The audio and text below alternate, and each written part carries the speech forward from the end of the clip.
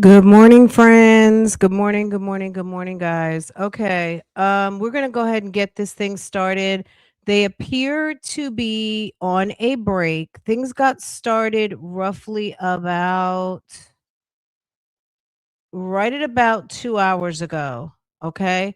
They're on a break right now. For how long? I don't know. It looks like they've been on maybe like a little 10, 15 minute comfort break.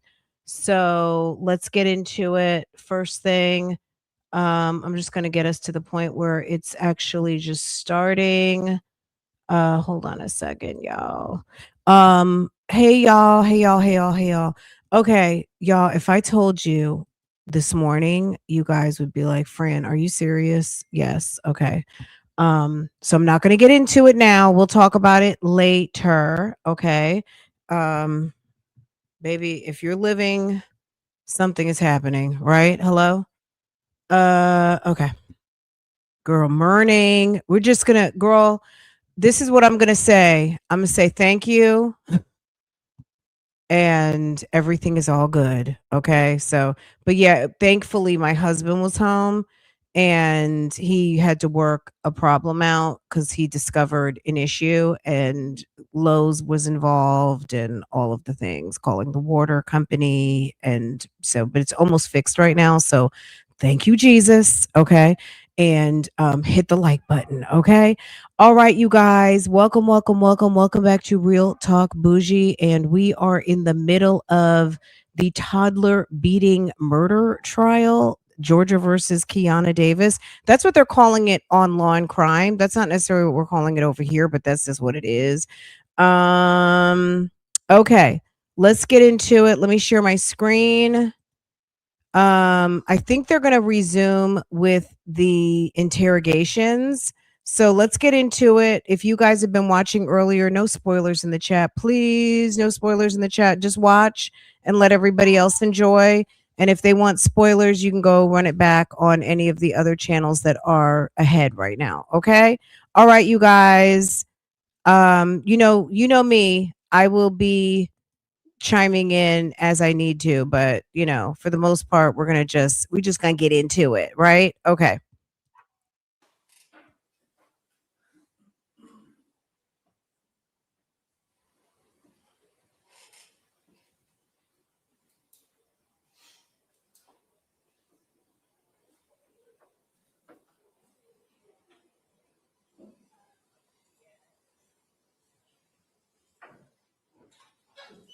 All right, got my thing. All right, we got everybody. Anything before we bring the jury in? Not from the same. You can bring them in. I'm good.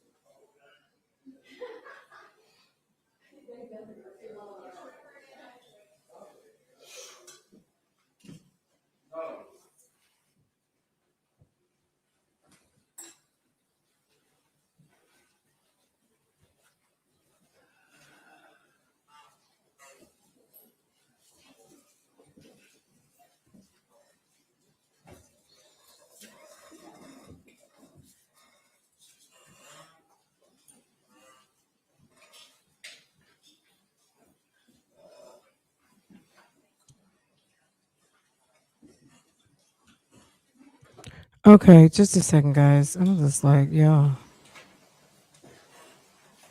Has she not been standing for the jury coming in? Is it just me or is she not standing for the jury coming in? Is something wrong with her? Look, I guess to each his own, but ma'am, why isn't your attorney telling you, ma'am, look, at the end of the day, I'm gonna need for you to stand up. Even if she was in shackles, they would be having her stand up, right? I don't understand why she's not ready to remind. Okay, girl, I'm not saying a word. Yeah, like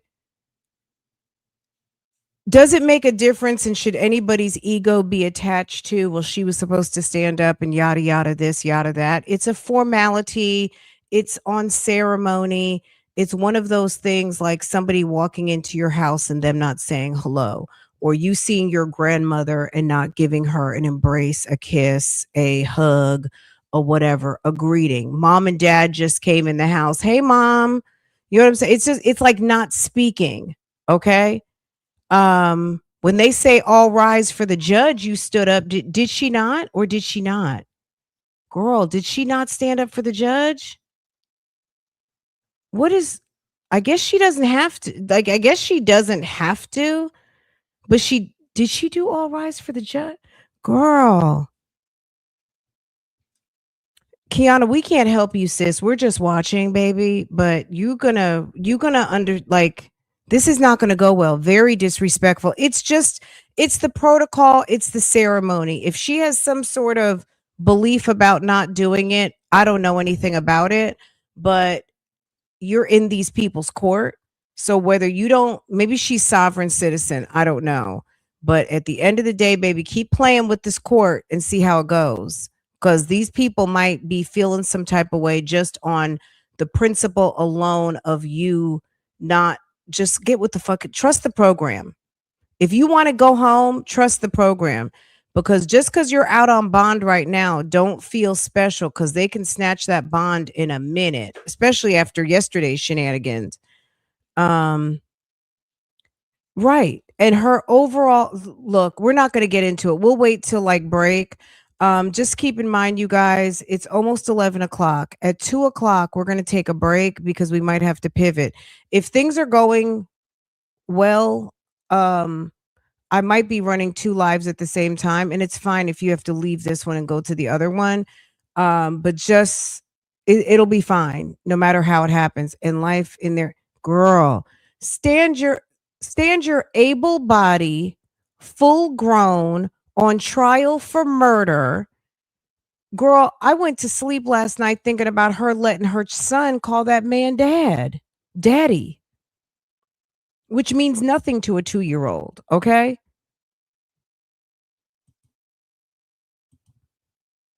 My sister was a kindergarten, she's an elementary school teacher. She said up until like about second grade, first grade, it slows down, but kindergarten, first grade, those kids will slip up and call you mom at least once a day. Each kid is going to just slip up because they put you in that regard. They see you as an adult, they see you as a figure that is over and above them, minding them, telling them what to do, all of the things. They weren't confused. They know who their mother is, but any of you teachers out there, I'm sure you can speak to this. That kids just do that, right? So a 2-year-old calling that man daddy really didn't mean anything, okay? But the fact that she repeated it, she should be, I was embarrassed for her. Because, ma'am, you left your baby with that man and now you're on trial for murder. I don't know what he did or didn't do, but you're stupid. Okay. Anyway, my rant over. Let's get into it. I just was really kind of taken aback that she didn't stand for the judge coming in. It doesn't look like it. Maybe she did. So excuse me. It definitely does not look like she stood up for the jury, which is just very impolite. Okay. At best, political views, judicial views, whatever it is, it's just bad manners. Okay. It's just impolite. All right, ladies and gentlemen, Girl, are we gonna deal with issues again today? Hold on. Okay, we're gonna leave it alone. we are ready to resume. Ms. Collins, I remind you, you're still under oath. Y'all, she didn't stand up. Thank you, Your Honor. So last we were in here, we had watched at least part one of that second interview, right? And that interview was on December 7th of 2020. Okay. Having done the first interview on November 18th.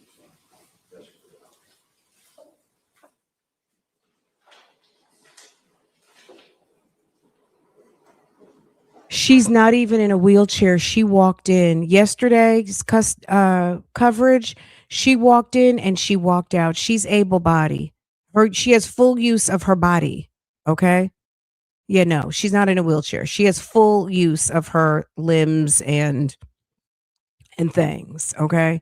Okay, guys, I'm going back on so we don't drag this out to 8 o'clock tonight. But baby, sis, we can't help her. Okay. We're not gonna be able to help her if she wants to act like this.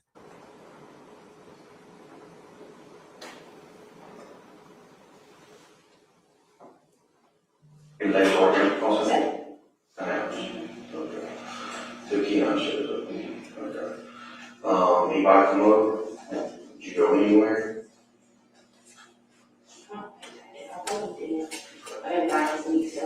How was his behavior Sunday? He was okay? Yeah. Okay. There's no issue Sunday, was there any, nothing happened, no accidents happened, no city, nothing point out? Just Saturday when his arm got swollen. But that was it. And I was just out of the blue, nothing happened that you know of causes out of swelling? No, because we had just been to the doctor's about 2 weeks before that because he had a bag of chips and his whole face blew up. So, she said, when I was there, she told me that he could possibly have another allergic reaction later on. So I assumed that that was what she was saying is. Okay. So, Y'all don't kill me. She looks like a nice girl, but she's not. She may not be. Let me not say she's not, but she gives nice girl vibes. She looks like a respectable woman. She's a teacher. I mean, I guess I'm putting a lot into being a teacher, but at the end of the day, she she has a certain level of education. She looks like a nice woman. She presents herself well. She looks clean. She fixes her hair. She had a nice boyfriend. The boyfriend is a firefighter. These look like good, normal, regular folk. Okay. But maybe, obviously there's some subtext here because the fact that she is so rude and disrespectful when she is having to navigate this court system, I wouldn't be taking any chances. Even if you felt some type of way, I would swallow my pride and get my ass up. You stand up for the judge, you stand up for the jury, because all both of these people have your life in their hands. She may already know her goose is cooked. In other words, yeah, okay. So she's like, fuck it. You think she's on some fuck it? Okay. All right. Well, I just translated that to street terms. She said, fuck it. No, I'm just kidding. My bad. My bad, y'all. I guess I'm feeling spicy today. we're clear on, obviously Tuesday morning, we're clear on Monday night, we're clear on Monday, clear on Sunday. Saturday, the only place you went was Granddad's. He was in your supervision the whole time. Okay. Real quick, Friday, what was Friday? Friday, I went to work, he was at daycare. He was at daycare Friday. Okay. Where does he go? He goes to daycare at a lady named Faye Park. Faye Park. Mm-hmm. She got you for a PP. Is that a personal person? It's not like that. No, she has a at-home daycare. At home daycare. Okay. Where is it Right off the first one. at? About where?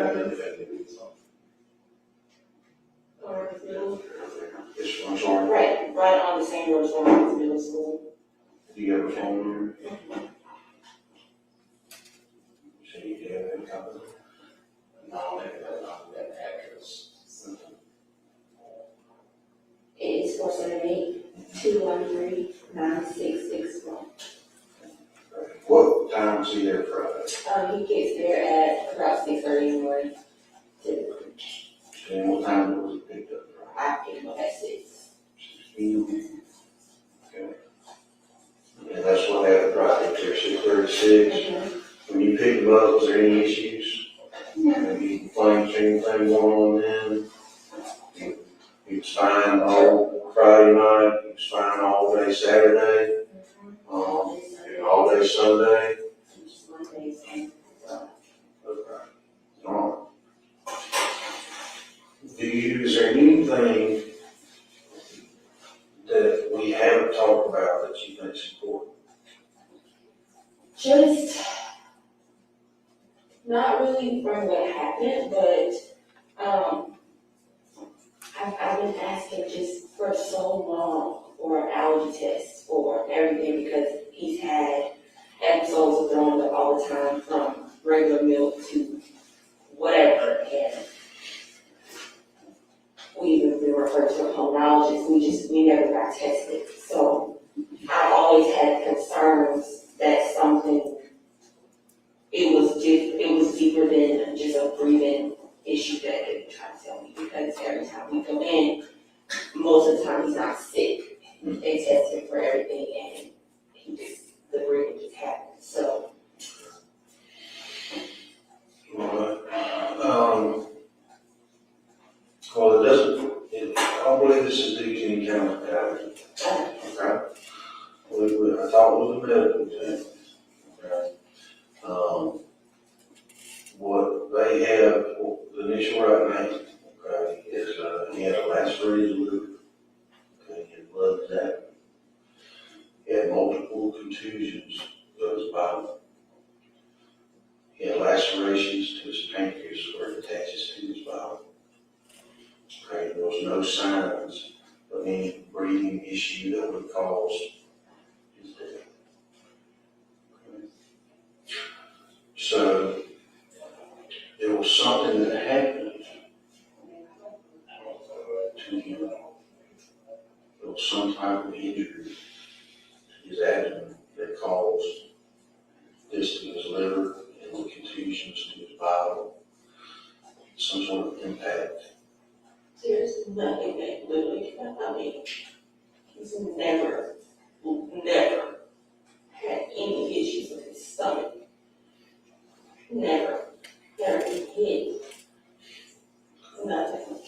They don't think this would be from a fall.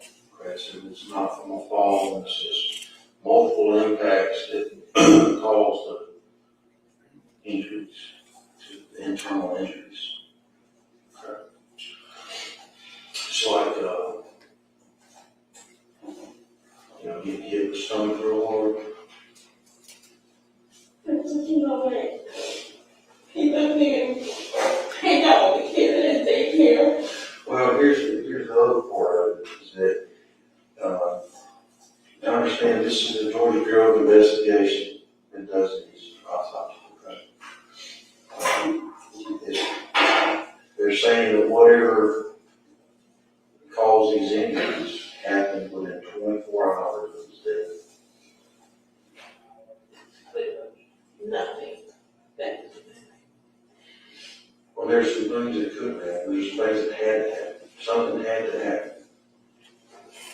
You don't get this without something happening. So, The child isn't even. how does Mr. Benton, did he ever think No. God, about yourself? How do you know? no. I don't even hit my child. That's literally part of everyone's issue is that Who's I'm this? not disciplined. His fault. I'm too nice. He's 2. So there's no reason to discipline a 2-year-old when he's still learning. Yeah. I mean, I understand. But something happened. And the only right now is, you were around, Mr. Benton was around. And if you go back far enough, Grandpa was around. But you were supervising the whole time there, and that was well before 24 hours. Okay, pretty much he started getting sick, according to y'all, after lunch Monday. That's when his stomach started hurting, started throwing up. Okay.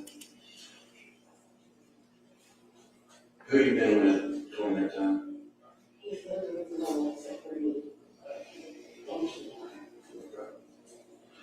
So the concern here, the obvious concern, okay, is that something's happened that either yourself or Mr. Bennett are concerned to tell us? God, no. Okay. If there was something I would tell you and he would tell you. Okay. Well, I hope so. Nothing happened. Well, something, there's something, we don't, There's nothing in my house that he could even break into. I mean, to the extent that he would hit, he didn't even, the child learns about everything. So if he would have hit something, he would have came running to me, he would have cried, he didn't even cry. So, do you think there's any chance Mr. Bennett struck him? no. The child, I mean, no. There's just no way that he would hit his daughter. Okay. Well, I'll tell you, the only way to have a lacerated liver, multiple contusions of the bowel, a laceration to the pancreas, is from some sort of impact to that abdominal area. No, in their right mind. And you're talking about within 24 hours. Absolutely not. I call How often do you call? 30 million times a day, especially if someone has my child. And You no one call has. Mr. Bennett every Yes. 30 minutes on I that? call him. Every chance I get, I'm calling. And it has nothing to do with anybody. It has just to do with me. I always want to be around Carter and want to talk to Carter. So, Should it be that you call Mr. Bennett every 30 minutes on Monday? not every 30 minutes on Monday. I got classes, but So I mean, it's important at this point that we know how often you talk to Mr. Benton on Monday. How often do you think you talk to him on Monday?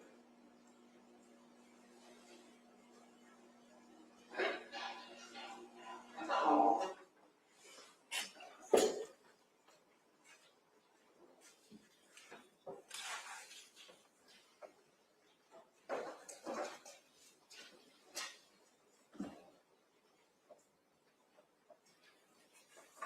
Well, let's go from that morning, because we know you come on Monday at lunch, around 11ish, is that right? That's 11, 7:15ish, back to 11ish. That's a while. I am on Robin, so I didn't leave at 7:15. I was at 7:45 because I was. No, we had a video you leave, Okay. okay? So, what, between that 7:15ish and 11:15ish, 11, did you call it? How many times did you call me in that morning? I always You call log from that day? know. There's really no, there's no,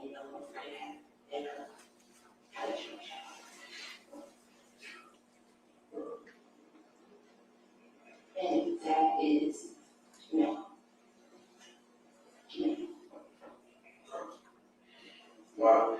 You changed your phone service? Yeah. Okay, so is your phone line and your phone service? Yes. Would you be willing to get your phone bill and show me, because I need to know how often you call them? We would have no issue. Was there any change when you called them that it just sounded different, or? No, like that's.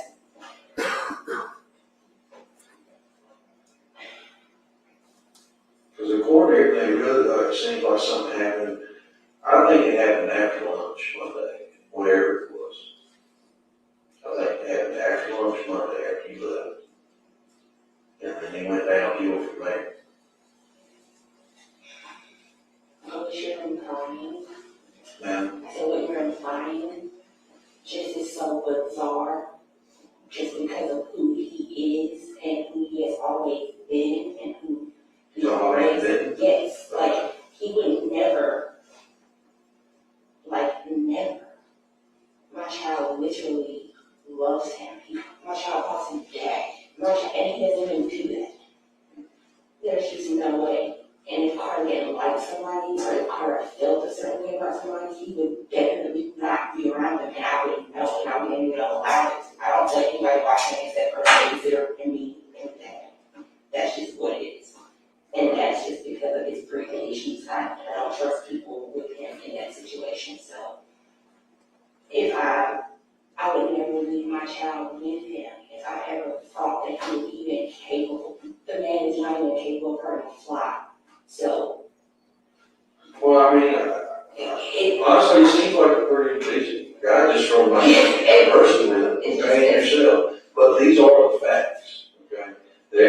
note me changing this. The facts are, there was nothing wrong with my child. And if something was wrong with Carter, or if someone hit him or whatever, he's a crybaby. What was his vocabulary with you? Who's Carter's? Yes. Mom, my stomach hurt. So he just say that much for He says it, he can say it really, but he's not even to the point where he's like saying full long sentences. He can mix words together, but if something is wrong with him, he's gonna find, or he's gonna come to me and point and show me what happened, or show me who did it.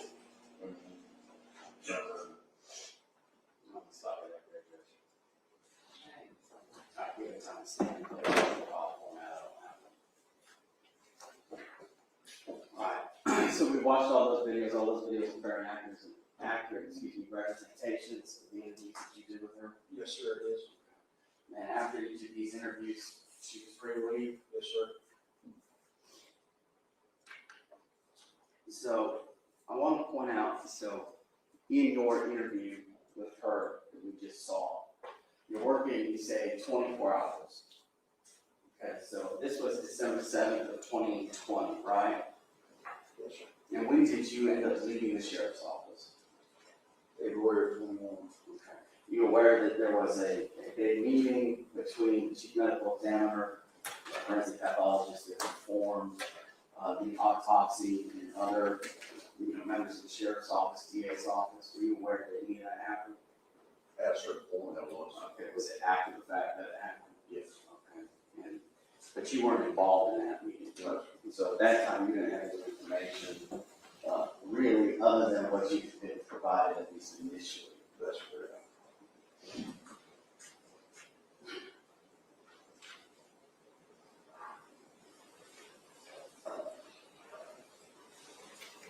And at the time that you left the sheriff's office, you didn't have the final autopsy report. No, I did not. And the questions there, so you're asking about Kianna, right? Yes. And that something happened, at least with the limited information that you had at that time, you're asking in the context of what was Kianna doing? And potentially this could have been, Monday afternoon after you left. What is the purpose of trying, bringing Kianna up? What are you trying to accomplish here? Well, one of the things I'm trying to accomplish in this interview is build a suspect list, a complete suspect list. Make sure anybody the child in contact with, or certainly 24 hours, but well beyond that, at least a day. That was one of my initial objectives. Okay. And at that point in the interview, you got any information to indicate that any person had done anything? Nothing further this time around. Mr. Bird, please review. Thank you, Your Honor.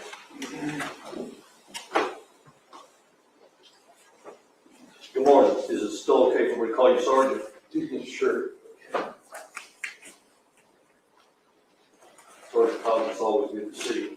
Sure, thank you. Let me ask you several questions.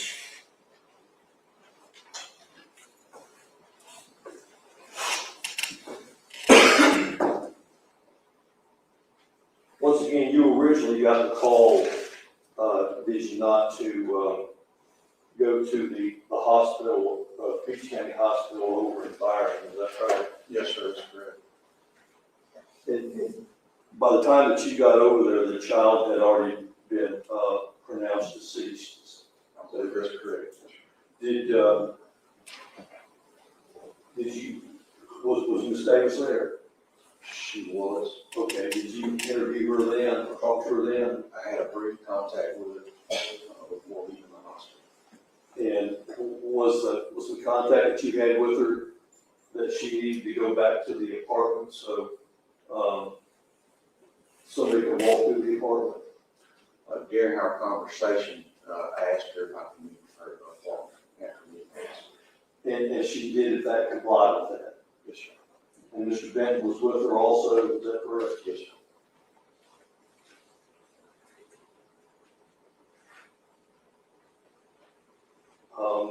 So it's, well, let me ask you this, when the child was pronounced deceased, did you go, with the child to the morgue at the hospital in Warner Robins? I went into, it wasn't in a morgue, I went into the room where he was located. Okay, but when the child was removed from, or taken from the Peach County Hospital to go to the morgue in Warner Robins, is that right? I'm not sure where the child went after the hospital. I was told by the coroner he would be going for autopsy to the GBI's office. All right. So I take it that you left, that you left from the Peach County Hospital and then went to the apartment there on Lakeview, is that correct? Yes, sir. And, Ms. Davis was there with Mr. Bank, is that correct? Yes, sir. And also Officer Boytel was there from, Warner Robins, is that correct? Yes, sir. And at that time, you talked to Ms. Davis to see about getting consent to search the inside of the apartment, is that correct? Yes, sir. Did you search it then, or did you wait for Officer Herrera to come, or Investigator Herrera to come from Warner Robins? I waited for him here. All right. But in any event, you got Ms. Davis to sign a handwritten or makeshift, if you would, consent to search, is that correct? That's correct. When the place was searched, was it just you and Investigator Herrera? I don't recall who all was in the apartment. I believe there was one other officer, maybe somebody assisting him, I'm not quite sure. Okay. Do you recall seeing Meredith Edwards from the Warner Robins Police Department over there? No, sir. Do you think it may have been Officer Boytel that went in to help search the place? I'm not sure, sir. Okay. Was the purpose of searching the apartment to clear it, or was it to gather evidence? It was to document the scene. Document the scene. And at any point in time, did you yourself gather evidence, or did you just watch Investigator Herrera do that? I just observed, I did not collect evidence. And did you stay there through the entire time that Investigator Herrera was photographing and collecting evidence? Did you stay the entire time? Yes, sir, I believe I did. Okay. I take it that what Investigator Herrera gathered quite a bit of evidence. In other words, pillows, and do you recall anything that he may have taken? I don't know all specifics of his collection. I did not observe each collection he made. Okay. And that was documented? Yes, sir, I documented each thing that they collected. He would have done that just himself, or did you help him do that? No, sir, he would have done that himself. I was not part of crime scene investigation. In gathering that pillows and do you know as well that he cut any of the carpet? I do not know. I mean, if he cut any of the carpet or taken samples from the carpet or bed mattress or anything of that nature, you would have seen that, would you not? I was present, but I did not follow him around the entire time or help him collect or anything of that nature. In Investigator Herrera gathering this information, did he give it to you? The evidence, the collection of Right.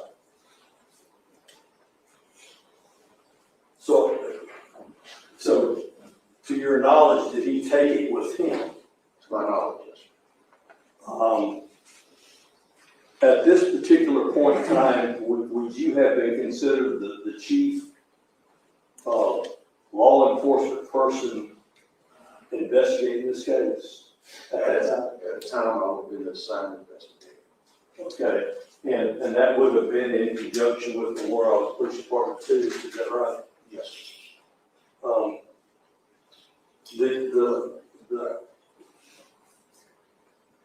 The items that were gathered, I take it as standard protocol for law enforcement to take it back to their office and put it in an evidence vault, is that correct?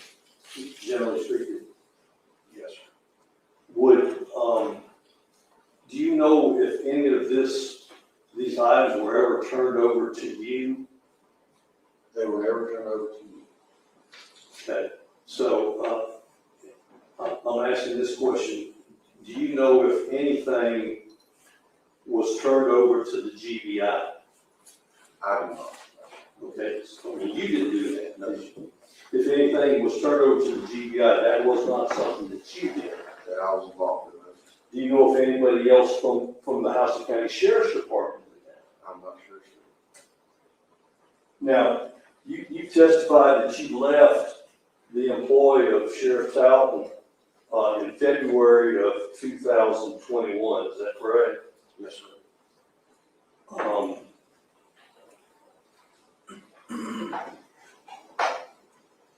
So at the time that you left the employ of the Sheriff's Department, to your knowledge, this case had not been taken to the grand jury in Houston County. The time I left, sir, I was still waiting on, the sheriff's office still waiting on final autopsy results. Now, you've testified that,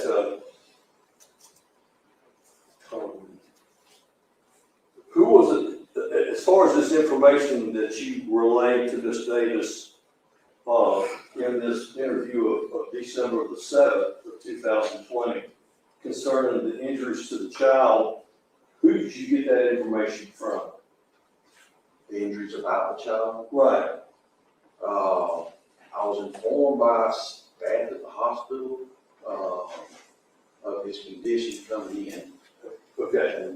So, I mean, did you receive this information from Danny Galpin, who was the coroner at that time? Danny Galvin was present when I was at the hospital, and I did receive information from him. Okay, so you received it from Danny Galpin. I received information from different parties, so Danny Galvin provided information that he had, and then the staff at the hospital provided their information. Was any of the information that you received in writing, Not at that time. or at any time did you receive anything in writing? I had statements, later. I'm not talking about statements from people that worked at the, and I think, did you receive the written statements from all of the employees at the pediatric place? Yes, sir. Okay. Besides that, well, did you ever talk to the medical examiner, Dr. Brown? From GBI, Right. I believe I had a brief conversation with him on the phone. And once again, all this information that you received was before you left the sheriff's office in February of 2021. Is that right? Yes, sir. Okay. Who was it that you turned the file over to once you left? My lieutenant. Lieutenant Meadows. Yes, sir. And at that time, do you know as to whether or not any of the items that were collected from the apartment were ever sent to the crime lab, not necessarily by you, but by any law enforcement agency? I don't know. It was at that time. Now, we've watched these videos that you had with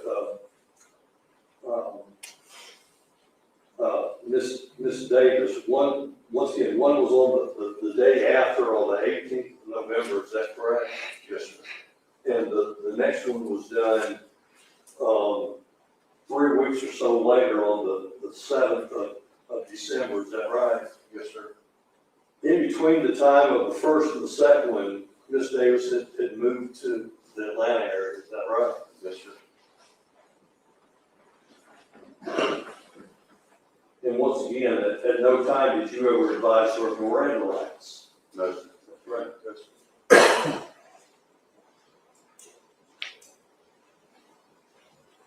I recall in the first statement that she gave to you, November the 18th, 2020, that she was extremely emotional, was she not? Yes, sir, she was.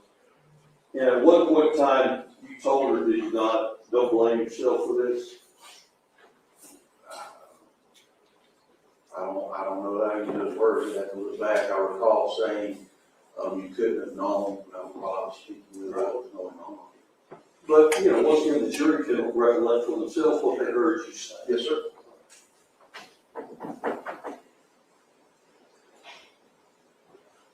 So I take it at some point in time between the first interview and the second interview is when you gathered information from either the coroner or people at the hospital or something.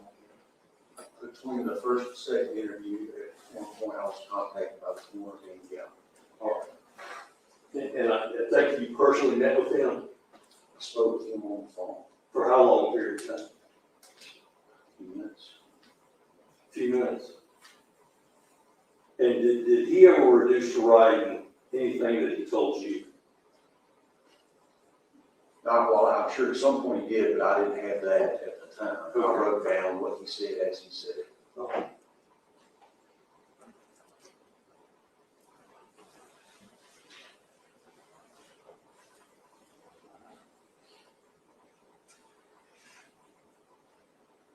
Did you later learn to understand that what was the reason for the delay in the autopsy report? Do you know? I believe workload from the GBI. Okay.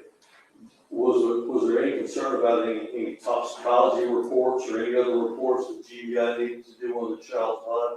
Yes, all that was concerned being waiting for by the sheriff's office. Yeah.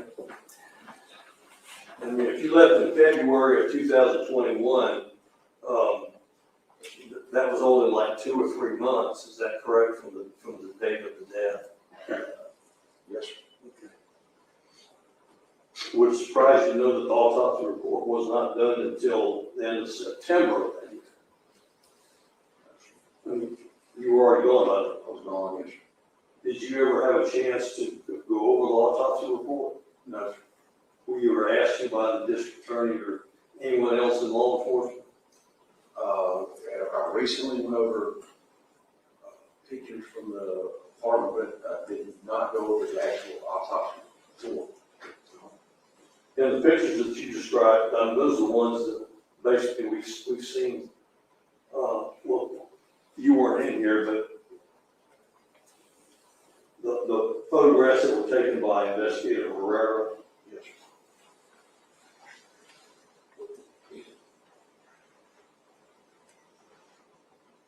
Now, the interview that you did with Miss Davis on December the 7th,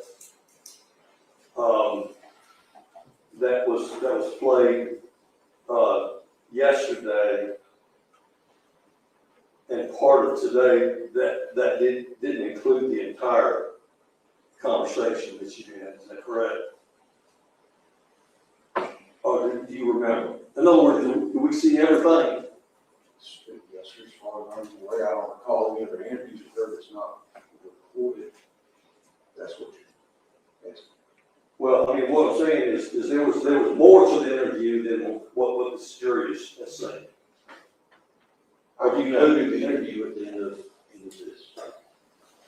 And in this interview, she left. And once again, she was not placed under arrest. No, sir. She's never in custody. At any, did you seek warrants against her? No, sir. Did you seek warrants against Mr. Benson? No, sir. Would that have been your responsibility to seek warrants? No, sir, not necessarily. Whose job would it have been? These type of cases, these cases get forwarded to the district attorney's office. So there were never any warrants that were taken against Ms. Davis? I never took a warrant against this case. Then are you aware, based on what you know of the case, that there were never any warrants taken against Ms. Davis? John, can we approach? Yeah.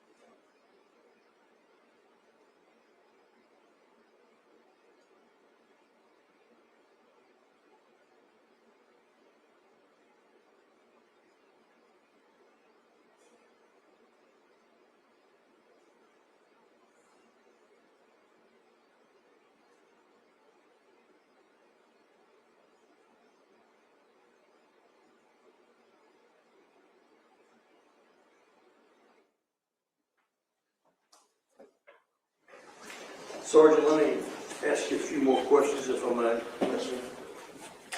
From the period of time that this event occurred until you left the employ of the sheriff, did you talk to Ms. Davis any other time besides in the office there at the sheriff's department? I made contact with her by phone. By phone? Did she ever make contact with you by phone? She returned the call. And this, would this have been after the conversation that you had with her on December the 7th of 2020? Yes, sir. In talking with her, did you advise her that you were leaving the sheriff's department and that be turned over to someone else? I don't recall doing so. Okay. Just a second, John.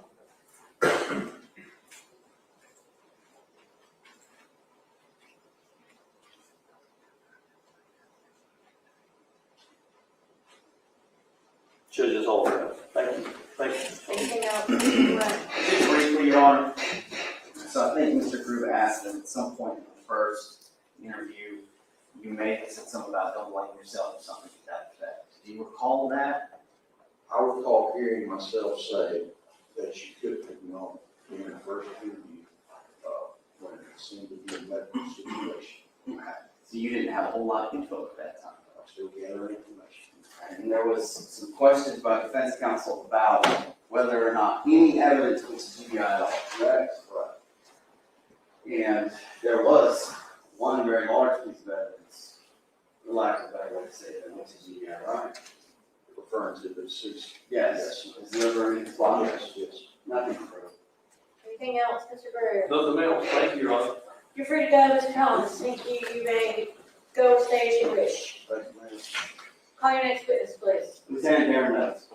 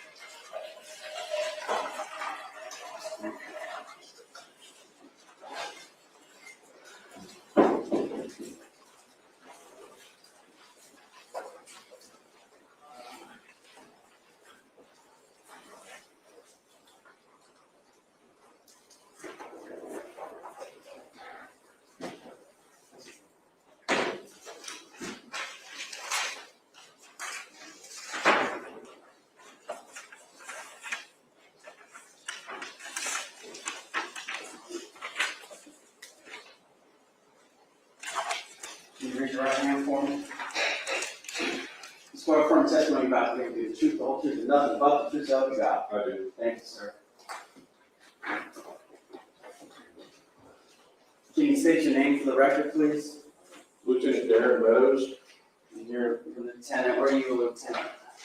Houston County Sheriff's Office. How long have you been in the sheriff's office? 37 years. It kind of dawned on me that we get ranks of people who come up here and don't really explain what they are. What's a lieutenant? Well, in my office, I'm the assistant division commander. So that means I'm like the number, there's a captain, and then I'm the lieutenant. And then we both have similar duties in that we manage the investigators in our office and some other related duties. And is that for the juvenile division? Yes, that's for the juvenile division of the sheriff's office. And what is the role of the juvenile division of the sheriff's office? We have two main roles. One is to investigate child abuse related incidents involving children under the age of 18, and also juvenile crime related issues for children who go out and commit crimes. Were you working in that capacity in November of 2020? Yes, And have you been working in that capacity since November of 2020? yes, sir. I have. I assume you were working in that capacity before that deadline. at those dates as well? Yes. And as lieutenant, did you become aware of an investigation into the death of Carter Ambrose around that time? I did. Okay. And who was the investigator who was on call? Sergeant Keith Collins. And he's the one who just testified, right? Yes, And so what would, he would be the person leading up the investigation, that right? is correct. Okay. And would you have any involvement in his investigation? Possibly, it depends on the case. I'm usually, I have 7 investigators that work for me, so they're all working cases at any given time. So they usually keep me updated on the status of what's going on in their investigations. Okay. And at some point while the Carter Ambrose murder was under investigation, did If you don't, please, let me just, that's for this jury to decide. I mean, I just object to it being characterized as being a murder. Well, that's the objections overruled, that is the prosecution's characterization, and they can ask that, obviously, that will be the question the jury has to decide is, so go ahead. did Sergeant Collins leave at some point? He is. Okay. And then you became involved?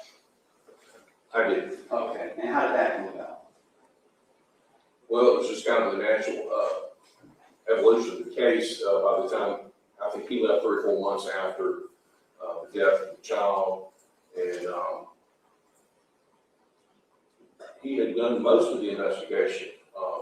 Up to that point, he had completed everything that was available to be completed. Okay. We were waiting on the medical examiner's report, so I was just kind of monitoring the case at that point, just to make sure there wasn't anything else that was needed or something else that the district attorney's office felt like we needed to do or review. So I was just trying to kind of monitor what was going on with it up until the time the case was complete. Okay. And it took a while to get the autopsy report, the finalized version, correct? It did. And prior to receiving the finalized autopsy report, was there some kind of meeting with certain people involved with GBI in your office? Yes, we had a Zoom meeting with myself, I believe it was Eric Edwards with the DA's office, and then the 2 of the medical examiners from the GBI. There's Daniel Brown, the medical examiner, Correct. and then Jonathan Isaac sat at the time with the chief medical examiner. Yes, sir. And you said members of the DA's office. Yeah, that was on September 27th of 21. And from your recollection, what was the purpose of that meeting? To understand exactly, to discuss what the final outcome was of the medical examiner's autopsy, and to kind of nail down like time frames, what exactly happened, what was the report going to be, when were we going to get the report. We had communicated with them over and over again about needing the report, and it was trying to get all the complete information for the case. Right, and at that meeting, I think a time frame for when the injury could have happened was discussed as well, right? Yes. And then after that meeting, at what point was the autopsy report received? I received it on November 12th, 21. And after that, up until this point, did you interview anybody involved in the case? That's, You had this meeting with people who were involved in the case, the witnesses and stuff. I think you said Sergeant Collins has kind of completed all that. it had all been completed months earlier. We were just waiting on the additional information to complete the case file and investigation. Did you reach out to the defendant after that meeting? Yes, after I received the final autopsy report from the GBI, I reached out to Kianna Davis, the defendant, and asked if she would like to come in to discuss it. We had received the final report, and she'd like to come in to discuss the report. Okay, you said you called her. I did. Okay, do you remember, did she agree to come down and talk with you? She did. Okay, do you remember when that conversation took place? She came to my office on December 9th of 2021. And when you said she came, do you know how she got there? I do not know. She just showed up at my office. Was she a suspect suspect? I think so, yes. Okay. She was a suspect. Yeah. She was the mother of the child with the child. Okay. And in order to get her to come down or to drive to juvenile, or however she got there, and speak with you, did you offer her any like hope, benefit, or promises? Yes. Did you threaten or coerce her in any way? Yes. Was she in custody at the time? She was not. Did you arrest her at all that day? I did not. Did you read her Miranda? I did not, Why not? because she was not in custody. It was not an in-custody statement. She was free to go. I'm sorry. And after you guys spoke, did she leave? She did. Okay.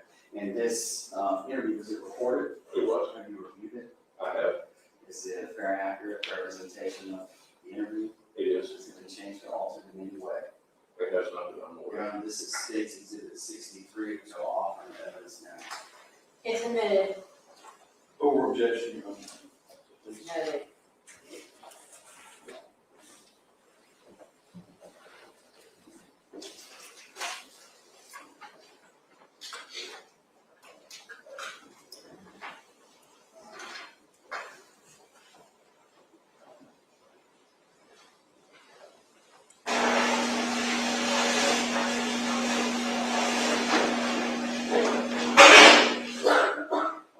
Before I continue on, where is this?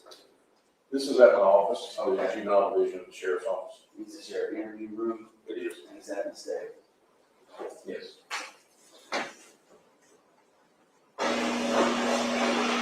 How's the drive down? Long. Yeah. Yes, traffic. It's so much traffic, and then they're working on the road still, of course, so. Sure. Lanes are closed. It's always, I had to go like North Georgia, I see last week, and the October route was through Atlanta, 75 to 675, 85. What? Yeah. No. You're just rolling the dice Yes. every time you get up there. So, let me just get a little current information. Can you get your home address? 302 RCARD SLEY Place. That's Northwest Georgia, 309.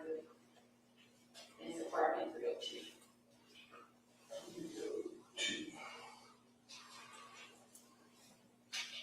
What was it? 393.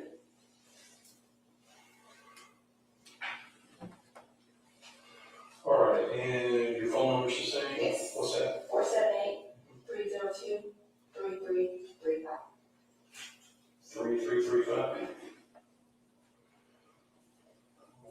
And, no, Ross, is that North Atlanta? It is. Okay. And where are you working at this is? Peachtree Ridge High School in Gwinnett County. Peachtree? Ridge. What do you do there? A teacher of computer science. Oh.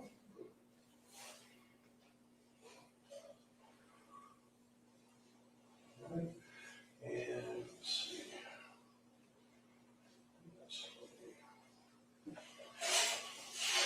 Now, Mr. Benton, are y'all still together? No? Do you know where he's currently residing? I don't know, but I'm pretty sure it's in the same spot. Somewhere in the Atlanta area? Okay. That's what I thought. I'm just trying to make sure I have updated information. So, I don't know if you knew or not, but Sergeant Collins, who originally investigated the death of your child, was he's no longer with the department. So the case has been just kind of, he had done almost the entire investigation, but at some point we've just been waiting on medical examiner report, which for some reason took an extraordinarily long amount of time. I don't know, I've never had one take this long, so that's why I contacted you to let you know kind of that it was finished. We had some discussion about the case and where we go from here, and I just kind of wanted to bring in go through that. And I think I already used some of this because Sergeant Collins had told me, but until we actually get an official report from a medical examiner from the GPI, that's what we have to go by. So I'll just go through and read some of this to you. Now this part is from, let's see. Amy Goodwin, which is GBI. So they've sent this report to the coroner, which is Dan Galvin, in reference to Carter. This was a full autopsy done. The immediate cause of death was blood impact injuries of the abdomen with a laceration of the liver. They deemed the manner of death to be a homicide. And injuries would have occurred by the child receiving blood impact trauma to the abdomen. Okay, and that was signed off in September of this year.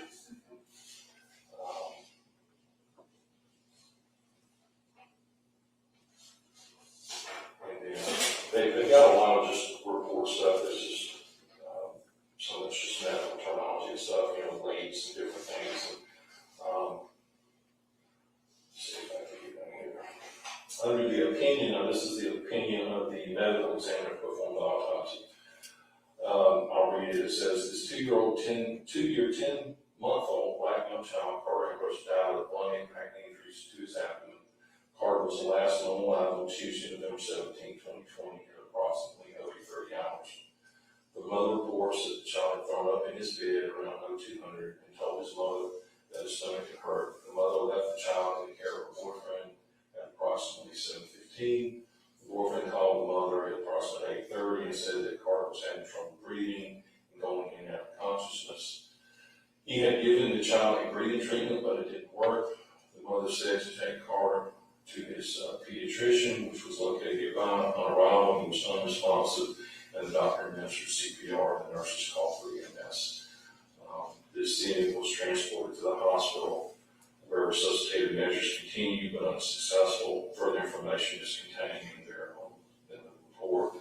The autopsy revealed blood impact injuries of the head and torso, most significant injuries were multiple contusions of the abdomen and a liver laceration, which resulted in bleeding into the soft tissue in abdominal cavity. Based on the information known, the manner of death is classified as a homicide. If any, so the cause of death. So that's kind of Which I know, we've been in contact with the coroner. okay. My question would be, the blunt force, was that from CPR? Because that's why he went into distress. His abdomen was full of blood. And even if, if you had a layperson who's pushing someone's chest, these were doctors and nurses that, I think the doctor himself was performing the CPR. Mm-hmm. So you have a medical professional who's doing that. But no. There's just no way. There's really just no way. Because my son has been multiple places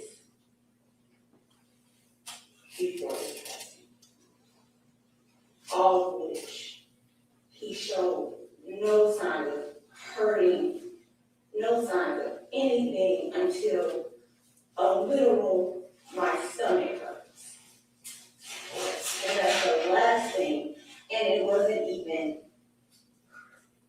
my stomach hurts, and he's in pain. It was, Mommy, my stomach hurts. But then he started having the stomach pain and the vomiting started happening Sunday night too. Correct. No, Sunday night Yeah. is when I asked him, he looked like he wasn't feeling well. Okay. Which that wasn't something that it was dramatic because of the time of year is when he normally has breathing issues, and that's what to me it seemed like he was just not feeling well, not Right. anything. But on Sunday night, he did complain of stomach hurting. And then continued through Monday, off and on, was vomiting, so I'm correct. Monday was when I was at work in Warren Robins. Right. I literally went home and he was asleep on the couch. That's when I saw throw up on the floor. At the time, I didn't know it was throw up because it just looked like his juice that he had been drinking. So now, if he, was that carpet or like? Garbage. If he, It's orange juice. did, he's a Kianna? Mhm. Did he have not seen that? Yes, he was sleeping on the couch. I don't know if he saw it on the floor or whatever, but me. I just know if my wife came home, when my kids were throwing on the floor and they cleaned it up, I'd be like, I'd be like in trouble, kind of thing. I came in. He's on the couch sleeping. I go over to check on him, kiss him, just to see if he's fine. I look over. I see blood on the floor. Well, from what I suspected, juice. Yeah. Because he had his sippy cup. Carter is usually known for throwing the juice around or the cup around. So my immediate thought is he threw his cup. And juice just went everywhere, but then you later figured out it was, Later, as in when I went back to work and I came back home, there was also juice on the couch, which then I said, I then cooked him. I also bathed him. In the bath was when I was washing his butt, and he was complaining about his bottom area hurting. like his butt or like his Like his, or lower abdominal? yes, Okay. well, really his balls. Okay. And he had done that a week before. But I didn't make anything about it because he's dramatic. Carter, like, he's a mommy's boy. So I said, okay, I'm gonna see if he complains about this again. Nothing else. The next thing I know was the day that he passed away. That night before, I had put him in his bed because of the stomach hurting.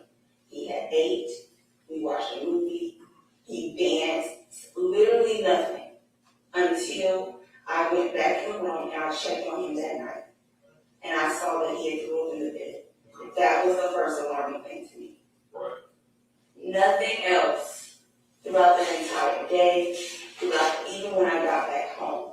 Nothing else would even tell you that this child was in pain. He was not acting any kind of way, which is why it was such a, if his stomach hadn't hurt to the point where he would make any kind of movement to let me know that he was in that much pain, I lived next door to him. Well, and realistically, I don't know, I'm not an expert on those kind of injuries. I've been working in this office for almost 30 years, so I've seen a lot of stuff and, had a lot of investigations. I don't know how much pain he would have been in. If there was some impact to his abdomen that caused a liver to start bleeding, it could have just been slowly bleeding. I don't know that, maybe that's something that just over time got worse and eventually that's what happened. He got to the point where, he was unconscious. And that's what is so confusing about this entire thing. But now, when we talk to the medical examiners, and they're giving us a window of, 24, 48 hours when the injury could have occurred. So we're looking at something in that time frame, and realistically, I know from looking back at Sergeant Collins' report that, I know you picked him up from daycare on Friday, so that's, we're talking almost 4 days earlier. You went to the grandfather's Saturday for a few hours, right? Basically the whole day, because I went over there and I cooked for my grandfather, and Carter was in the bed sleeping. But he was with you that whole time, correct? Correct, he was right there with me. Right with you. So then we have Sunday, which is all day with you, and then later that afternoon, Kianna, is that how you said it? Kianna came down. Came down later this afternoon around 5, Mm-hmm. and then he was there at night and was there all day Monday. Now, it's my understanding that you contacted the child's father on Monday and asked him to watch him because he was sick. Because he was not feeling well. Right. Correct. He was sick, and And I had to go to and work. apparently he was unable to. So I guess that's why Kianna just stayed over. Yes, it is. Okay. So Because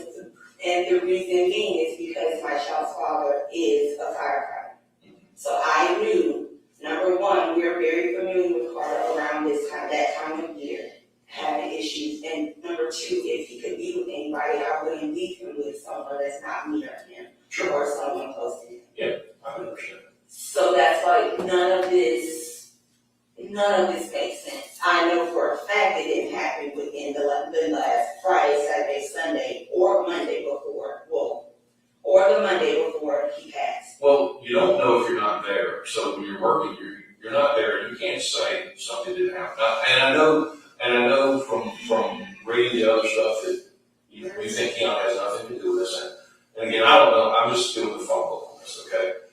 And I'm not here to rehash the whole case, y'all already discussed it and other such, but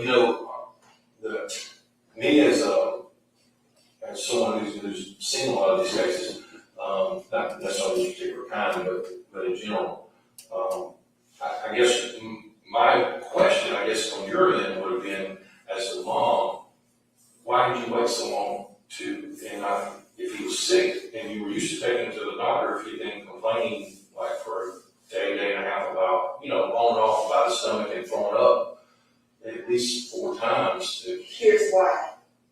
Because Carter is used to, for whatever reason, when he was first born, he would throw up for milk. Okay. He's had multiple situations where he'll throw up. But that's not unusual for children who are on formula to throw up. Correct. I mean, that's. However, Carter also, a couple weeks prior to this, and multiple times, would have random reactions to foods, anything, and every time I take him to the doctor, they just throw him on a steroid, send us on our way. Okay. So the stomach ache, if it would have gotten over to a 24-hour period to where he was actually complaining and still complaining about it, yes, I would have taken him to the doctor. But that's the reason why this doesn't make sense to me, that it couldn't have happened in that time frame. But then my question to you is that if on Sunday night was his first time he was really complaining, saying he was hurting, and now Tuesday morning, you woke up in the middle of the night, early morning, and he's thrown up again, and you put him in the bed. So that's not reason for calling his dad. But that was, you called him Monday, right? Correct. Okay, but Sunday night and Monday morning. But you said something to the effect of it had been more than 24 hours, but it had been more than 24 hours. Sunday was the first time that he had ever said anything, or not even really say anything, but started to act as if he was not himself. Okay. And I get that, but we're Tuesday morning, you leave for work. Correct.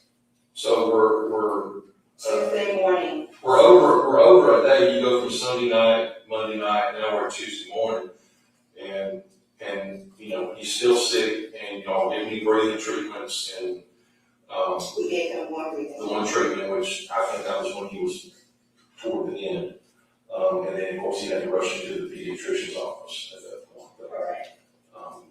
I'm just asking, was there?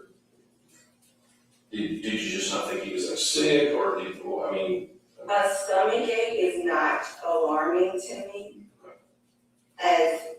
which is why my initial thought was check his breathing, because that's his normal issues. But he never had problems with the breathing. We've been at NICU 3 times. No, I'm talking about during this time.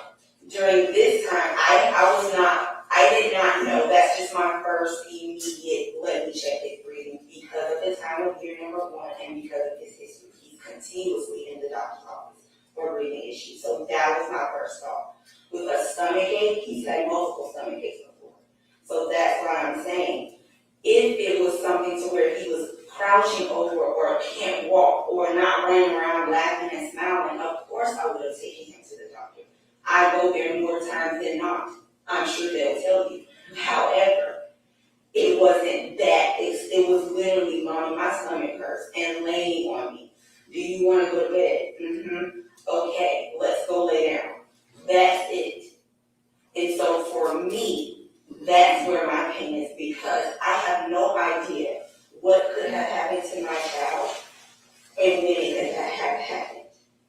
Do you think now, looking back, if you had maybe had taken him Monday or taken him to the ER, that and he was bleeding internally, that maybe something could have been found on that? I don't know.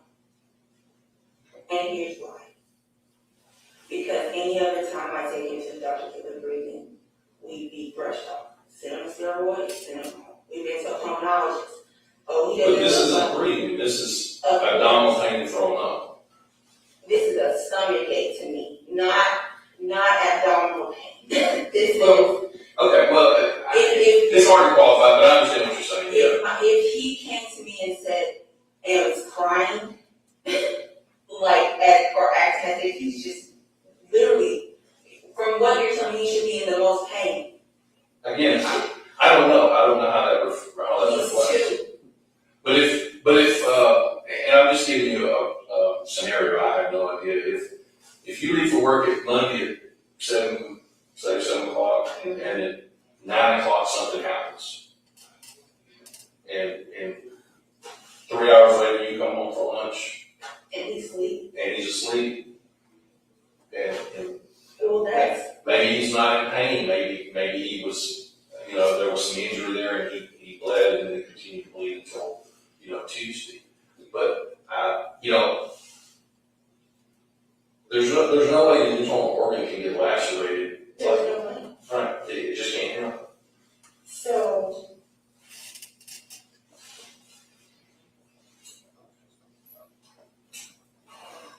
Does this change any concerns you have I know. about Kianna? I mean, is it? I know Kianna as a person. I know who he is, and I know how he is with kids, and especially with my child, because he's in the process of trying to get us to his own. I understand that, but So, sometimes good people make mistakes and do bad things. sure, I mean, it does happen. And I will tell you, it's from my experience, that when you have a child that's going through potty training issues, or kind of in that transition where sometimes they have an accident or they do that. I think there was some discussion about he peed on himself some, and a few times during this issue, in this investigation, that sometimes those people get frustrated, and that can make them act out angrily toward a child during potty training. and then to, I'm not saying you did. I I'm just saying that somebody else could. I understand what you're saying, and if that's the case, then do whatever you need to do. I don't care, because at the end of the day, I know for a fact that in my care, nothing happened to my child. I know for a fact that when I got home, my child was not acting as if anything had happened to him or if anybody beat him up. And in my mind, because of the relationship that I have with my child, and because of previous incidents where even if a child hit him, or if someone told him something that he didn't want to do, he'd run to me and immediately tell me. Let me ask you this, if Carter had been with his dad that weekend, only his dad, no one else, no girlfriend, no grandparents' house, he stayed with his dad all weekend, and then had passed just like he did on Tuesday morning. And they come back with this report that says blunt force trauma, lacerated liver, bled internally. What would you think then? Would you say just because he's a good person, he couldn't have done it? I had the same question because of who he is as a person. Right. I don't know. I can't speak on who people are if I have never seen them in that way. Sure. So no, I would not have felt any differently about this situation. So you because think, I know so your feelings are based on the fact that of how I know the person, the person, okay? And I assume how you've seen them interact with how your I've child. seen them interact with my child. Neither one of them. But, From what but I you do understand that in and of itself is not enough to clear a person. Oh, of course. Because if we say Kianna didn't have any part in this, then the only person is you. And you're saying adamantly you didn't do it. Let's be clear. There is no way in the world that I will hurt my child, and I work with kids all day. That's me.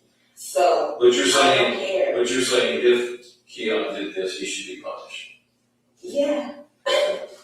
That's not even a question. So, I don't care. but I guess I'm a little confused from the standpoint of, if you were the only person there, If I was the only person. then we would only be talking to you, but since you know there was only one other person that was there, how can It's you? hard for me to come to a conclusion about someone that I've never seen. That to me is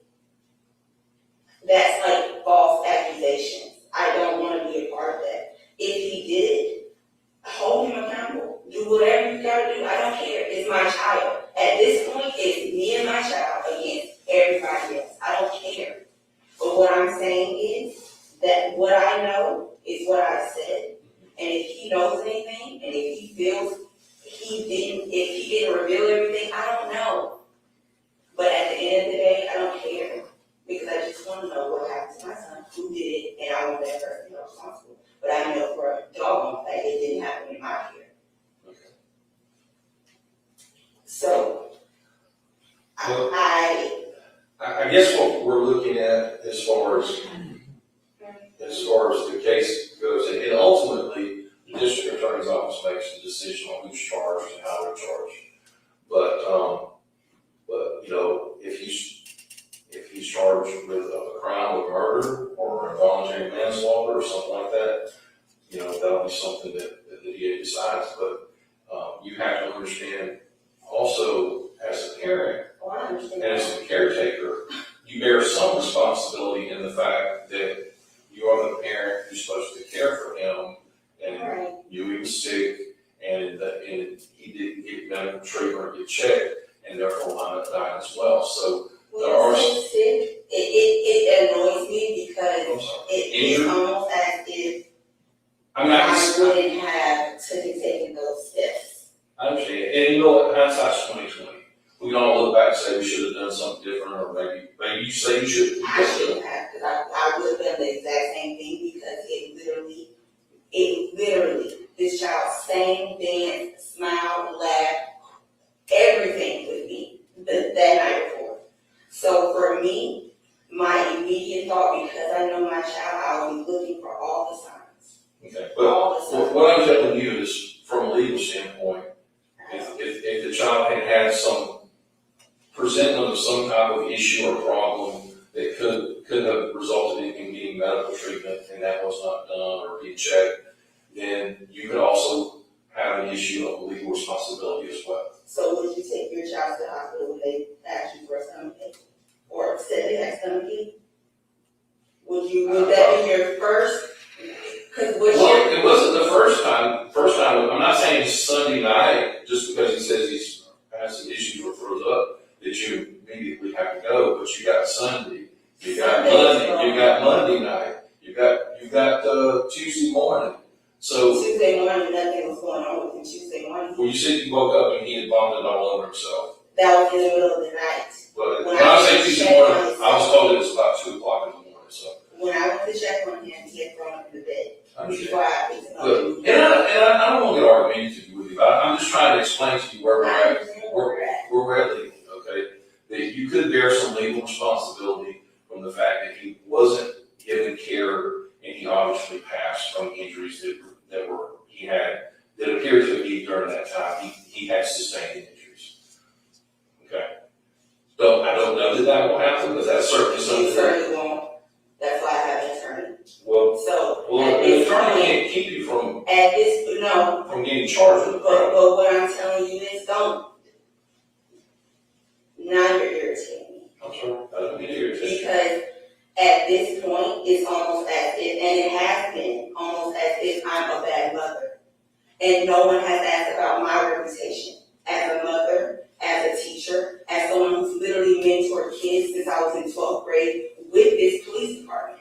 So When I read through the report, they didn't ask about you. Oh, okay. And I don't care. At the end of the day, everyone around me knows I would do anything for my child. I would protect my child from my own family.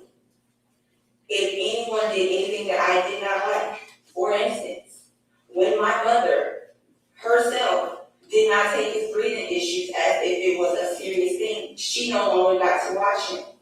So at this point, that's what I'm trying to tell you. If any indication, he would have been removed. Well, Without a doubt. I believe you on that. I'm not saying you do. As a single mom, what was I supposed to do when I asked his father to get him and take care of him? I don't know. I Okay. don't know if you can take off work. That's what I think you And do. that's my point, because that whole week, I was already supposed to be home. It's the end of towards holiday, we only get a certain amount of days. I was actually in the middle of switching jobs. So I was already done that rest of the week, which is why I didn't take off and which is why I offered or asked his father to get him for that day, because I was gonna be off the rest of the week anyway. So, with that being said, I did everything I knew how to do and what to do. As far as this investigation goes, I don't care what you do with Kianna. But that seems like we need to be talking to. Because at the end of the day, I walked in my house, I saw throw on my, or juice on my floor, whatever it was, and I immediately thought, this is weird. But it didn't strike me to be like, oh my God, let me take my son to the hospital. I've been through many situation where he almost did not make it because of his breathing. So I know that it's serious with my child. And I know how my child acts Well, when but it's serious. but apparently this time you were wrong. Right?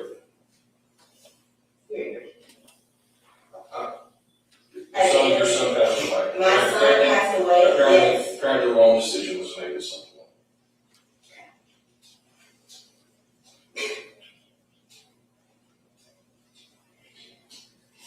Ooh, Jesus. Well, do you have any questions? No, Okay. Well, I just need a copy of everything that you guys saw, the medical reports, obviously. I can't give you anything because it's still an open, ongoing investigation. At some point when that's closed, then, you can get a copy of whatever you need. So can my attorney request it? You can request it, you can't have it.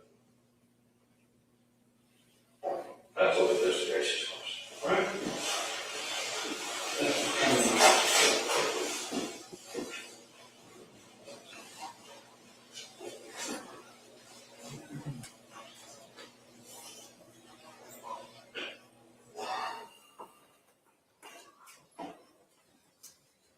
That video, that's very accurate, rendering of the actual interview that you did with her. It is. Is that the extent of your involvement, in this case, other than the fact that you're here today?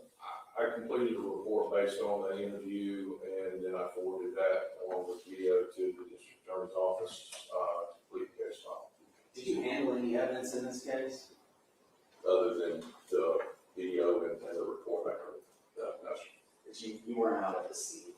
No, sir, I wasn't involved in the scene or the actual investigation. And do you know where she was living at the time? Apartment complex in Warren. In Warner Robins? You know who was in House County? It is, Do you see Kianna Davis in court today? right there. What's she wearing? White shirt. He's identified the purposes of the record. Nothing further at this time, Your Honor. Mr. Cruz, your questions for Lieutenant Davis? Thank you, Your Honor.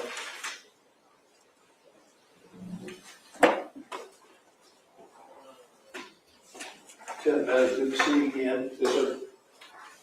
We go back a long way, do we not? We do, sir.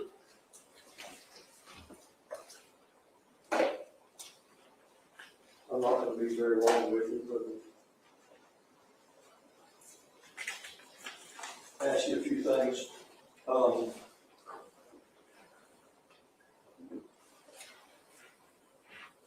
This incident occurred on or about, November the 17th of 2020, is that correct? Yes, sir. And at that time, you were the lieutenant that was in charge of, all of the investigators, is that correct? That's correct. And the on-call, investigator was Sergeant Pete Collins, is that correct? Yes, sir.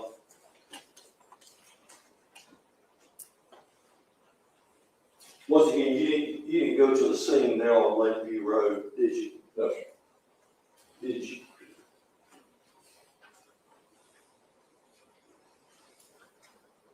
When the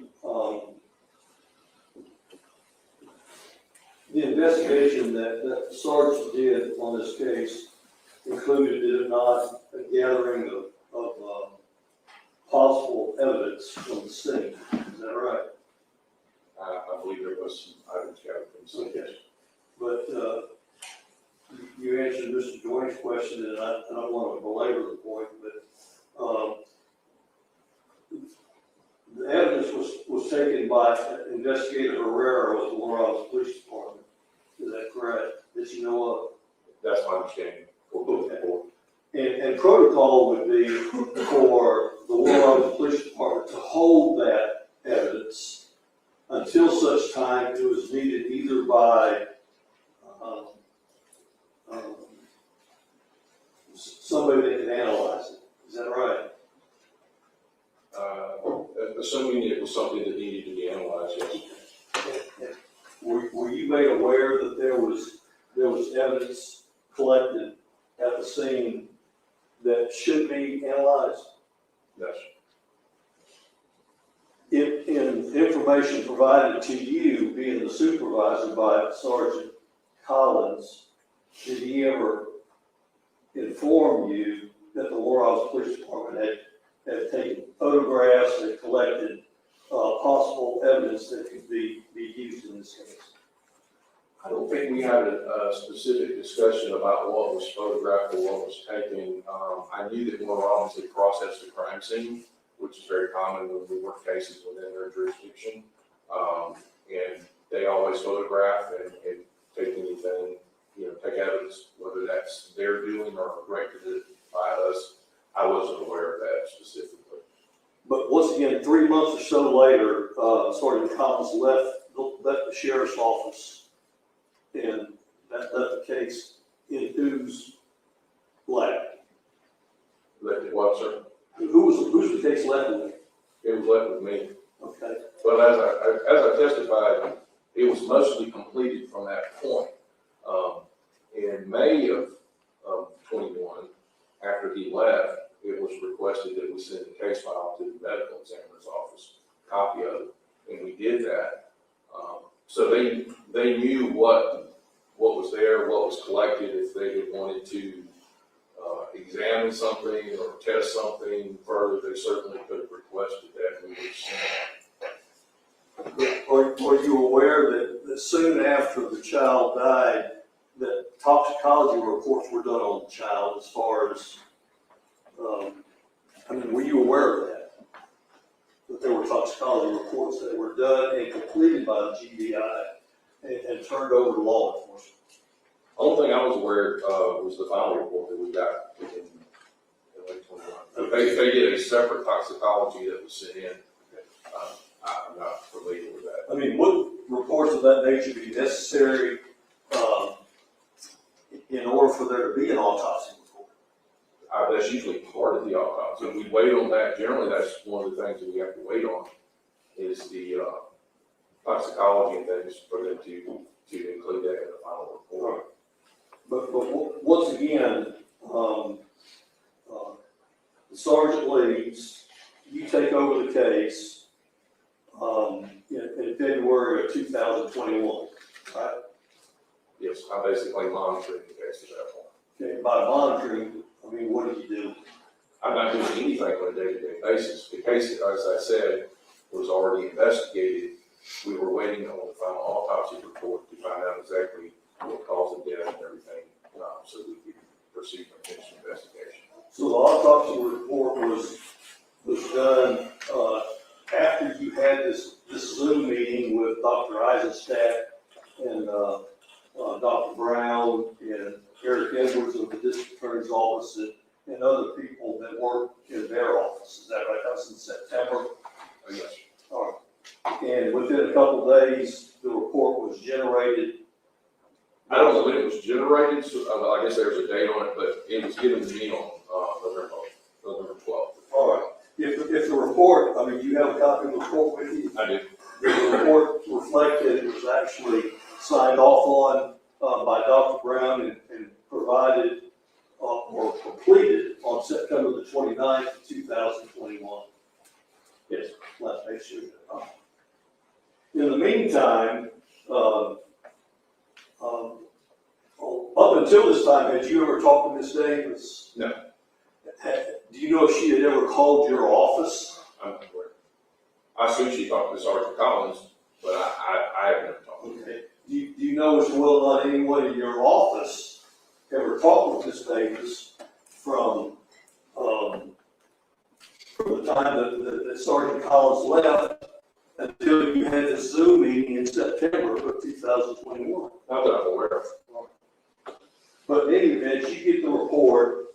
The report's provided to you in November, basically in the middle of November of 2021. Is that right? Correct. And you took it upon yourself to contact Ms. Davis and see if she could come meet with you. Yes. And she came right over there. Yeah, about a week later. There wasn't any real delay. About a week later. All right. And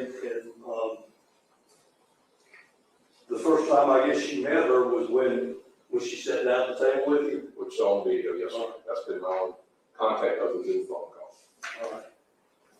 And when she met with you, she told you that she had in fact moved she had taken a job, she had left this area and taken a job up at Peachtree Ridge High School in Gwinnett County, is that right? Yes, sir. Did you check on that? To verify she was employed as a Right. teacher. No, sir. Objection on relevant stage.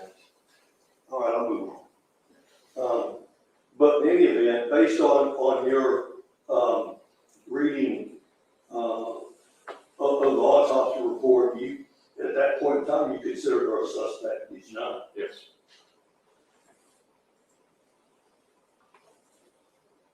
And, once again, you did not advise of any Miranda rights, is that right? That's correct. Did she come with an attorney? She did not. She mentioned during the conversation that she had an attorney, did she not? She didn't say she had one. She asked if she needed to bring one, and I told her she could bring one anytime she wanted. But there, And she said she did not wish to bring an attorney. okay, but at the end of her conversation, she mentioned that she had an attorney. Is that Oh, you're talking right? about, the video? Right. Oh, yes. When I mentioned that she could possibly be charged, she said, well, I have an attorney. And I think my response was something like, well, an attorney can't keep you from being charged with a crime. But, she asked you, did she not, if she could have a copy of the autopsy report, She did. and you would give it to her? No, sir. Why? Because we don't give out copies of the case file until the case is completed. So, I mean, And I told her that after once it's completed, she was welcome to have a copy. okay. But you also said that she asked if her attorney could get it, because you didn't think that they would give it to the attorney. We wouldn't give it, now they could get it to the DA's office during discovery. She could request it from the coroner's office if she wanted to. Now, this was, once again, this conversation that you had with her, is that the last time that you talked to her? It is. And that was, once again, December the 9th of 2021, correct? Yes, sir. And she was free to leave after that. She was free to leave and she did leave. And at any point in time, did you ever arrest her? I did not. Did you ever take warrants? I did not. You presented to the district attorney's office for them to consider this, is that right? It was, the agreement, discussion with the DA's office was that, once we completed everything, it would be turned over to their office. They would review everything and then it would be, presented to a grand jury for an indictment. And when this matter was presented to the grand jury, it was when? I couldn't tell you, so I wasn't involved. About 2 years later, is that first statement? I would assume, but again, I wasn't there. Okay. You weren't the Objection, Your Honor, on relevance. Objections overruled. It is, already in evidence, however, that this case was presented to the grand jury, in October of 2023. Moving on. all right. But you didn't present this case to the grand jury. I did not know.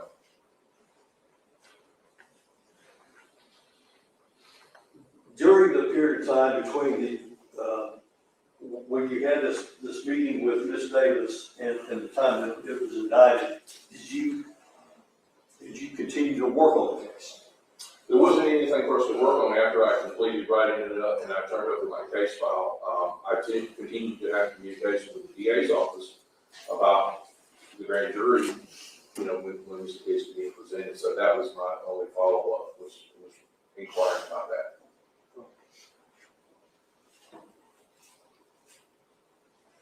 And you never had any other occasion to talk to Ms. Davis about this matter? I did not. Just say it, Jim. Yep.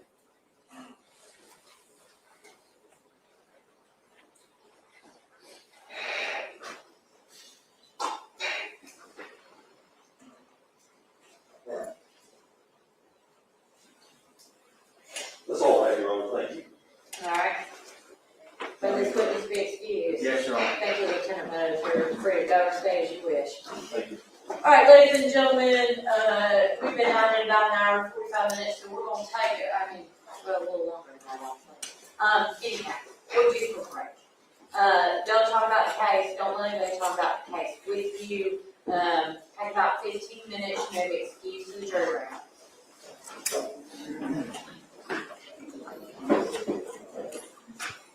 Y'all. Y'all, look who's on the stand. Hello. Is everybody here? Is everybody checked in?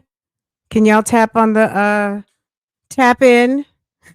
Girl, that was fast. So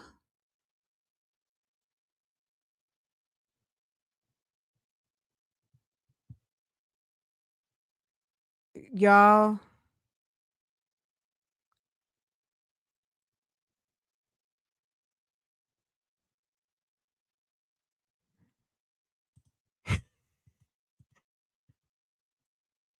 okay. Does anybody need to go get a little coffee, tea, anything? Does anyone need anything at this moment, baby? She's on the stand. She's on the stand for a good little while. Let's see. Hold on. Let's try to measure it out. So they're going to come back from the break. So this is the break right here. You guys following? This is the break.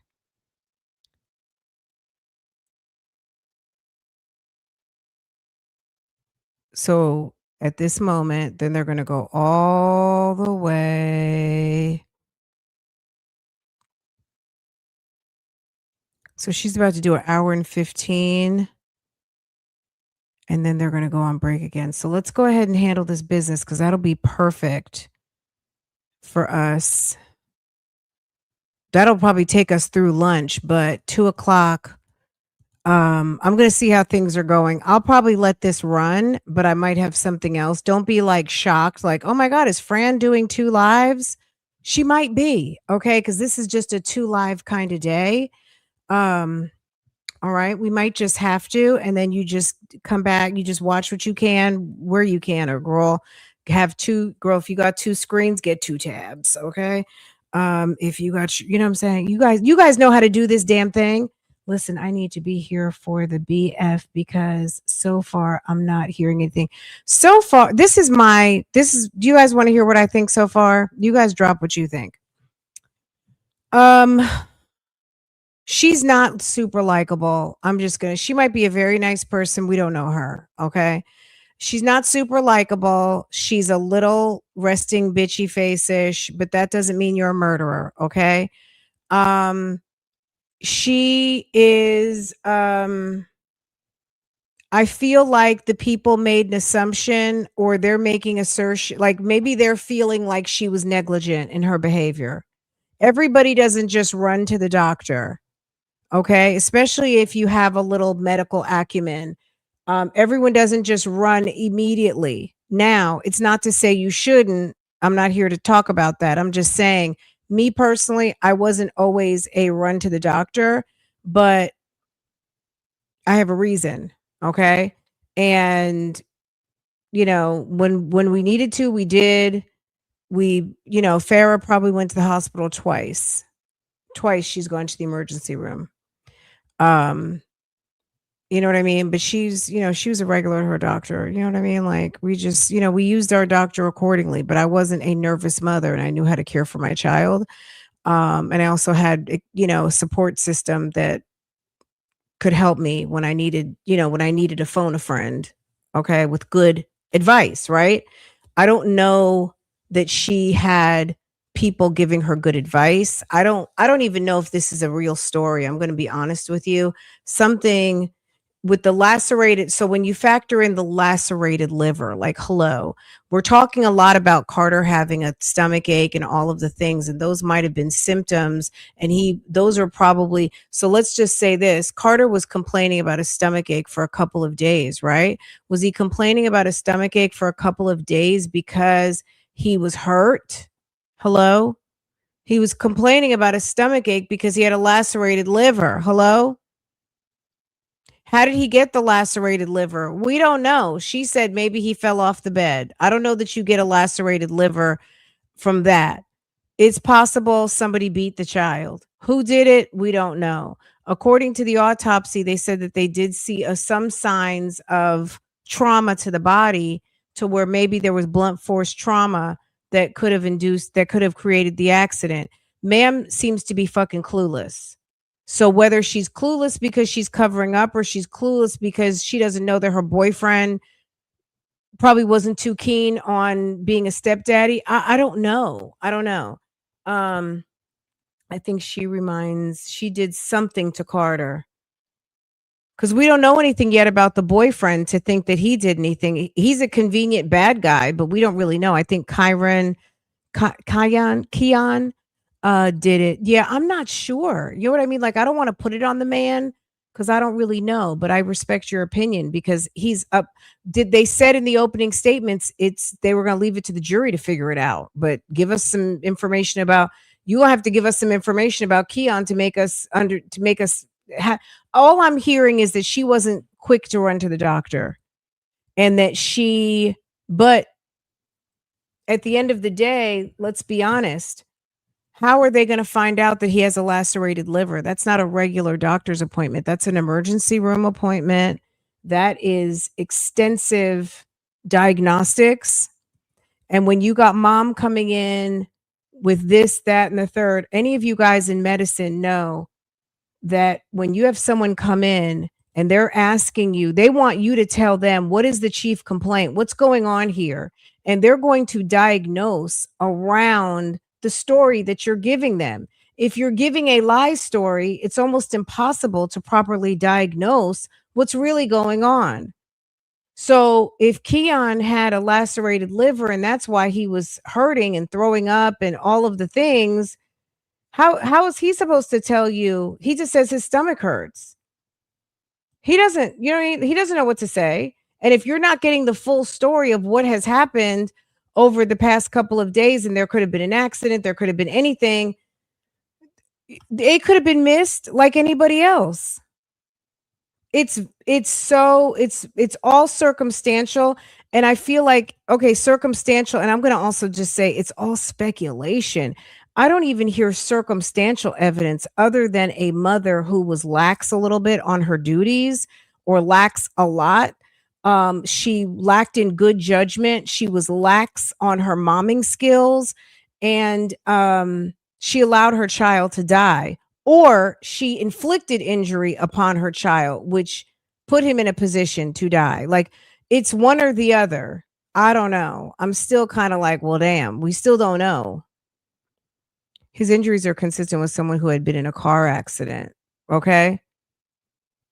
But oftentimes it's not the liver, it's like the spleen. You know what I mean?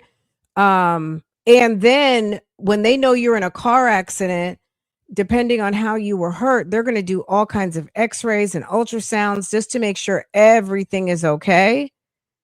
You're bringing him to the doctor's office for a stomach ache. They don't have the equipment there to do those type of diagnostics. Anyway, I don't know. If this is the thing. Here's the thing. She is not coming off as a sympathetic mommy. She's coming off ice cold. Is that the reason why she should go to jail for the rest of her life? Absolutely not. But her lawyer has not educated her and gave her some media or jury training. Her lawyer doesn't, if he did, it fell on deaf ears, because she is not sitting there pleasant with her hands crossed, writing on a legal tablet, or just intently paying attention with zero fucking face. She got lots of face, and she's just not, she's not doing the things that she needs to be doing, like standing for the jury. She's not making herself look good, and she's not going to get extra points for someone even giving a fuck about her. You know what I mean? Like, you get one juror to feel a little bad for you. You've got that energy helping you. But if you're going to make everybody feel some type of way about you, I'm not going to work if my child has been vomiting and complaining of a stomach ache for 2 days, especially when he had underlying health conditions. Absolutely. If you're not going to work and you're there to kind of nurse him back to health, he or she, um, whether you're trying to monitor, whether you need to go, look, this is the thing. When your kid's throwing up food, that's one thing. When your kid is throwing up bile, mucus from food to liquids to bile For a small child of 2 years old, when it gets down to the nitty gritty and it's painful stomach acids and fluid, it's time to go to the hospital just because, especially if you're not able to control the vomiting. It's gone past that, and there it could be signs of something else. Vomiting is normal in children. Vomiting for 2 days is not normal. 2 days, no eating. What? Use your common sense. She's sitting there pouring juice down the kid's throat and he keeps throwing up. Yeah, vomiting for several days is not normal, unless there's just some sort of condition that can, includes vomiting, but no. Not a stomach ache for 2 days, vomiting, negligence. So if this was a you were criminally negligent in the caring of your child, I would get it. First degree murder, I'm not really sure. You got to tie in the first degree murder to this criminal negligence. Has she been criminal negligent as a mother? Maybe. I'm definitely hearing a maybe on that, but I don't really know. We need to hear from the boyfriend. Was she whooping his ass? Did she whoop that ass? That's what we need to know. That's the story we need to hear. If she's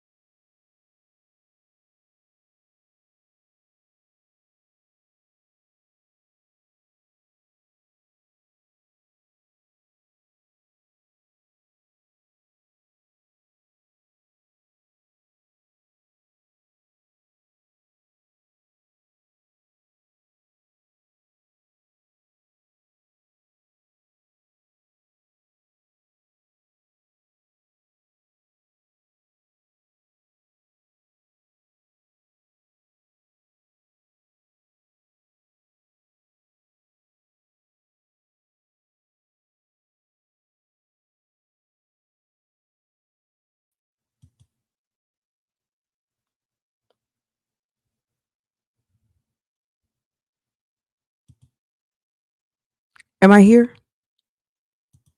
Can y'all see me?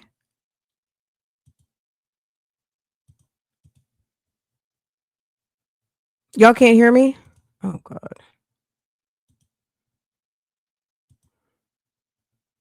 Can y'all hear me? Okay. All right. So am I here? Yes, yes, yes, yes, yes. Okay. I don't know. Y'all, I since last week, I don't know what's going on. We live off of a very winding road, and people sometimes like to just run their cars into power poles and lights and all kinds of stuff and knock our damn power and transformers and internet out. So I don't know what just happened. But yeah. You would think I live in like Sherwood Forest or something. Like it's just absolutely insane. I don't know what just happened. Carter was an inconvenience to her. She may have look, can I add this little bit of sazon on top of that? She don't like that man she had a baby with. And I'm not going to get into it right now, but we talk about this on my other channel all the time. All I'm gonna say, I'm gonna just put it like this. I don't think she liked that man she had that baby with. And she might just, you know what I mean? Like in her mind, in her brain, that is not a reason, like us sensible people, but I don't think she liked that man. And she may have had animus. I'm just to say it like that. She may have had animus, contempt, hate for her child. I don't know. I'm not from that school, so I can't really get with it, but I'm grown enough to be able to at least we know that that exists in this world. Unfortunately, there are people that hate their kids because they hate the other parent. And I don't know, but I do agree with how you put it, Petty Patty. An inconvenience. You know what I mean? I think she hated that father. I don't think she liked him very much. she might have been mad at him. I don't know. We don't know. I wish that they had someone to talk a little bit more about this relationship that she had with the father. I wish that I feel like we're missing some information, and if the jury is like us, she's going to be acquitted because there's too many questions. There's too much doubt to convict this woman of murder, and I think this could be a case that they overcharged her. I think that they did not. I'm just going to go on a limb and just say I think that they overcharged her. And they should have positioned these charges right, because was she a negligent mom? Absolutely. Was she derelict in her efforts to handle her son and make sure that he didn't sit there and suffer? Absolutely. That's what I'm hearing. I don't know that I'm hearing intentional first degree murder. You got to give us more than that. Because first murder, felony murder, you have to show some intent. It's not even circumstantial to me. It's speculation. It's all speculative. They're not even connecting the dots that she beat this kid. There's no defects reports of a history of him being beaten. The doctor's office, nobody said that they saw anything on his body. Like, where is something for someone to say, you know what I mean? That's why we need to hear from the boyfriend. Um, Why have a baby though? If you were smart enough to latch on to a guy with some good benefits, a good job, and cared about you to help you get through school, why weren't you smart enough to not have a baby? Relationship doesn't necessarily equal baby. You should have been, you know what I mean? If he's that good of a guy, you should have held out for marriage and then the son and really tested out the relationship to see if that was something you wanted to be in. Children are for life. She's not as smart as she thinks she is. So yeah, I think there's a factor of this man in here, and they did not delve deep enough into her disdain and animus for this man. All they keep harping on is her not running the kid to the doctor soon enough. I think they have a case for that. That's fine. If she's a negligent mom, absolutely. But I don't know that that's the intentional murder. If they could have dug a little deeper into the fact that she hates this guy so much and she took out her hate on the kid, then you might have a case. You know what I'm saying?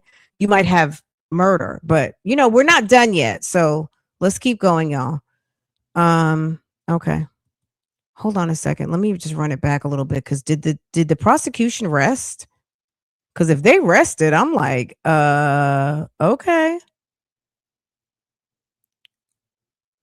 Hold on.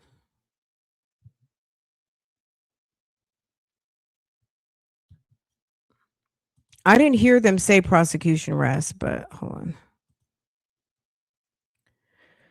on. Just a second, guys.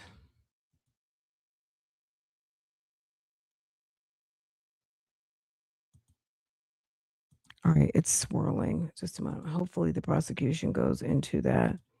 It's giving laziness by the prosecution. If the prosecution rests, because we see ma'am on the stand, and it looks like she's being questioned by her lawyer, it's giving.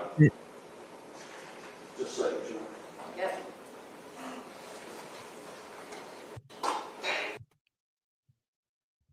Hey, Ron, thank you. All right. But this witness be excused. Yes, Your Honor. Thank you, Lieutenant Manager. You're free to go or stay as you wish. Thank you. All right, ladies and gentlemen, we've been on in about an hour and 45 minutes, so we're gonna take it, well, a little longer than that, actually. Anyhow, we'll just go break. Don't talk about the case, don't let anybody talk about the case with you. Take about 15 minutes, maybe excuse the jury round.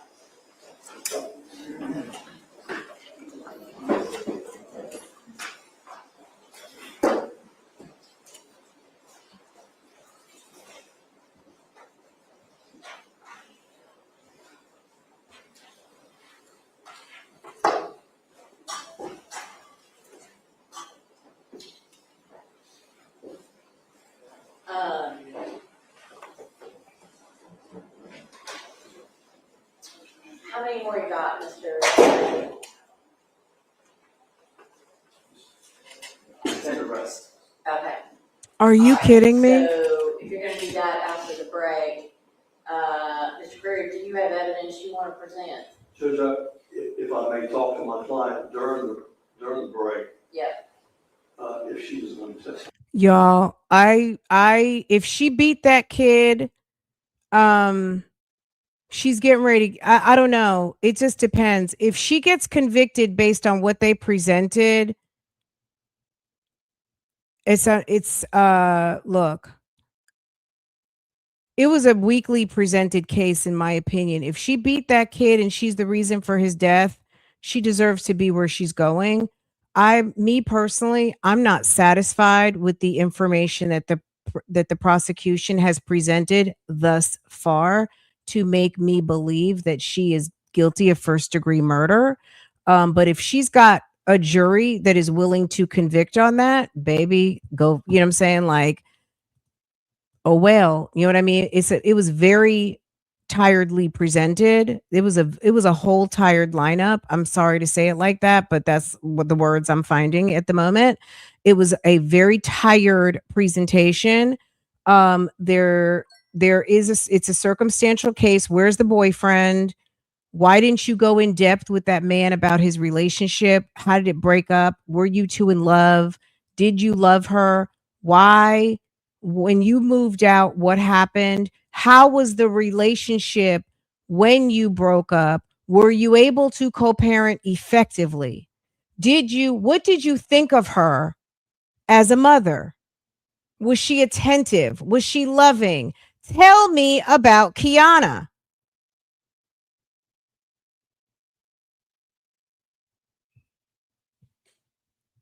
Hello? Okay. That's all I'm saying. I'm like, baby, we're missing some things over here. Okay, but I'm not a lawyer, guys. Okay. She won't get first degree, but her lawyer has to ask for lesser to be included. Now, if he petitioned for lesser to be included in the jury charge, they'll have that option. But if they want to roll the dice, if they don't ask for that and they're going to stick with as charged, and there is not enough evidence to prove, maybe that's why he keeps trying to inject, his job is to inject reasonable doubt anyway, but they're not going to get that charge unless that's what's requested. They have to put that in there. Lesser included is not automatic in Georgia.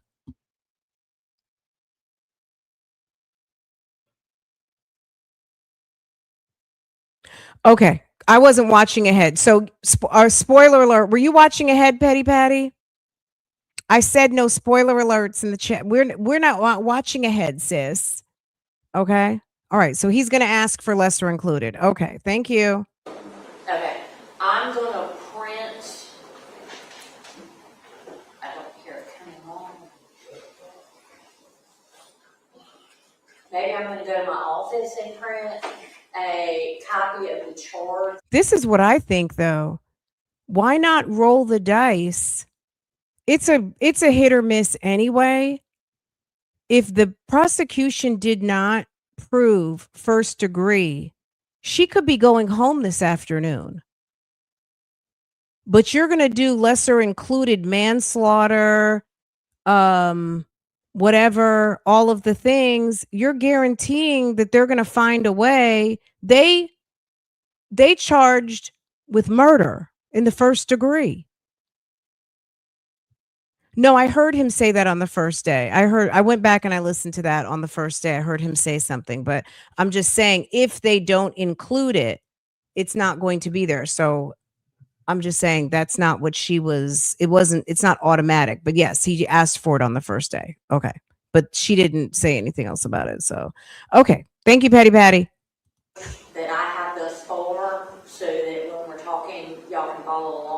I just think he's trying to guarantee, he's like guaranteeing her a prosecution so they'll prosecute her on something. I just think he should just leave it at first degree murder and let them not find first degree murder. She could go home. I think he's just finding her a spot where she can get the lesser of the two. But how about just have them not prove that she was guilty of first degree murder? right? I mean, do you hear what I'm saying? Like, why would he include they didn't even prove their damn case. And then, we'll see where we're at, okay?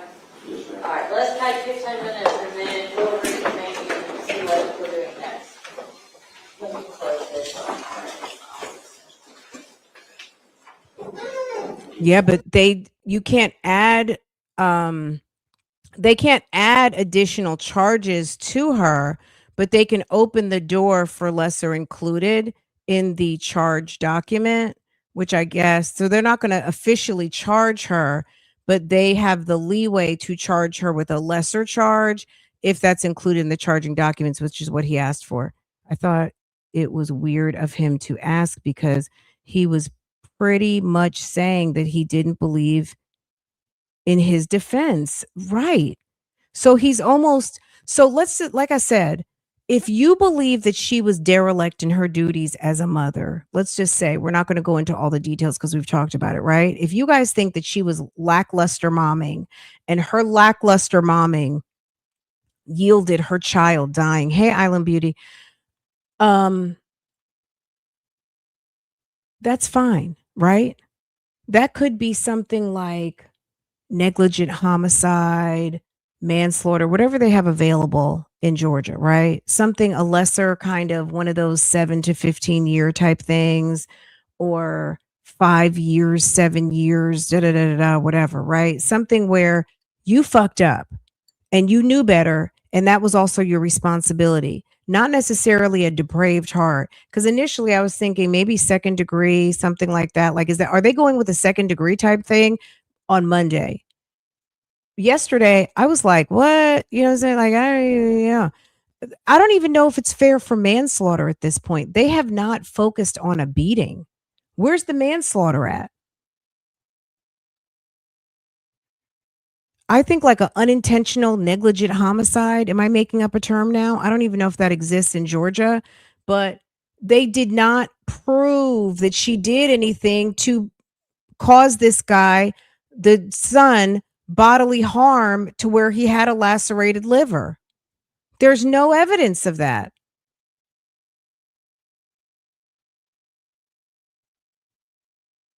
Homicide by child neglect, then they would have had to charge her with a child abuse. They would have had to charge her for that. That's not necessarily a lesser charge. Is there a homicide by child neglect? Wouldn't that just be murder? There would be it would be felony child abuse and a murder charge. Where's the felony child abuse?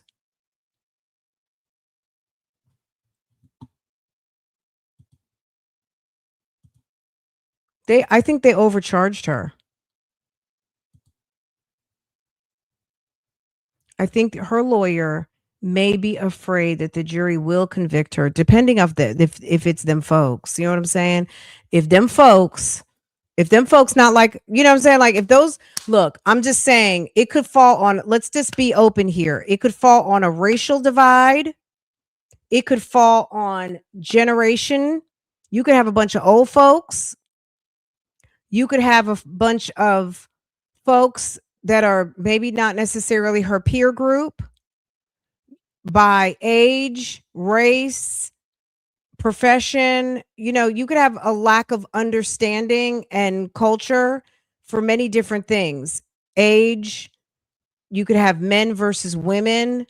Men don't necessarily, not to say that men don't know how to mother or nurture a sick child, but sometimes in the home, you know, that might be mom's responsibility, or, you know, whatever the case might be, whomever is responsible for that. I don't know. But to me, I don't know. I feel like it's a safety net to do the lesser included. So I don't not agree with the lesser included if we knew she was 100% guilty and she was beating his ass and there were defects reports and there were reports that this kid was being improperly treated, that he was malnourished, he wasn't eating, he wasn't clothed, his hygiene was suspect. He went to the doctor like 4 times in his life. This lady was running him to the doctor, but that doesn't necessarily mean anything. She was running him to the doctor. He had his medications. He was getting breathing treatments. Was she negligent by leaving him with a man that he barely knew? Absolutely. There were a lot of things that she did that were not cool, but those are not things that make it first degree murder. So that's why I almost feel like they should leave the charge as is and go down the list of what murder is. And if they have questions, they're not going to be able to convict her. Georgia has some issues in there now. Again, so again, if it's that same jury that convicted that man that everybody thought was going to get off, I can't remember his name. Faust, was that his name? Faust? Whoever that man was, who was in Athens, the case that kind of blew up towards the end, the cold case. We don't know the jury makeup. And it's not a slam dunk just if they're black. Edric Faust, thank you. It's not a slam dunk because you could have a bunch of grown women. You could have a bunch of people you could have Bougie gang up in there that's all judging, baby. You let that baby lay on that man's chest. What? You went to work and your kid was sick for 2 days? What? Like people could be judging. So it almost, I'm going to just say, it almost doesn't matter the racial. It does and it doesn't. But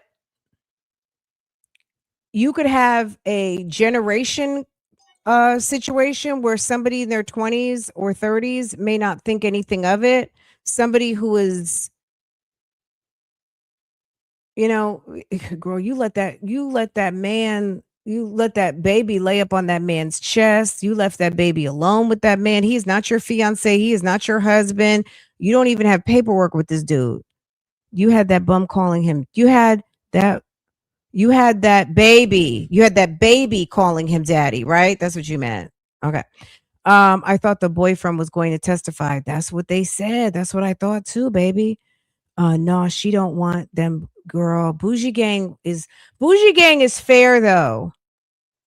Bougie gang might be judging, but Bougie gang is fair. We're going to follow the law.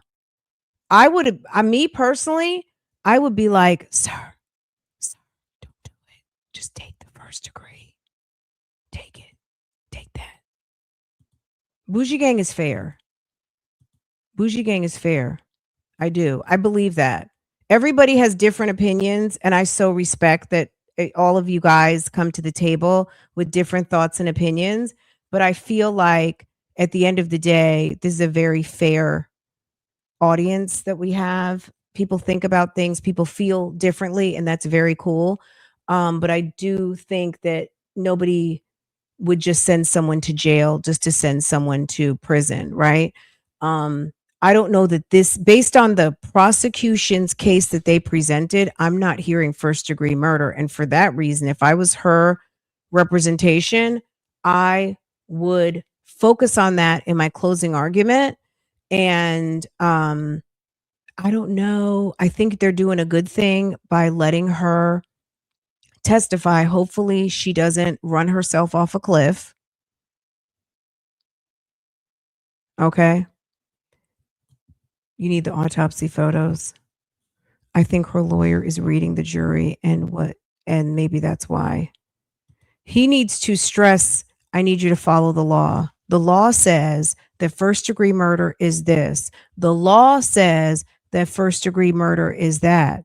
The prosecution did not do this. The prosecution did not give you that. There is no history of violence in this home.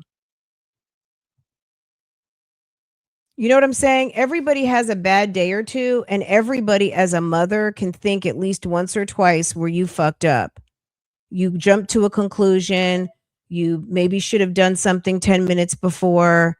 or whatever. Don't mention it in the chat. You don't have to. Nobody's perfect, right? At the end of the day, that doesn't mean that you go to jail for the rest of your life. Okay? So, I don't know. If she beat that boy, she deserves to spend every minute that she gets. So, like I said, I'm not going to get emotionally involved in this case. We're just going to keep it moving.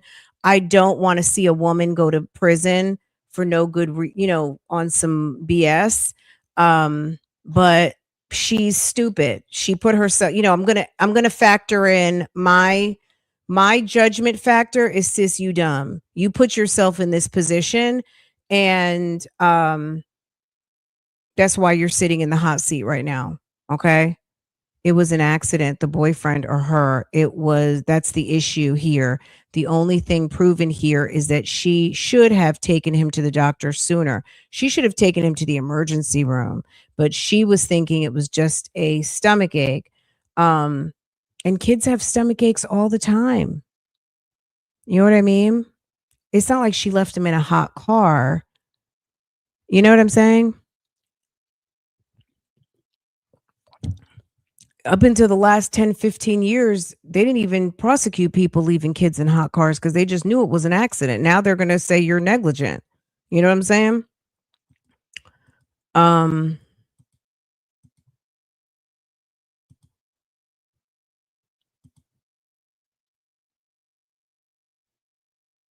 no history of defects.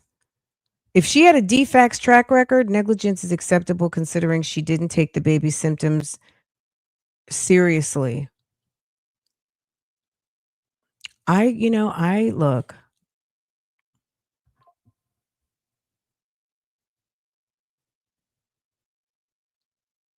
I agree with you. I think we also have to factor in.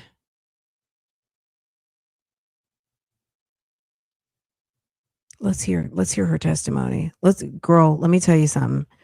Let's keep an open mind cuz I'm not sure. I want to hear from her directly out of her mouth her explanation as to what happened with her kid. That's what I want to hear. And then I can really this is just what I've heard over the past day and a half that's giving me what I'm giving right now. So let's get to the good part, okay? Let's go ahead. Let's get to the good part. And all right, let's get into it and let's hear her testify. Let's see if she's going to if what's going to happen and then we'll talk, okay? All right. Guys, I'm going to make sure that after we finish this live, we'll handle that other business. Okay. I'm going to probably just record it to the sidebar. Because something's happened. 'Cause she's getting ready to testify. And then let's see. And then they're going to go to lunch. And then let's see. Are they even back? I'm sure they're not back from lunch yet. What time is it? It's 1. What time did they come back from lunch yesterday?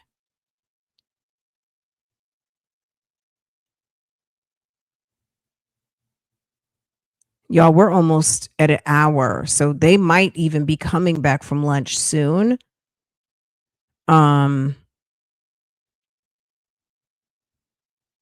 And then they'll be doing closing. Y'all, okay. Y'all, why do we always find like the nice, short, niche pocket trials? I love a short trial. I do. I'm not gonna lie to you. Okay, let's go. Oh, tomorrow we might have to get into that guy Ryan Cooper. That one looked really good. Is anyone following that yet? The one we talked about late last night. Well, late when we finished this up yesterday. The Ryan Cooper trial yesterday. There weren't okay. Let's get to it because they're getting ready to come back from lunch, and we got all the time on our hands. Okay, time is on our side, guys. Okay, all right, let's get to it. Okay, girl. This might just be trial week. Okay, over here on Real Talk Bougie, it might just have to be. Okay. They got too many good trials going on this week. Petty Pat, somebody's got court in an hour. Petty Patty. Were you catching that tea? Somebody has court. too?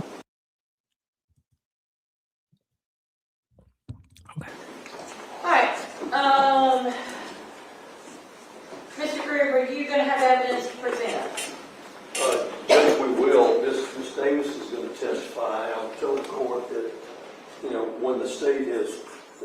state is arrested, that's fine, but I'm gonna have a motion for directed verdict to make, and I don't necessarily need to make it now, but as long as it's timely in the court's mind, I can make it whatever the court wants. Yeah, I mean, go ahead, drop it. Really want to bring back in. Yes. Let's go ahead and hear your motion for directed verdict, Okay. and then I'll let They have not obviously she's going to deny it because they're going to keep going, but you know what I'm saying? Like, you did not prove a case, sir. Mr. Dwayne officially rest on the record in front of the jury. So since we're already out, let's do that. Go ahead. If you want to please, for the record, insofar as the state has arrested, the defense will make a motion for directed verdict of acquittal as to all counts.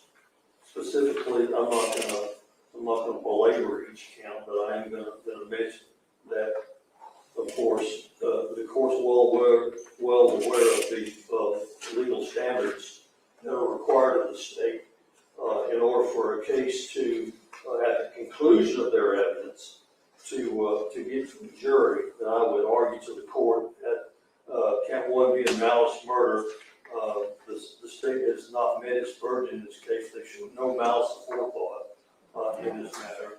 They found they presented no evidence at all as to the allegation of malice aforethought, and also their allegation of beating the child with an object that would cause death. As to count two and three actually go together. Count two being felony murder, being with the predicate offense being count three of cruelty to children in the first degree. We would argue to the court that the state has failed in its burden to prove any of the allegations in counts three and two, and with three being the predicate offense for felony murder. We would just argue to the court that the state has failed in its burden in this case, should not go, or these two charges should not go to the jury. Counts 4 and 5 are felony murder and aggravated assault, and basically the same principle that I've argued previously as counts 2 and 3. We would argue to the court that the state has failed in its burden. My bad, y'all. I was trying to pull down CC. Counts 6 and 7 also are tied together. If you're going to please.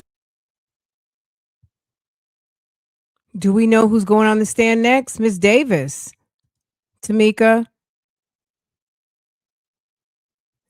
So yeah, Miss Davis is going on the stand next. I hope his closing is not like this. You know what? When this trial first started, girl, Matlock, I was getting Matlock vibes. That's what I typed into the chat. We first started this. I was like, oh my God, is Matlock's cousin, Stephen Matlock. Okay. That's what it was giving, but maybe this is his strategy, like unassuming, a little bit discombobulated, team of one, but you know what I'm saying? But I come with the big guns type of thing. You know, I don't look like I'm packing, but I got everything in my little briefcase, sir, you know? And as we mentioned, we don't often. Because I mean, look at the polished prosecution team over here. What y'all writing? Did y'all forget your evidence? Did you guys forget some testimony? What are y'all doing over here? See in this court a charge of murder in the second degree. In the murder in the second degree, which is I guess I would consider a lesser, even though it's a murder charge, it's like a lesser penalty. type case. It's a lesser punishment, for example, for a case like this, but it's also based on the predicate offense of cruelty to children in the second degree. And the burden is on the government, of course, to prove that Ms. Davis, in her actions, committed criminal negligence, which would rise to a level of cruelty to children in the second degree, and therefore become part of murder in the second degree. And we just feel as though the state has failed in its burden and that would ask the court to dismiss all the charges against these days. Mr. Dwyer? Your Honor, as to counts 2, 3, 4, 5, they're essentially malice murder without the malice part of it. There is sufficient evidence that was presented based on the method and manner of death that the child was killed intentionally. There's evidence that the injuries occurred while the child was in the custody of this defendant and co-defendant, or both of them at the same time. There is sufficient evidence based on what the medical examiners have testified to, in addition to obviously the primary pediatrics people, that there was a death and that it was intentionally caused by another. Counts 6 and 7, those are based on criminal negligence. I mean, there's clearly evidence that she knew or should have known that something was wrong with the child and taken him, or should have taken him to get him looked at. I think they're all jury questions at this point as to whether or not they agree with the state's theory. All right. With regard to the malice murder particularly, malice can be found when there's no significant provocation and all the circumstances of the killing show an abandoned and malignant heart. Certainly the nature of these injuries and the relationship of this defendant to the parties, a jury could find by circumstantial evidence that was the case here. This is a circumstantial evidence case, and I do think the state has presented sufficient evidence on each of these counts, although it is certainly circumstantial, to get the question to a jury. So the motion for directed verdict is denied as to all counts. All right, let's bring the jury in.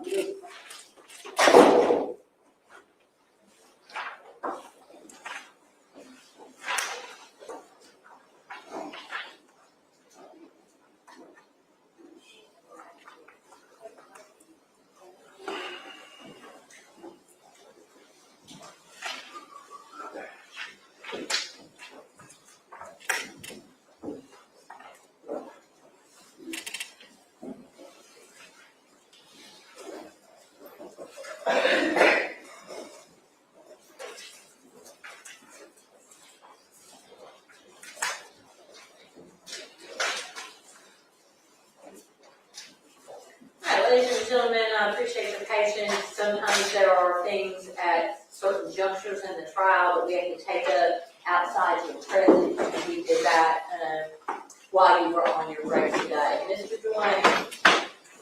No, this time the state was rest. All right. Mr. Groove, do you have evidence that you wish to present? Yes, Your Honor, we would call the defendant to the stand. All right. Come on up, Ms. Davis, have a seat and let's stand, please.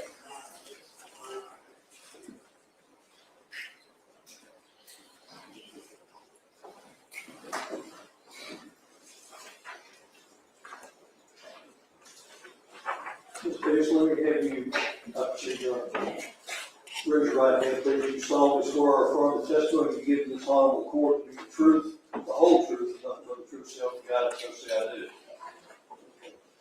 Okay, Ms. Davis, I need for you to speak slowly and loudly, so the court reporter can take down all the testimony, and the jury, of course, can hear you as well as the judge. Ms. Davis, you are the defendant in this action, are you not?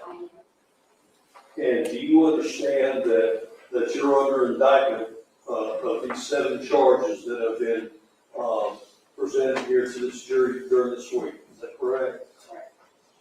Do you understand, Ms. Davis, that you are under no obligation to testify? That if you should decide to not testify, then this jury cannot infer or think anything harmful towards you because of your silence. You understand that? Yeah. Do you also understand that if you should decide not to testify, that the district attorney's office could not argue to the jury that you're holding something back? And that if you do give testimony, then you'll be subject to cross-examination, by the district attorney's office. Knowing that, do you wish to testify here today? I do. All right. Yeah, speak up for me, okay, Ms. Davis? Ms. Davis, just make sure that we have your complete, full name. Tell us that, please. Kianna Davis, What is your middle name? Aisha Renee, And tell me the date that you were born, December 12th, 1990, and where were you born at? in Myrtle Beach, South Carolina. Ms. Davis, are you a high school graduate? I am. Where'd you graduate from and when? Warner Robins High School in 2009. Have you lived in Warner Robins most of your life? Warner Robins in South Carolina is. Are you married? Have you ever been married? No, Did you give birth to any children? I did. And who was that child? Carter. What day was Carter born? January 14th, 2018, And where was he born at? in Macon, Georgia. And when did Carter pass away? He passed away November 17th of. Who's the father of Carter? Kadeem Ambrose. Let me ask you this, Ms. Davis.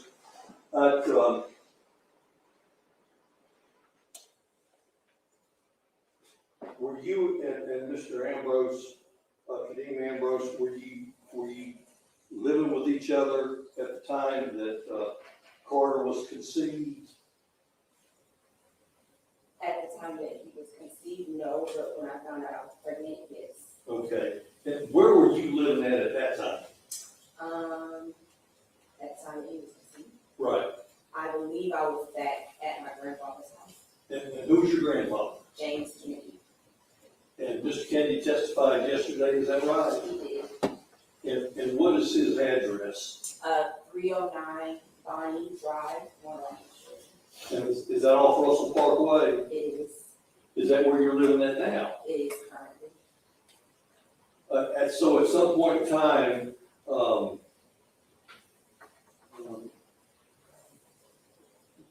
you were with child, is that correct? Yes. And Kadeem Ambrose was the father of that child, is that right? That's correct. At some point in time, did you and he move in together? We did.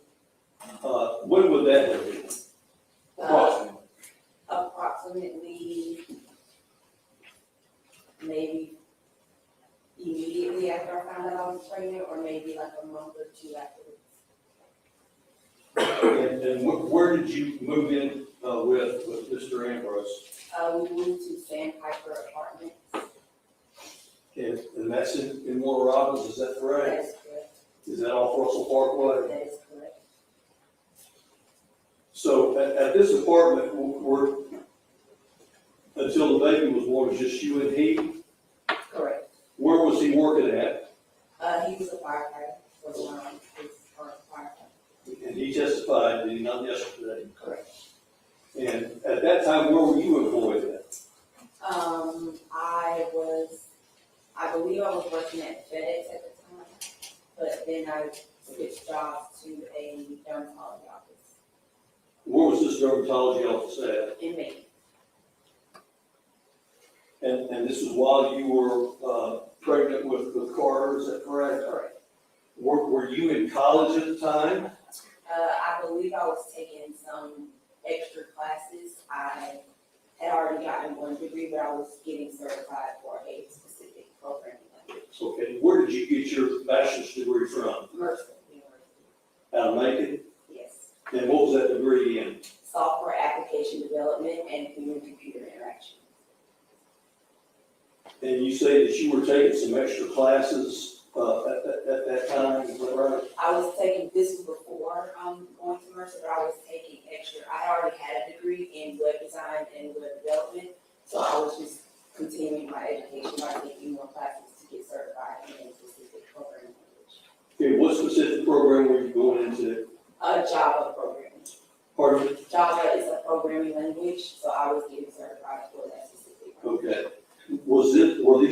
ever going towards a master's degree?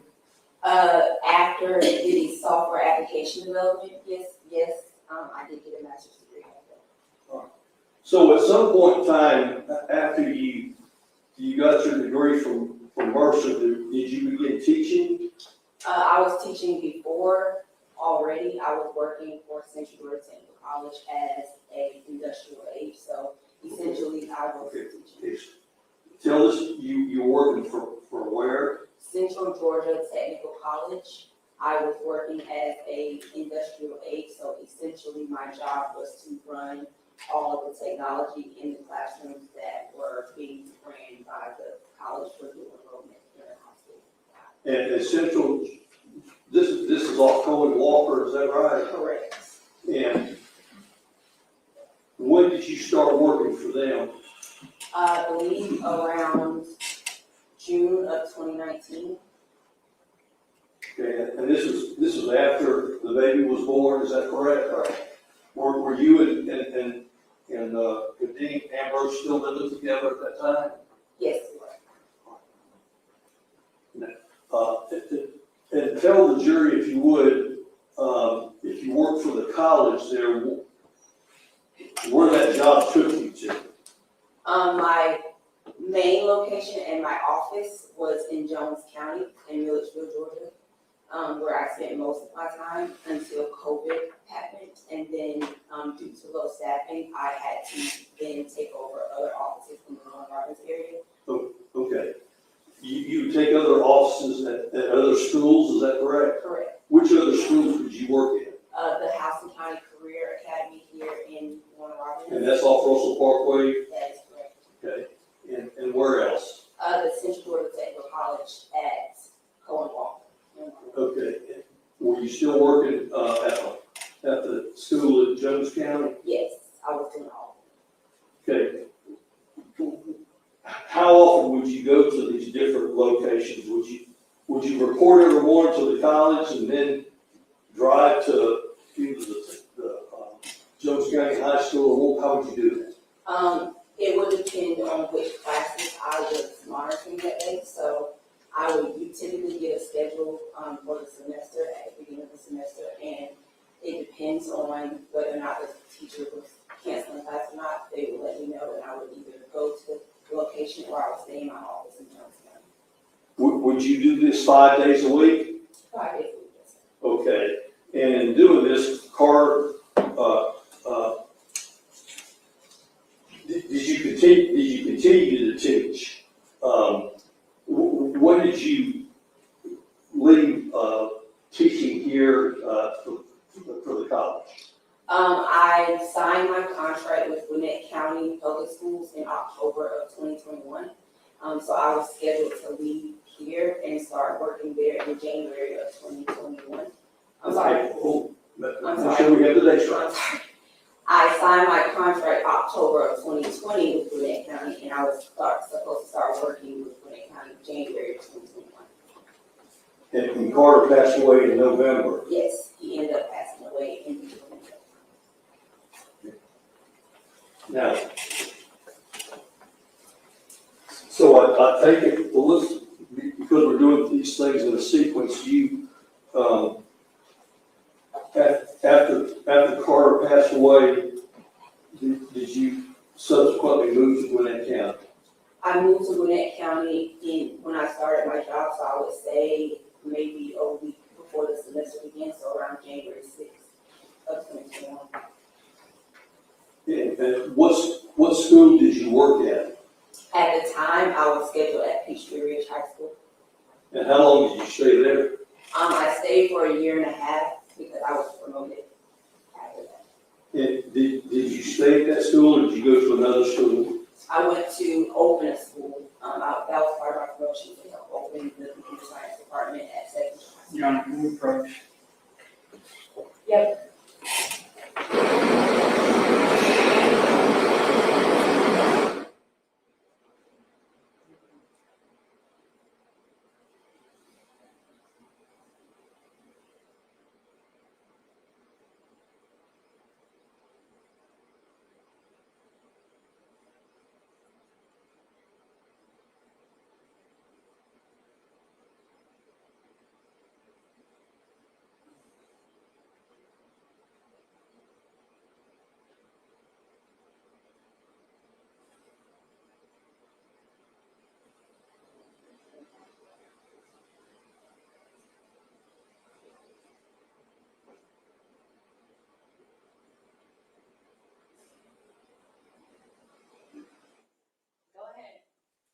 Davis, tell us again as to which high school you went to work for after Peachtree Ridge. Secondary.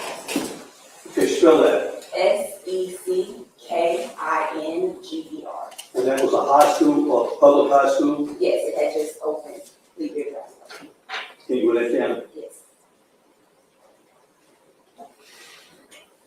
And you stayed there until that you were arrested on this charge, That's correct. and that was when? That was in October of 2023.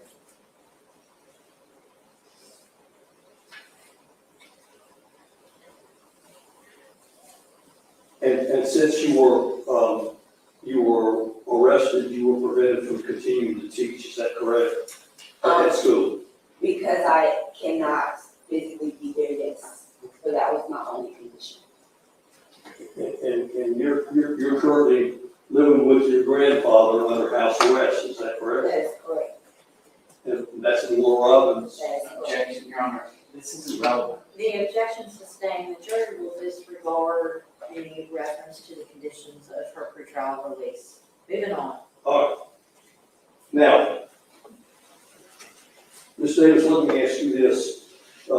Carter, his date of birth again was when? January 14th, 2018.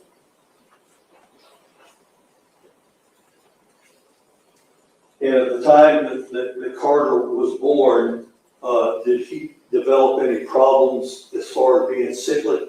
Yes, yes. Okay.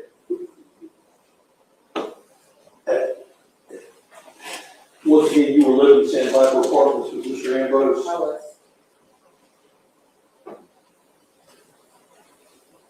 Did you, was Carter hospitalized soon after he was born?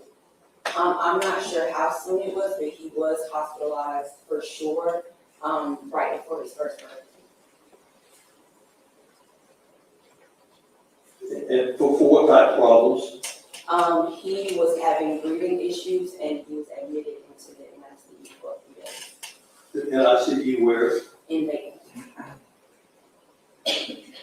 at the time that this happened, were you and Mr. Ambrose still living with each other? Yes, we were. At some point in time, who was your doctor for Carter? Dr. Waters And where was Dr. Waters at Primary Pediatrics. And that's the primary pediatrics that we've been talking about all week, is that correct? That's correct. At some point in time, did you and Mr. Ambrose move from where you were living at Santa Viper Apartments? We did. Where did you move to? We moved to 6080 Lakeview Road, which was the doctor's office. It was right next to the doctor's office. Okay, how far away? They're 6082, so I would say maybe a few yards, not even. And was that primarily a reason for you moving to this location? Yes, because of my child's medical conditions, I felt more comfortable moving closer to the doctor's office. Would it be a fair statement to say that you spent a lot of time at pediatrics, at the pediatric place? A lot of time, yes, I would say, yes. And you were aware, are you not, of all the medical reports that were provided by their business, is that correct? That is correct. And as far as you know, this is a true and accurate representation of the time that you took Carter to that place for treatment, is that right? That is correct. What type of treatments? You mean what type of things that he go Right. for? He's been for allergic reactions, he's mainly been for breathing issues and his minor checkups, regular checkups, and any COVID testing or anything that we need to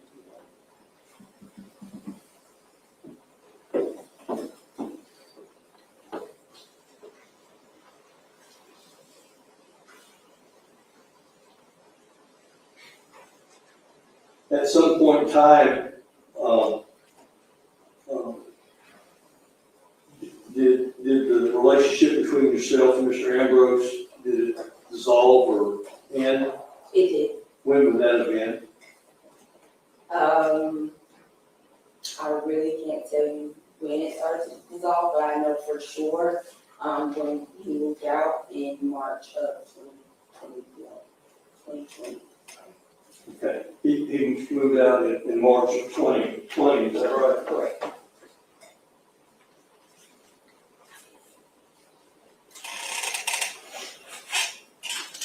And you were still teaching at the college, is that right? That's correct.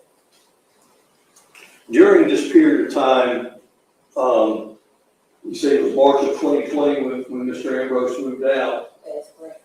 Did you maintain contact with him from the time that he left until Carter passed away? Contact as in regarding the child, yes.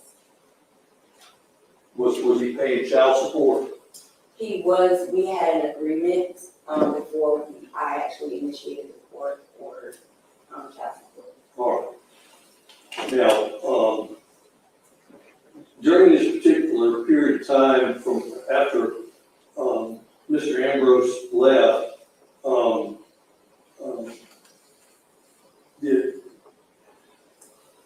where was Carter being, was he getting daycare, or how were you doing about keeping when you worked? Yes, so I would take him to daycare before work, and then I would pick him up in the afternoons unless his father was off from work or was able to, because his schedule didn't allow him to take him to work because he didn't get off in the time frame. All right, and where was this daycare at? Off the Russell Parkway near, Warren Middle School. Was that been with Ms. Stark that testified this morning? And how often would Ms. Stark keep Carter? She would keep him pretty much every day unless I had a day off or, his father had a day off. And did that involvement between yourself and Mr. Ambrose, was that fairly successful as far as looking after Carter? Sure, yes. Okay. No, there weren't any problems with that? No, because we did everything around his schedule. And the schedule that Mr. Ambrose worked with the fire department was, as he testified yesterday, 24 on, 48 off. Okay. And you recognize that he had a part-time job. That's right.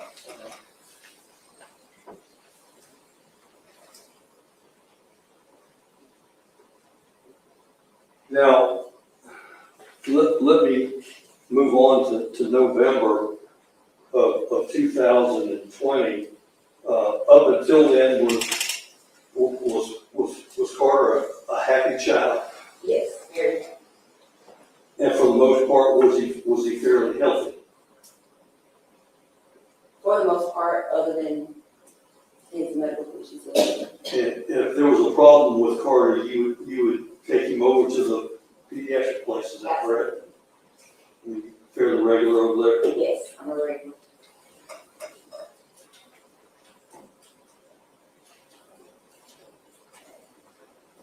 Ms. Davis, I'm not gonna, and you know, Mr. Dwayne may ask, but I'm not gonna get into,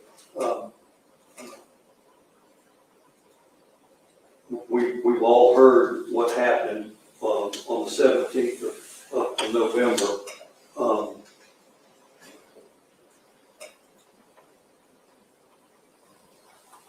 At that particular point in time, the day that Carter passed, where were you at physically? The day that he passed, I was at work Where at? in Millersville. And that was for one of the high schools up there, is that right? For Johnson County High School.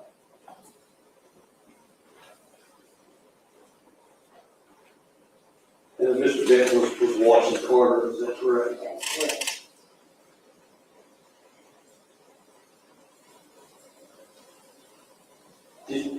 Did you, when you found out that Carter was in distress, where did you go to? Where did you rush to? I was on the phone with Mr. Benson, and he informed me that they were transporting him to the emergency room, so I met them at Bougie County.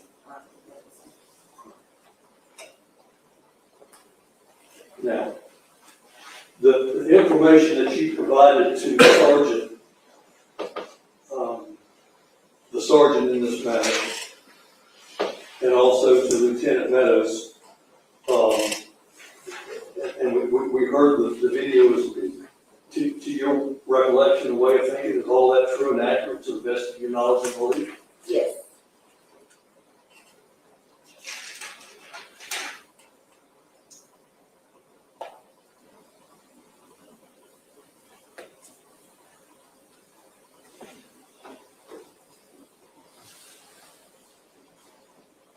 As far as the timetable is concerned,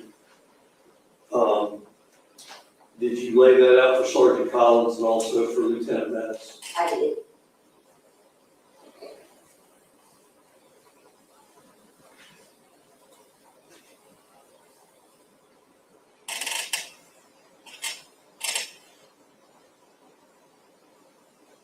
On the Monday night before Carter passed on Tuesday, did you contact his father, Mr. Ambrose, as to whether or not he could watch the child? I did. And why was that? Because I felt more comfortable with him being home with either, me or Mr. Ambrose. However, I could not take off work that day, the next day.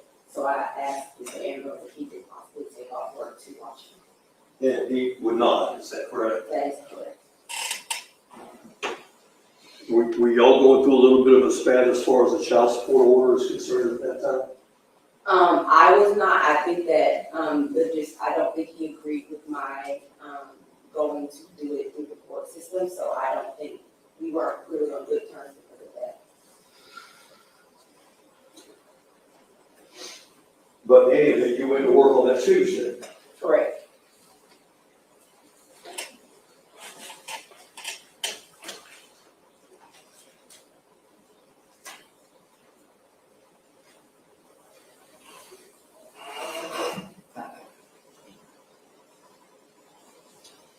Ms. Davis, let me ask you this, as far as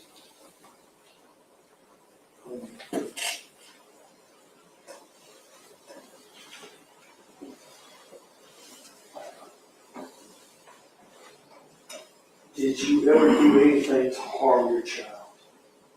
No.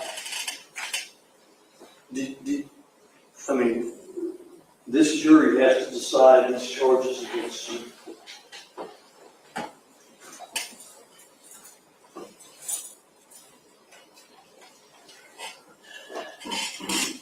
Was this child ever harmed or hurt or injured by you or in your presence?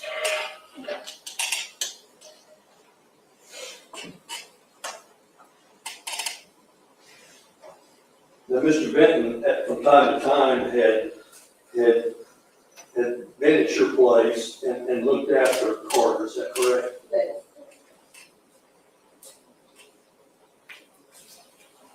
Your sworn testimony, has Mr. Benton ever done anything in your presence or to your knowledge where he would harm this child?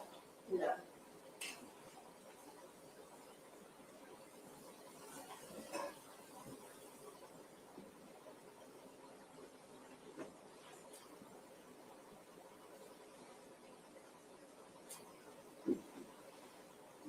Did you ever take any action to where as though you felt like you were being negligent in taking care of the needs of Carter? No.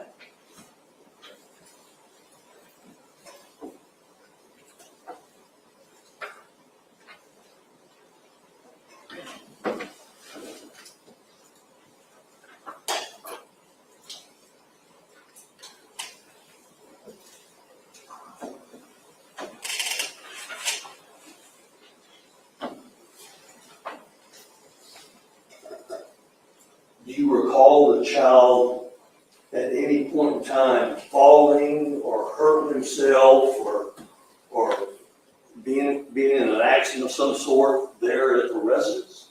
No, I did not. The Saturday before, you were at your granddaddy's house, is that right? That's correct. Did you keep a close eye on Carter the whole time? Yes, this is always up under me.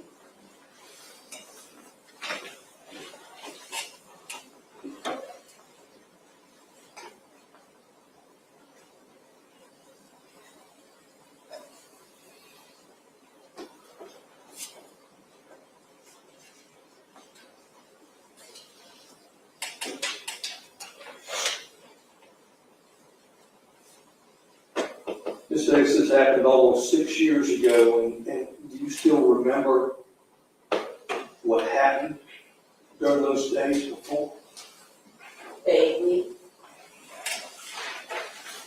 As you have explained once again, what happened then to Sergeant Collins and Lieutenant Meadows, do you stand by what you said? absolutely.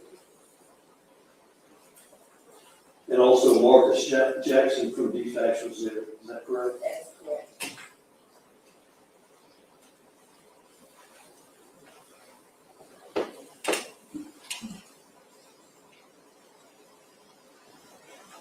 During the period of time after Carter passed away, did you try to stay in touch with the sheriff's department or law enforcement of some sort as to what was going on with the investigation?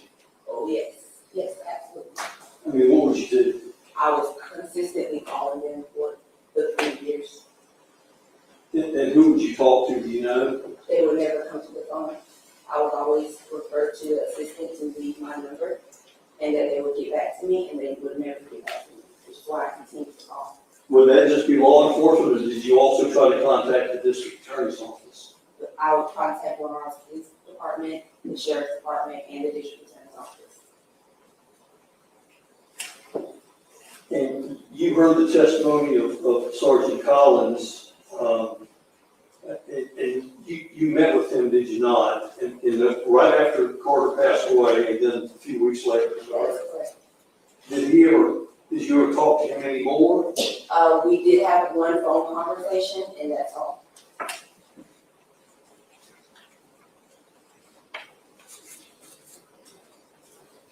And when was the next time you heard from anybody from the sheriff's department?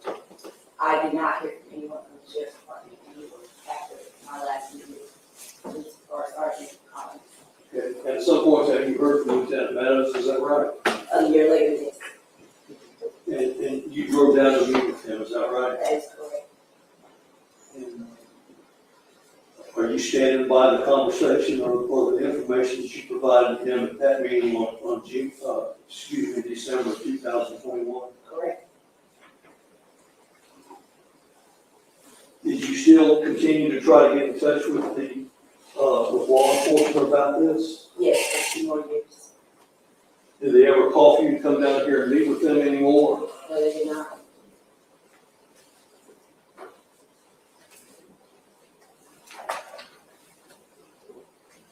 The whole time you were teaching in Gwinnett County, is that right? That is correct.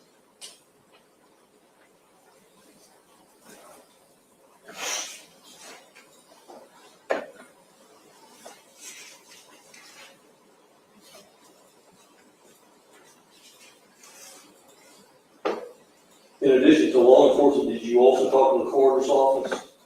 I never spoke with the coroner's office. No.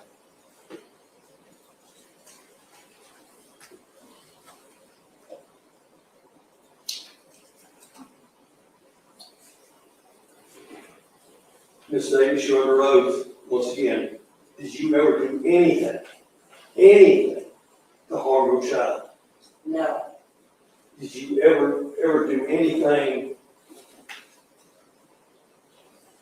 to where you were reluctant or unwilling or unable to seek medical care for this child? no.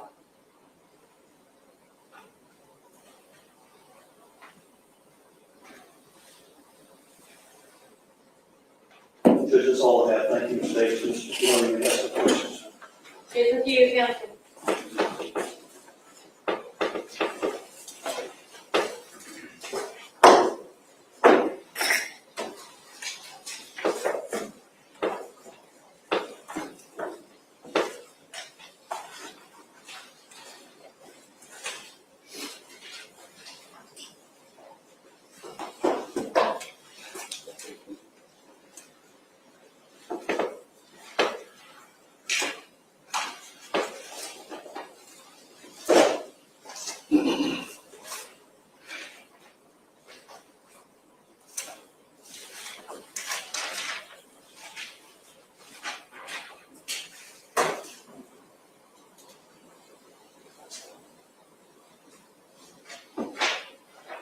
States Exhibit 11. What is that? That is a picture of my child's liver. Your child's liver. That's quite a laceration, isn't it? It is. It is. And you heard the testimony that it would be 24 to 72 hours out. So either Monday morning to Saturday morning, correct? Correct. And he was just telling you his stomach hurt? He was pointing, at one point saying, my stomach hurts, and that's all. And you heard Dr. Eisenstadt say this is a serious injury, right? I did. And that quite a bit of force would be needed in order to cause that injury. That is correct. But so Monday, he was just okay? Monday, he was throwing up. I was at work all day Monday, so I did not see him all day. I only saw him during the period of time when I returned home for lunch and when I returned home after 5 p.m. Okay. And he was hurting overnight though, wasn't he? No. He wasn't? Overnight with it. Sunday. Sunday, no, he was not. Now, you said just a minute ago that you stand by the statements that you gave Collins, correct? Correct. And in your first statement, you told him that the symptoms started Sunday night. I told him that on Sunday. He told me that, Mommy, my stomach hurts, and that was all. No. That was not your first statement to me. It was my first statement to him. Well, we all watched it, We and did. they can watch it again. They can. Yes, they can. So Monday he's throwing up. Is that right? Monday, when I got home from lunch, I suspected that what was on the floor was a puddle of juice. I did not suspect at that time that it was thrown up until after he threw up with me after I returned home, around 5 p.m. But you didn't take his calls for help seriously, did you? I did take it as seriously as I could from what I was presented and what he was showing. Mm-hmm. I think you had said that he's never thrown up like that before. He has thrown up. He has thrown up like that before. But he's a crybaby, isn't he? He's a crybaby in the sense of he would tell me or he would cry if something was seriously injured or seriously wrong. He would tell you if something seriously wrong with him? He would be crying and he would notify me that something was wrong with him. Is it? Pointing or making, like I testified for, like I said, he wasn't at a point where he could say full sentences yet. So it would be fragments of this, mommy this, mommy that. Well, is a 2-inch laceration to a 2-year-old's liver serious? Yes, It's very serious. That's why he died, right? correct. But he didn't say, point, he wasn't crying, it wasn't really alarming to you, was it? He was not crying, he was not crouching over, he was not holding his stomach, he was not doing anything except for saying, Mommy, stomach hurt, and Mommy, juice. And you expect the jury to believe that a 2-year-old crybaby, who you said cried over everything, who had a 2-inch laceration of his liver, wasn't really crying? I expect him to believe what I saw and what I presented. When did you break up with Kianna?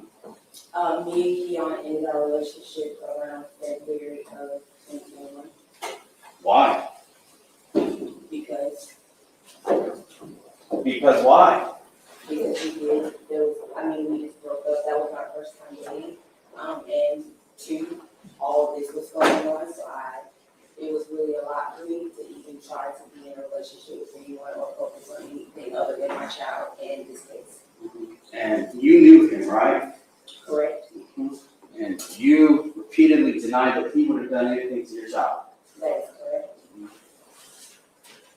But you deny that you did anything to your child. Absolutely. And the time frame, as we've all heard, is that you and Kianna are the only people who had access to him. During Sunday to Monday, Right. correct? Right. Other than the Saturday that you were at your father's house, right? Okay, so he was fine that day. He was running around. And then Sunday is when he's not feeling well. Sunday night is when he first mentioned Mommy, my stomach hurts. Okay.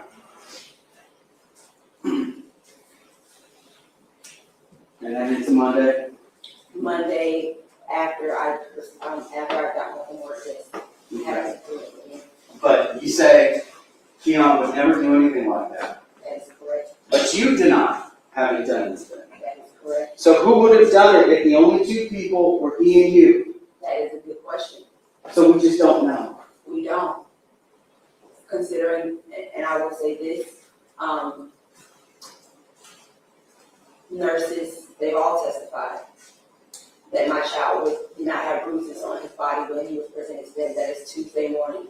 So, according to that time frame that you're trying to give me, by Tuesday morning, if something like this would have happened, he would have absolutely shown bruises or something on his body to a complete staff of medical professionals. And every one of them got on the stand and testified that they saw nothing. So I also did not see anything to a point where I thought that I needed to rush my child to an emergency room after hours, after everyone was already off. I did not get home from work until 5 o'clock. That is after hours. I would have had to make an after hours appointment. I did not choose to do so because that was the first time that my child had grown up in my presence. And I believe that keeping him home would have sufficed for enough time for us to be able to monitor him and then decide from there what we needed to do. So you said you didn't see anything. I did not see anything. Right. At some point you said you gave him a bath and you complained his balls hurt. I was washing his balls, scrubbing his balls, obviously, because he had fluid on himself, and he said, ouch, and I assumed that it was because I was rubbing his balls too hard. Well, and I'm looking at State's Exhibit 10, which is a picture of that very region of his body. Correct. Okay, so he said, is that not kind of a weird place to have a pain? Not while I'm rubbing it, no. Okay, so you never saw the injury, I never saw him. it. you had no idea. I never saw the injury.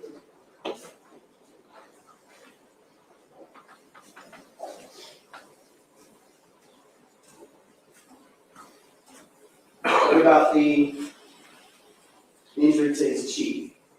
I was not aware of any injury to his cheek. No, you didn't tell Sergeant Collins that was from a hickey? I did not tell him it was from hickey. I told him that me and my child often kiss each other and like to suck on each other's faces. And is that what caused that mark? I have no idea. So it could be from you sucking on your child's face. Could be I have video of me sucking on his face.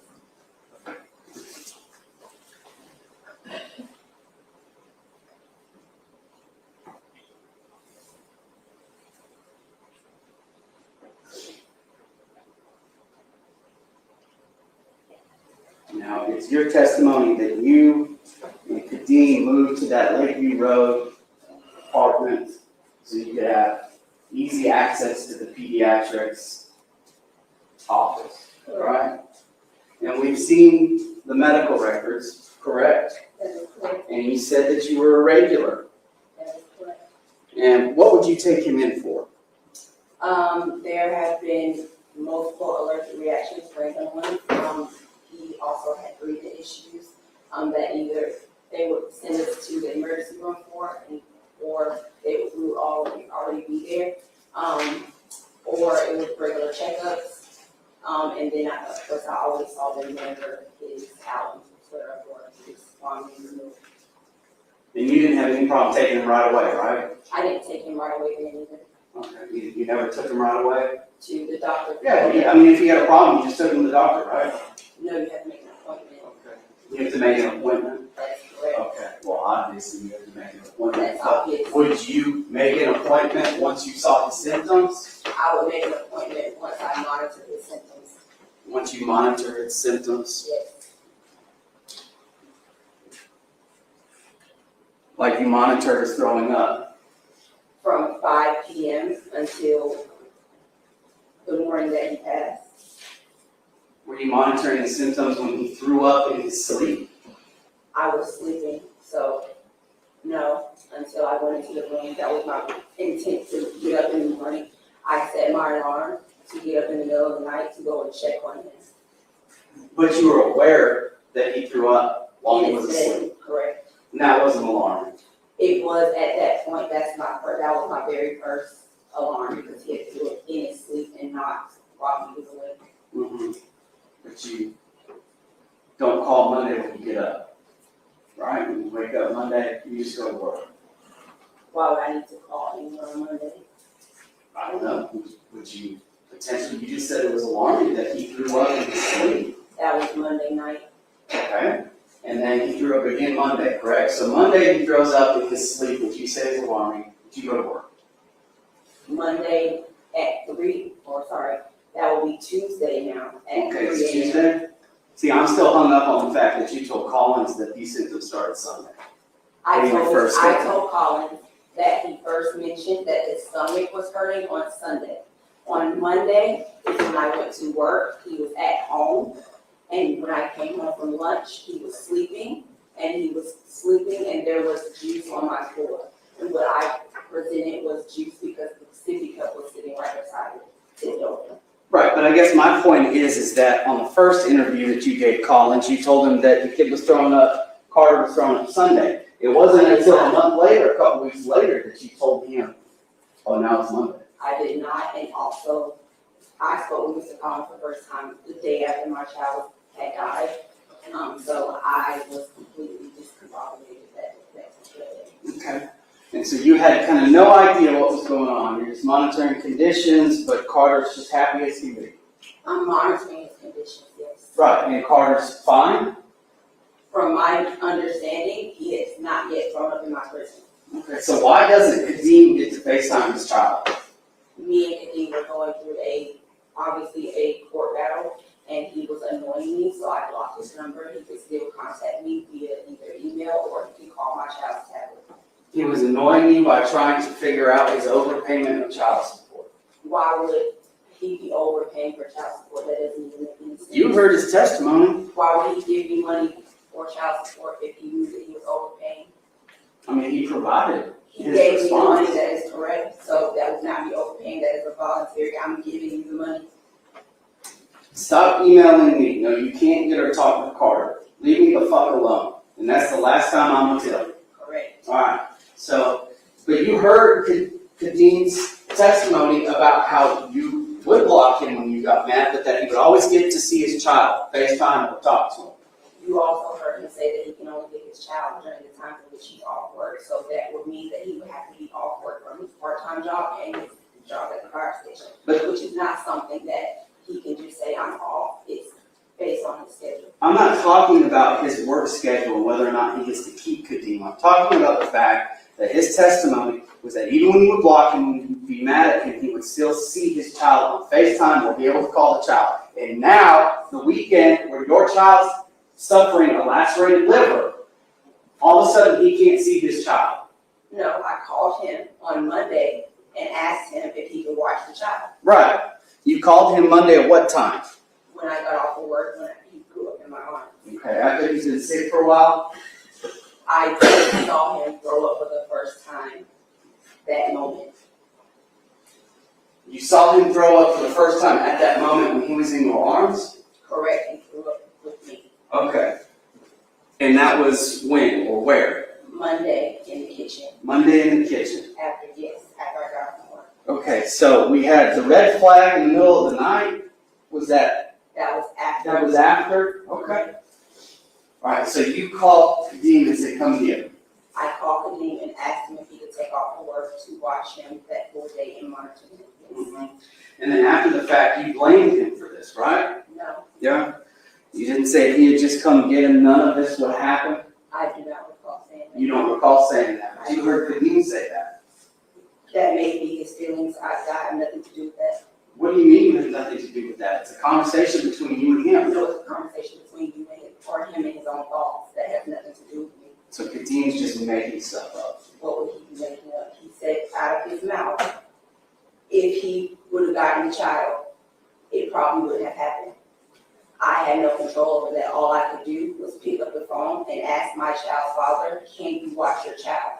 And considering that she had just been calling me for 2 days, asking me if you could see the child, I would suspect that she would assuredly want to watch the child, especially knowing that he was sick. But he told me no. Or none of this would have happened meant that the finger would have been pointed at him. No, I don't know what you're referring to. Right? Why would I tell him that? He's my child's father, he's never, Why would you tell him what? why would I tell him that if none of this would have ever happened if he had been watching my child? Well, if the child died on his watch, we point the finger at him. We didn't know that the child was injured at the You didn't know? No, No. Just all this throw up, my tummy hurts. correct. Mhm.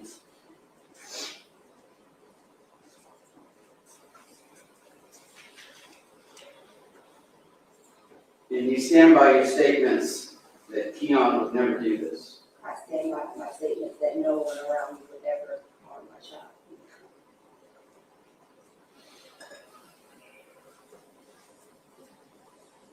So if Monday he's throwing up, why didn't you just make an appointment for him then?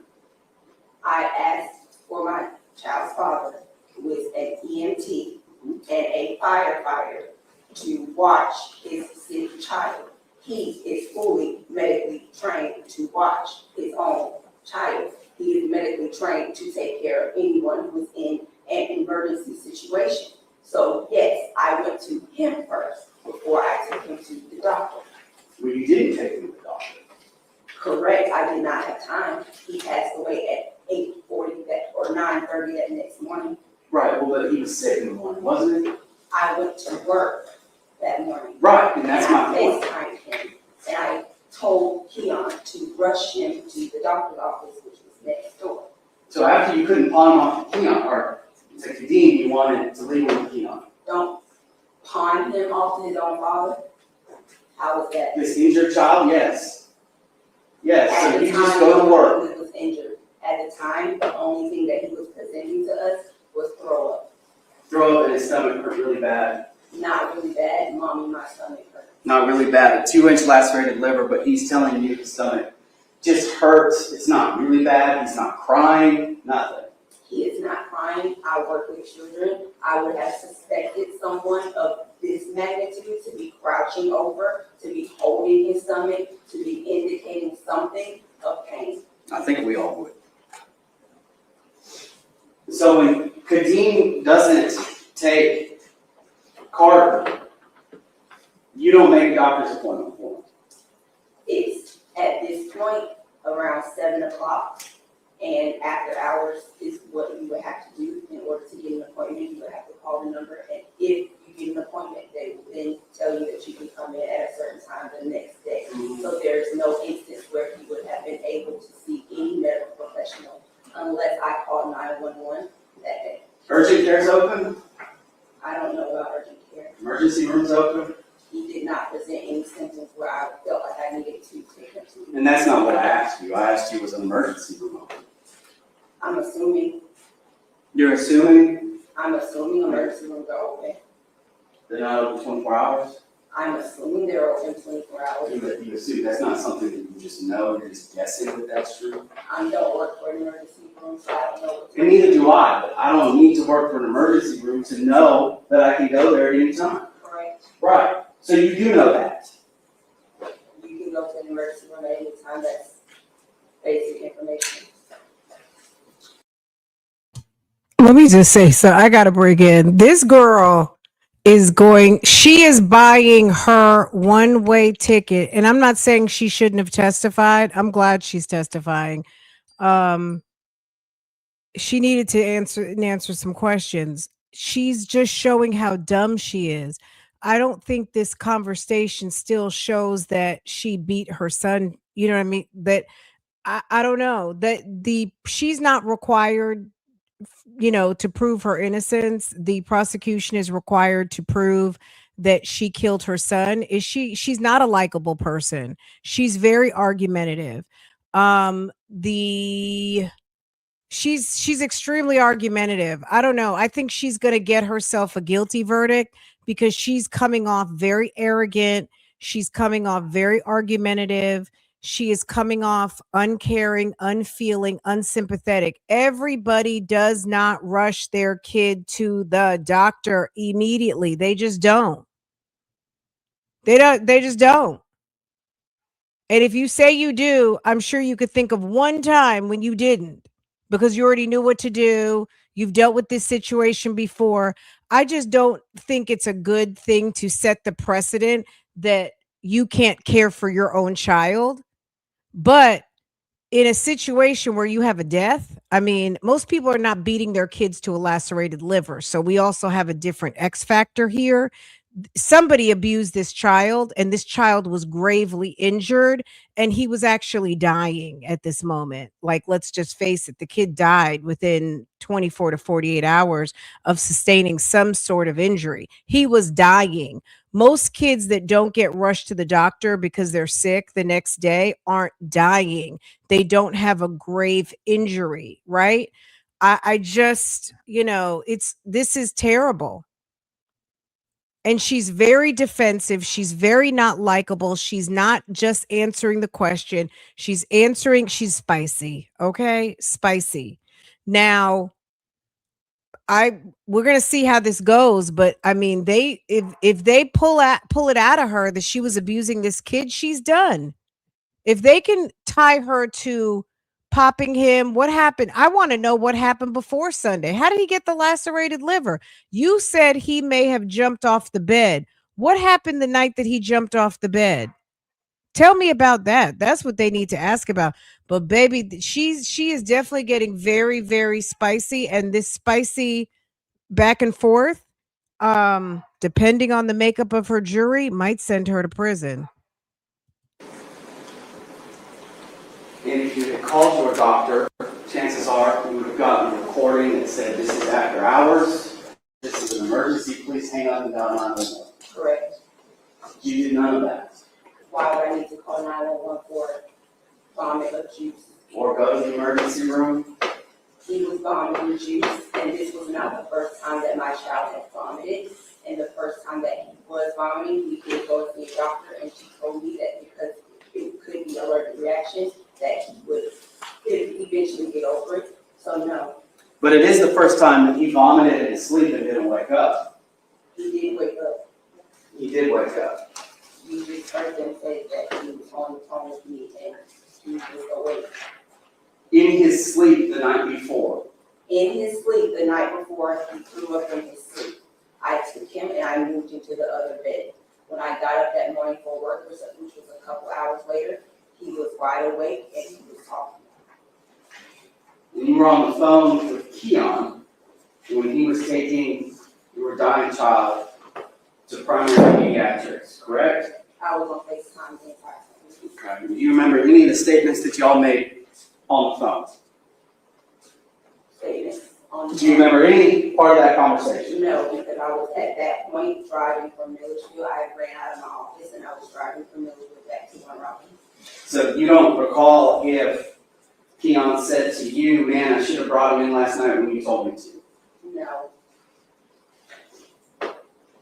Why would you have told him to take Carter? that's a very good question, because why would I tell him to take him? Right, well, I mean, you did tell him to take him I Tuesday did not morning. tell him. On Tuesday morning? You did.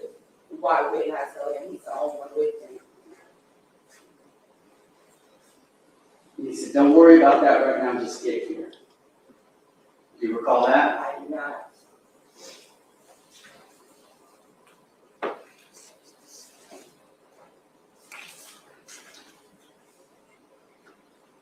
The daycare, Miss Shirley, right? How long have you been knowing her? I've known her since my child went to daycare. And you kind of went to high school. You went to high school with Kazette I did, but we did not hang out. No. until you started bringing Carter to her mom, and then you guys kind of had more of a friendly relationship. No, I never had any type of relationship with Zach until after my child passed. Okay. Till after your child passed. So what was that relationship like? There was no relationship. It was more so they had a party and she invited me over and I went to her place and that was the last time that I saw her spoke to Zach. You took wine to her place, right? I did not take wine. So you didn't go to her place to pick up a plate? I went to her place, like I said, they were having a party of some sort and I went to pick up a plate from them. You don't even know what kind of party it was? No, I don't. You don't recall it being a Christmas party? No, You don't recall that you took Christmas gifts there? he didn't tell me that he took Christmas gifts. So Okay, okay. But who called you and told you that you could get a plate? Zach, Is that it? yes, And you could pick it up from her house? correct. And you guys didn't discuss anything while you were there? No, You didn't tell her that he had a lacerated liver? I don't recall, no. Okay. You don't recall, when you just said that you didn't talk to her at all, and now you're saying you just don't recall if you made that statement. I just said, I don't recall telling her that my child's liver was lacerated. I obviously had a conversation with her because I was at her place. And you told her that you Googled it? I don't recall telling her that. You don't recall telling her that it could be because he jumped off the couch? No, I don't recall telling her anything, but if I did, then I would probably have said what I researched.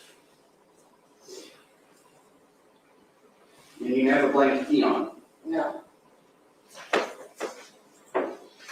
Well, Miss Shirley, did you keep in contact with Miss Shirley after Carter's death? not really, other than her checking on me, So you guys had a discussion though, right?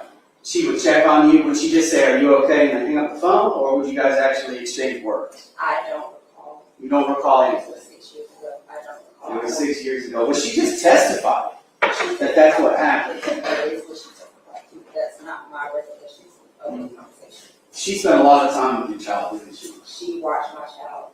Pretty much all day unless Kadeem wasn't at work, right? Correct. Right. She loved your child, didn't she? Sure. Mm-hmm. And she made, what was it, a pillow with his picture on it? She did. And at his viewing, he had some kind of vehicle in his hands, didn't he?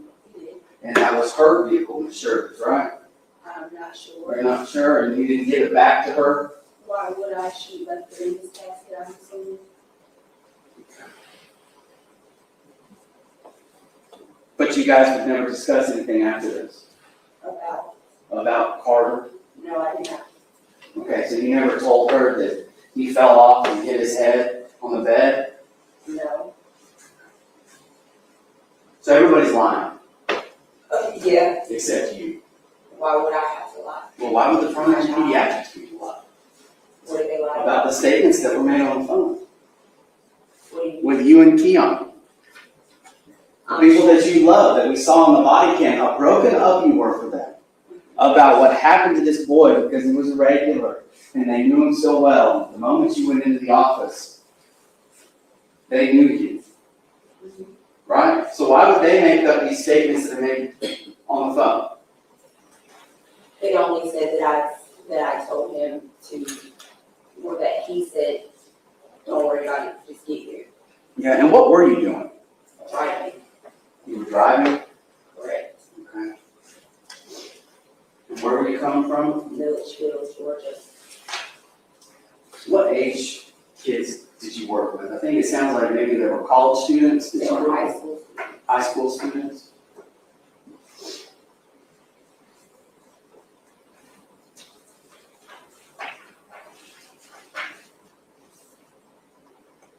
But you don't really know anything about the statements on the phone. I was driving, they just told me my child was being rushed to the emergency room. I'm driving, I have an hour drive. I'm also trying to contact his father to notify him of what's going on. There's a lot going on while I'm trying to drive on the highway. So what is Keon referring to when he says don't worry about that, just get here? I have no idea. I'm sure I was trying to find out information about my child.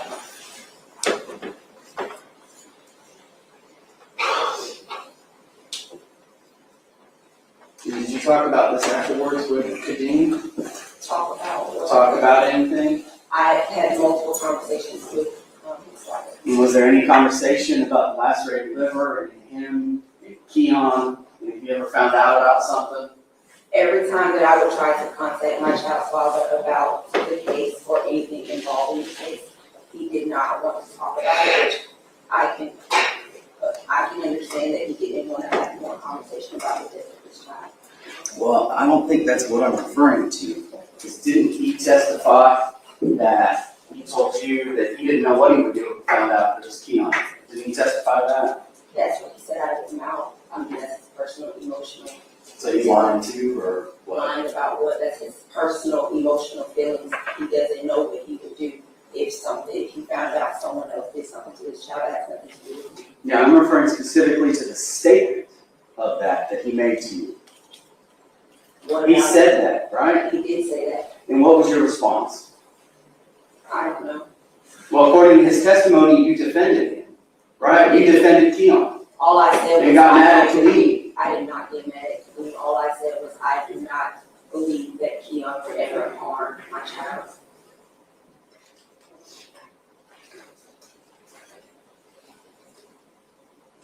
And so we know that Carter had his own bedroom in your apartment, correct? Correct.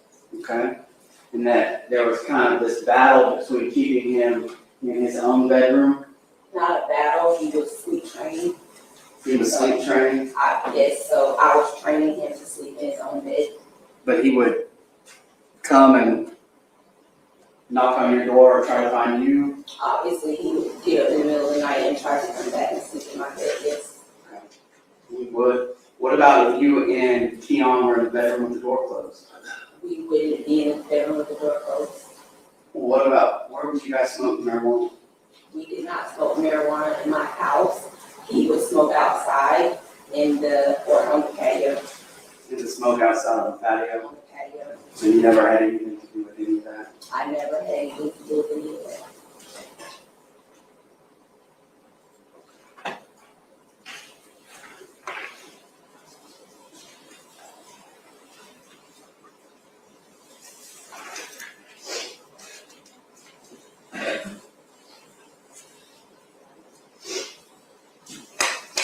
Try to get a new phone after this? Did I try to get a new phone, Mm-hmm. as in a phone number, A or? new phone, like upgrade your phone? I believe I did upgrade my phone only because me and his father shared a phone at the time of our line, and I was returning his, and I was eligible for an upgrade, so I believe that I can upgrade or whatever. When did you become eligible for an upgrade? I don't know. Does December 6, 2020 sound right? I don't know. Okay. Do you know how many times you checked to see if you actually qualified for an upgrade? I would never check to see if I qualify for an upgrade. I don't know.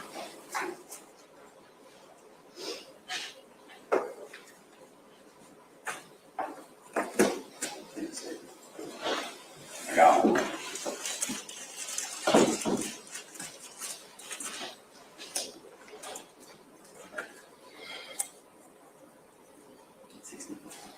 Right.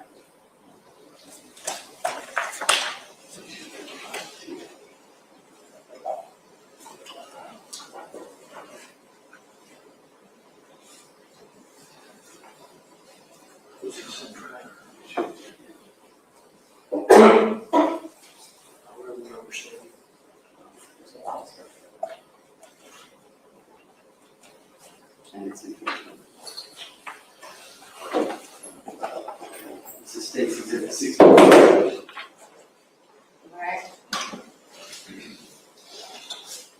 Can you look through this form? Sure.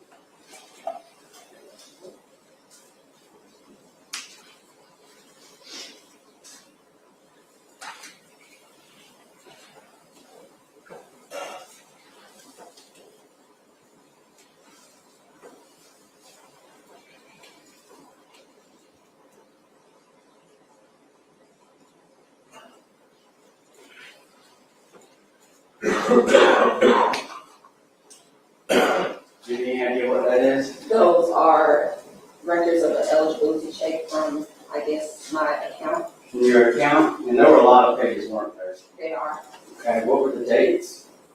from November until, I believe it was January, I don't know, So December? December, January. I didn't know the last day. That's quite a few pages, isn't it? Eligibility request for upgrade on my cell phone. Mm-hmm. Sure. Okay. A lot of them came right after this incident happened, didn't it? Sure. But but I mean, I work in tech, so we upgraded my phone, had no bearing on anything, because everything was then transferred over to my new phone. Why did you tell Kianna to get him a breathing treatment that morning? Because Kianna had mentioned that he didn't think that he was breathing correctly. So I immediately said, well, I asked him to lift up his shirt so that I could see if he was retracting a little bit. I did not notice him retracting, but because he stated that he thought that he was breathing oddly, I told him to get him a breathing treatment anyway. And you knew the signs and symptoms, right? Yes, which is why I asked him to lift up his shirt. Right, and you didn't see anything, No, but you said getting the breathing treatment anyway. correct.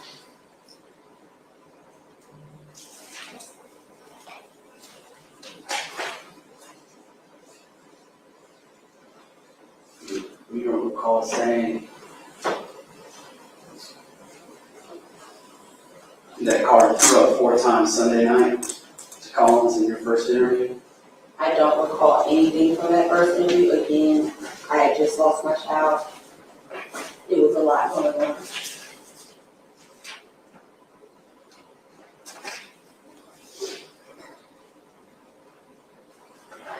How many times did he tell you his stomach hurt? I don't know. Was it once? He told me Sunday night. I went to work on Monday. I never heard him say it again until I returned home and he looked in my face. And then he said, Mommy, my stomach hurts. Did you get him a bath after that happened, or did you get him the bath prior to being in the kitchen? I gave him a bath when I got home because I noticed that he had juice all on his shirt. But it wasn't juice, was it? It was juice. It was juice? It was juice. What was on the carpet? Juice. Juice was on the carpet? Juice. Okay. But you said that you kind of deduced that it was throw up at some point in your statements to law enforcement, right? Throw up in my mind is throw up, which it should contain food, some sort of consistency, chunkiness, something. This was not that. This looked like water mixed with juice. So, then why did you tell law enforcement and you kind of figured out later, once he threw up in the kitchen, that you figured out it was throw up? I said, because when he threw up in the kitchen, he also vomited the juice and clear fluid. So I then immediately said that must have been what I noticed on the floor from when I came home from work.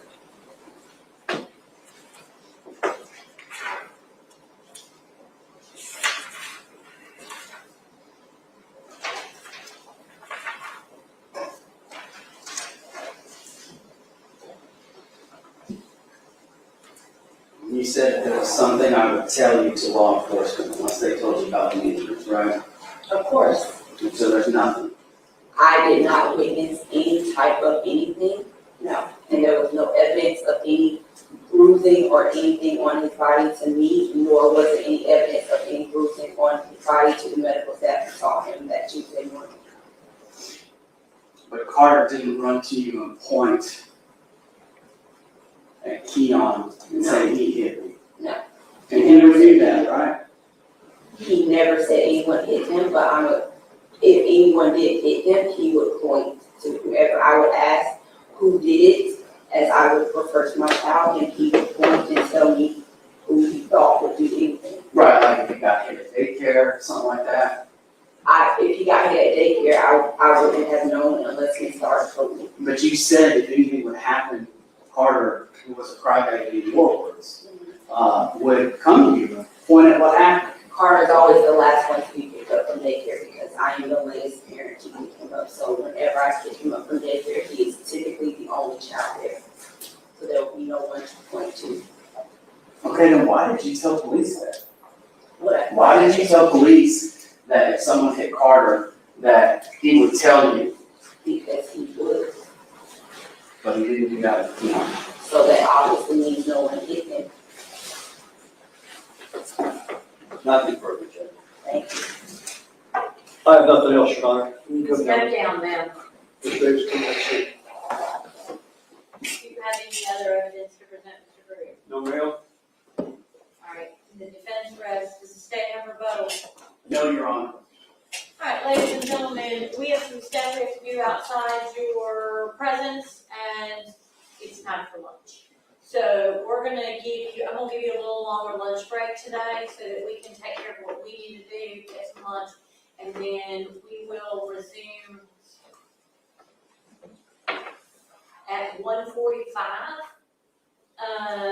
And we'll, hear the closing arguments from both sides, and then I'll give you the law that applies to this case, and then we will begin deliberation.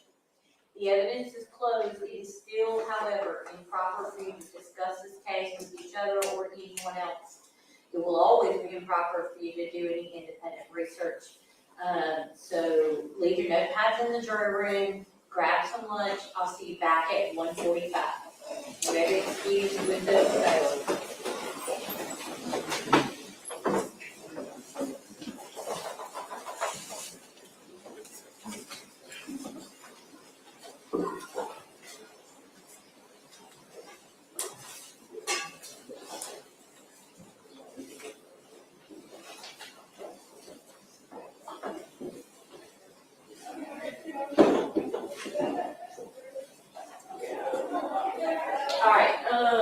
Let's begin on being back at 1:15-ish to do a charge conference. I think you guys both have the version, which I've already taken some stuff out, because you didn't call someone else, so I thought you might, and so forth. But that'll get us to the starting place, and we'll do a charge conference at 1:15. Mr. Dwayne, are you gonna open and close? Probably. Okay, so we'll do that, and then, we'll do the, closing arguments and charge, okay? Yes, ma'am. 1:15 for you guys, 1:45 for the jury, we'll stand and recess.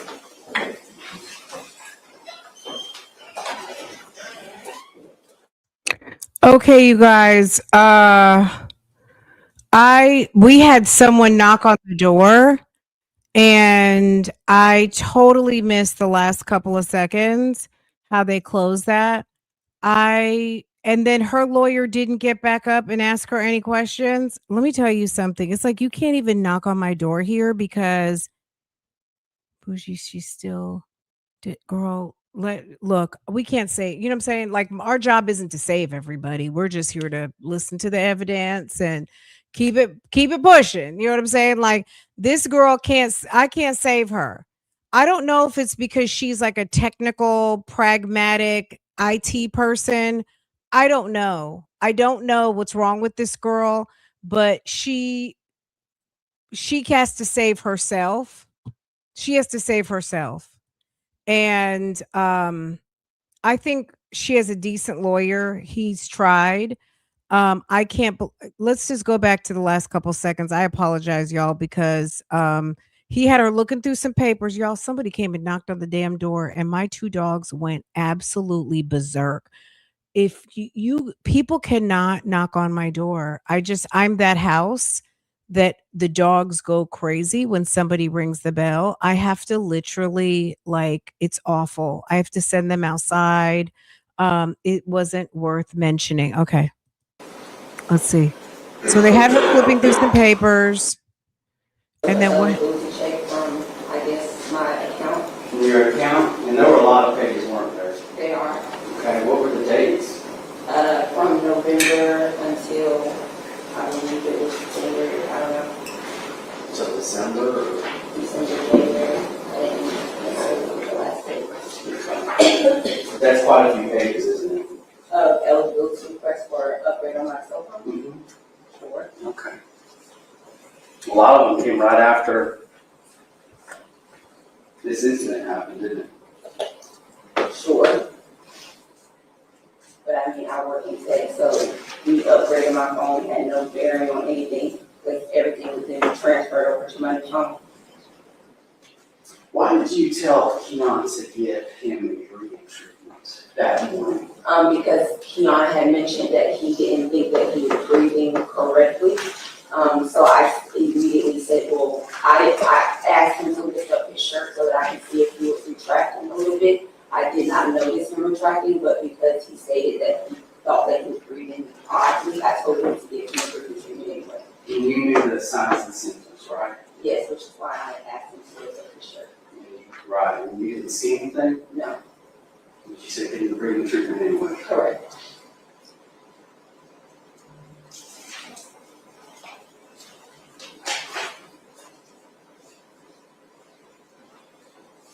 You don't recall saying that Carter threw up 4 times Sunday night to Collins in your first interview? I don't recall anything from that first interview. Again, I had just lost my child. It was a lot going on.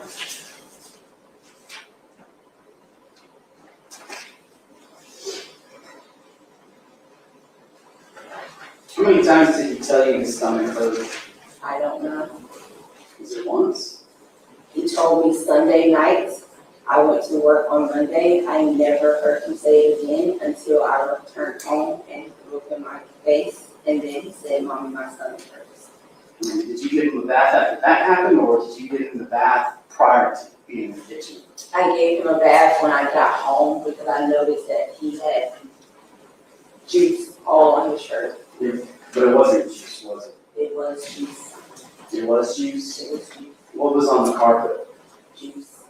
Juice was on the carpet? Juice. Okay. But So are we are we to find out that there was blood? Did they ever give results of the testing of when they marked all of those when Herrera, did they ever confirm that that was blood on the carpet? you said that Or you bile, got or what was that? throw up at some point in your statements to law enforcement, right? Throw up in my mind is throw up, which it should contain food, some sort of consistency, chunkiness, something. This was not that. This looked like water mixed with juice. Bile?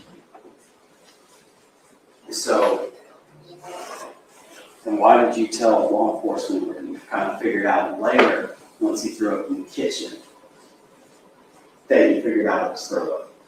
I said, because when he threw up in the kitchen, he also vomited the juice and clear fluid. So I then immediately said that must have what Yeah, so they never confirmed whether he was throwing up blood. It was just whatever was in whatever he was throwing up, we don't know. We're just watching. I don't even want to get myself emotionally involved in this. I'm just trying to understand, but in about 2.5 seconds, I'm going to be okay with back to I don't have to understand everything. I'm just listening, I'm just watching, and I'm witnessing what's going on here. But I feel like this girl didn't do herself any favors. Her lawyer put her in a decent position. And the minute that the prosecutor came up, she was ready. And I can totally believe the daycare provider and her having an attitude with the daycare provider. I totally believe that she said something because ma'am gets spicy real quick. She goes from demure to fuck you mean in about 2 seconds.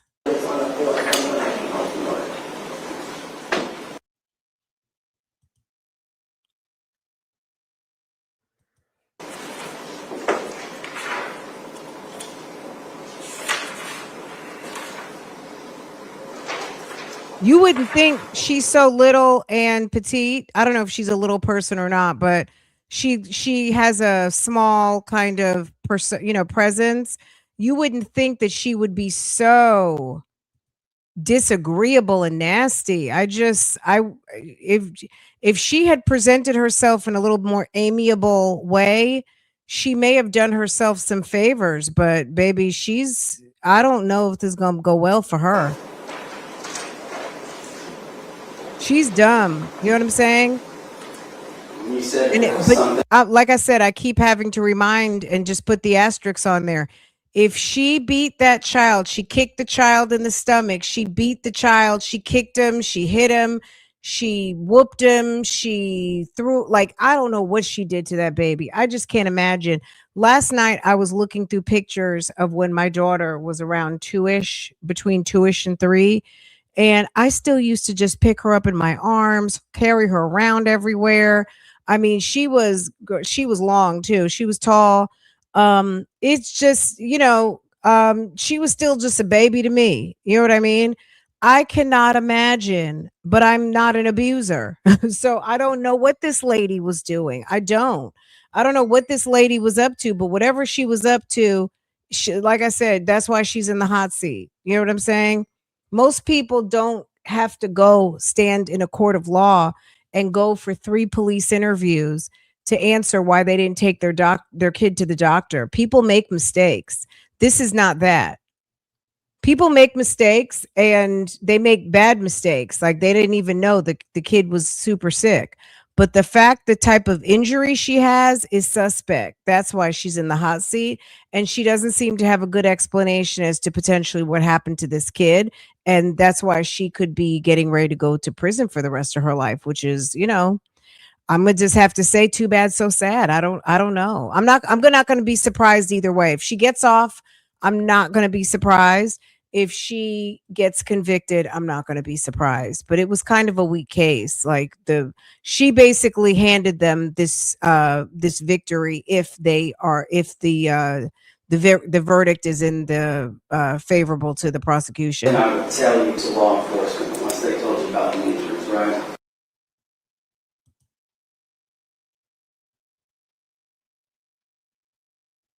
Okay. Why did he bring that up? Why did he bring that up? So a couple of things. She cussed out her baby daddy about she blocked the baby daddy. She's on some fuck you mean, okay? She's a pistol. She's spicy with it, okay? Look, like I said, we gonna just have to see how this turns out. I'm checking to see if McBurney is live, but it doesn't seem like it's happening. I'm trying to get a hold to my contact to find out what's going on. Okay, you guys. Let me let me keep checking on some things, okay? Um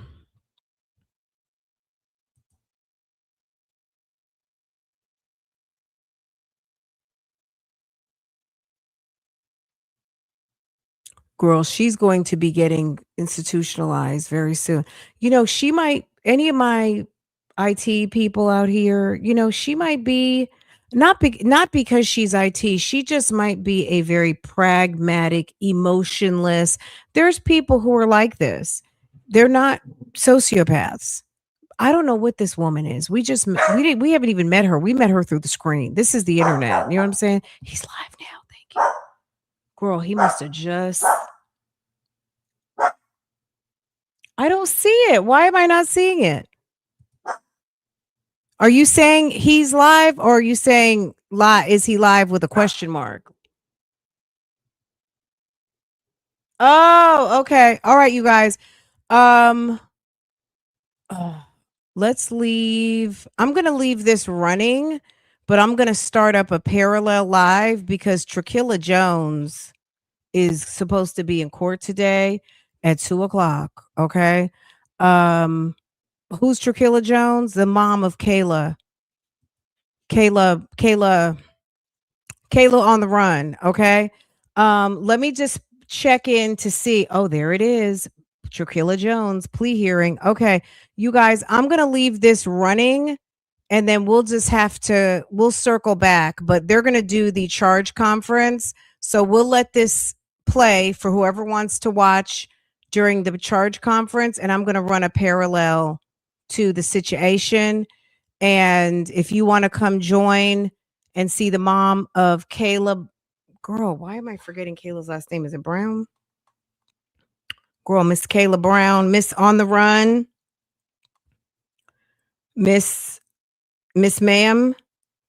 Her mom is taking a plea deal today, allegedly. Okay. There are allegations that somebody might be doing something in the Kayla Brown family of, we don't even know. We won't know until it actually happens. But okay, let's get into it, guys. Like I said, I'm gonna leave this running for y'all, but I'm gonna run a parallel live. So any of you guys who are interested can stay over here, and I'm gonna run the other live.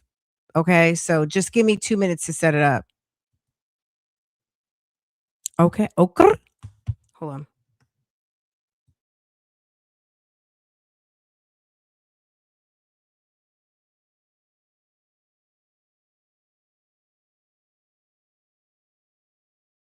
Are you all right? Yeah.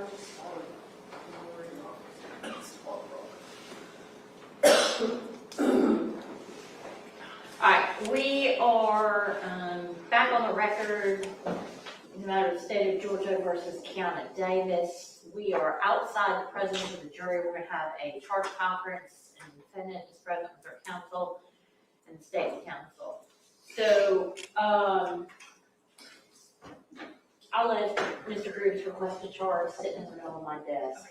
They're on the front part of the desk, right where I would be sitting. I have another copy if you need it. It's okay, I got 2 copies on my desk, Mr. Grooves, you should be able to hand them to me and I should keep up with them. I just sat them down earlier and then, all right, let me tell you what I've got and then we'll go through each of y'all's requests.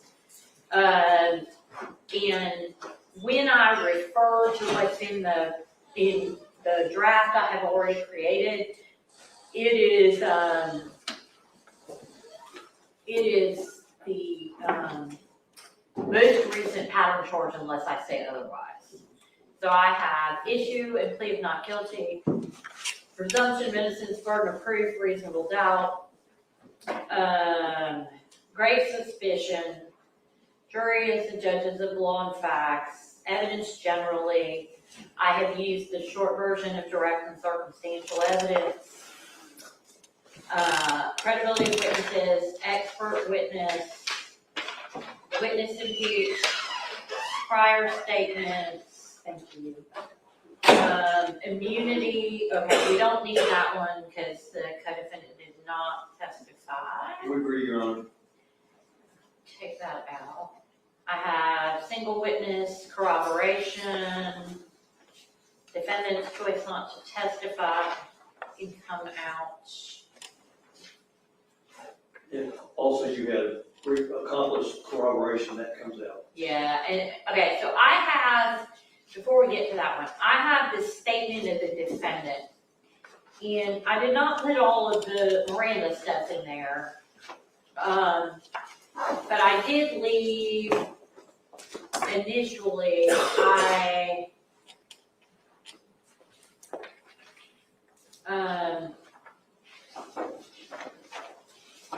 hold on a second, I'm trying to. Yes.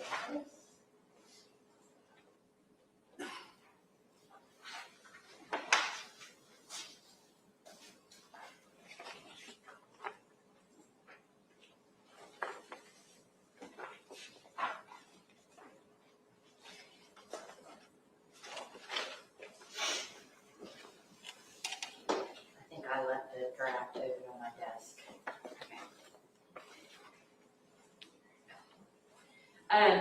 So the pattern statement of a defendant says, a statement of the defendant allegedly, and it says, made while in custody has been offered for your consideration.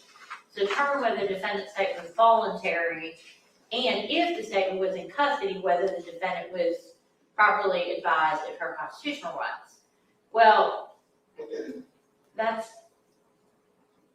I mean, either, you know what I'm saying? I don't know why it's phrased that way. Because my intention had been at first to give statement of the defendant 1.32.16 and voluntariness 1.32.17 and not the rest of that about Miranda and all that, because we all agree these are not custodial interrogations, or whether or not we all agree to that, that is what the evidence is and what the court has found. So I guess my first question is, do I give it at all? Is it appropriate to give those 2 paragraphs? And if so, then I'm going to read a statement that the defendant allegedly made has been offered for your consideration and take out the while in custody, and then just leave those 2 paragraphs otherwise as written. That's fine, Your Honor. because voluntariness is always an issue, even when Miranda and custody is not. The new version appears to have the law of custody in parentheses. Okay, maybe that's just it, when I cut and pasted, I didn't, okay, so, see, the pattern is gonna do what I said we should do anyway, so yay me, okay. So we will leave that a statement that the defendant allegedly made has been offered for your consideration, before you consider it, blah, blah, blah. Okay, that one's good, let me take out mine. I had highlighted some stuff that I know we would need to discuss. So that comes out, and then voluntariness. Then I have, and I think in the version I printed for you, all the accomplice stuff was in there. I took that all out. Okay, so then I have definition of a crime, intent, no presumption of criminal intent, parties to a crime, principal, failure to prosecute, knowledge, mere presence, mere association. I added, and I can't remember if I did this after I gave you a printed copy or not, I added statute of limitations. So it reads, and I had to do a little, the statute obviously is different for murder than it is for the underlying felonies. So it reads like this. Members of the jury, the law of our state sets a time limit upon the state in starting the prosecution of most criminal offenses. The accused is on trial for the offenses of murder, aggravated assault, cruelty to children in the first degree, and cruelty to children in the second degree. Under Georgia law, there is no statute of limitations for murder. However, prosecution for the offenses of ag assault, cruelty to children first, and cruelty to children second must begin within 4 years after the offense has been committed. If you find from the evidence that the indictment in this case was not filed within 4 years after the offense was committed, it would be your duty to acquit this defendant. That's fine. All right, then I have venue generally. I also added some language to the venue charge because the testimony is that the official declaration of death occurred in Peach County. So there is some, and this comes out of the pattern. So it says the law provides criminal action shall be tried in the county in which crime was committed. Venue that the crime was committed in Houston County is a jurisdictional fact, must be proved by the state beyond a reasonable doubt as to each crime charged in the indictment just as any element of the offense. Venue must be proved by direct or circumstantial evidence or both. Criminal homicide shall be considered as having been committed in the county in which the cause of death was inflicted. Because I suspect otherwise we may get a question on that, and rather than, I need to be clear about that. Okay. Malice murder is the pattern.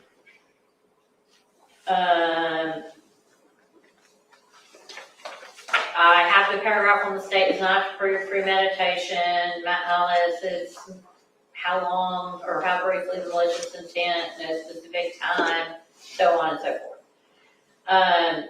Motive, you don't have to prove motive. Then felony murder, and here's the way I did this. It says, for felony murder, statements prove the defendant caused the death of another person by committing a felony. The state does not have to show that the defendant acted with malice to prove felony murder. Then I said, count 2 charges felony murder with cruelty to children in the first degree as the underlying felony. Cruelty to children in the first degree is a felony, which I will define for you now. Then for cruelty to children in the first degree, the statements prove the defendant maliciously caused. And let me adjust to the indictment. It's cruel physical, isn't that the way it's alleged? Yes. Okay, so caused cruel physical pain to a child under the age of 18 years. In deciding whether the defendant acted maliciously, understand that malice is not ill will or hatred. Malice in this context means an intent to cause the pain without justification or excuse, willfully doing an act while aware of strong likelihood that pain may result. That's all pattern. Then I went on to say, count 4 charges felony murder with aggravated assault as the underlying felony. Aggravated assault is a felony which I will define for you now. For aggravated assault, statements prove that the defendant, and in this adjusted for the evidence, assaulted another person with an offensive weapon. Then an offensive weapon is any object that is likely to or actually does cause death or serious bodily injury if used against someone. In deciding whether the unknown object is an offensive weapon, you may consider all of the following factors. And again, this is pattern. Nature and extent of injury inflicted, character or capabilities of the weapon, manner in which it was used, any display of it to the jury, and any other circumstances in this case. Then murder in the second degree. Statements prove that the defendant caused the death of another person by committing cruelty to children in the second degree. State does not have to show malice. Define cruelty in the second degree for you shortly. Cruelty. I'm not going to do it shortly. I'm going to do it right now. Hold on. I will define cruelty in the second degree.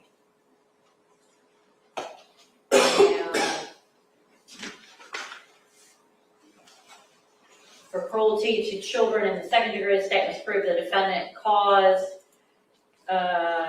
is it cruel pain again or excessive? Cruel physical pain. Caused cruel physical pain to a child under the age of 18 through criminal negligence. I think you also have to define criminal negligence.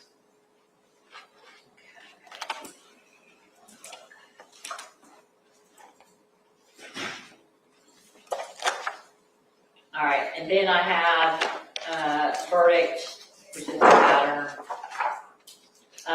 Court has no interest, sympathy, sentencing is the court's responsibility, deliberations, unanimous verdict, prior to the jury room, alternates go over there. Okay, let me go back and look at the malice too.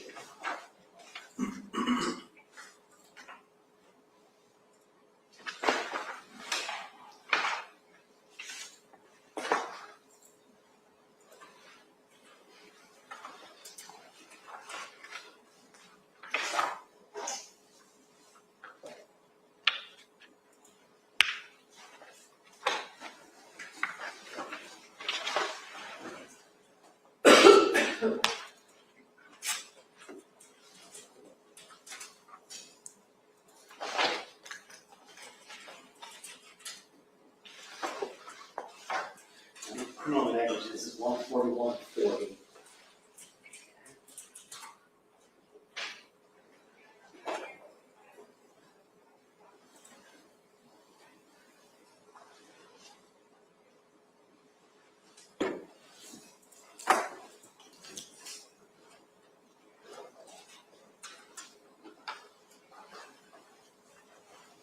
Interesting, it's not.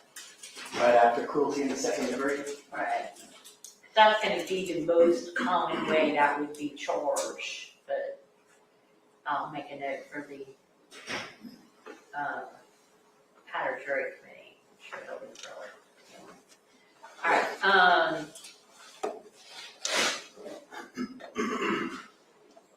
I agree that that needs to be charged.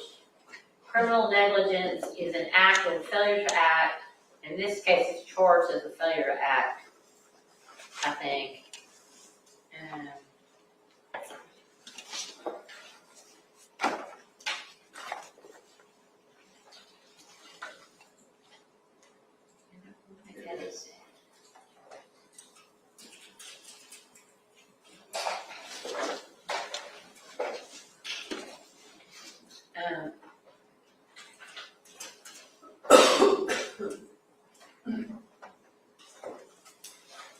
Okay, so criminal negligence is a failure to act which shows a willful, wanton, or reckless disregard for the safety of others who might reasonably expect to be injured by the failure to act.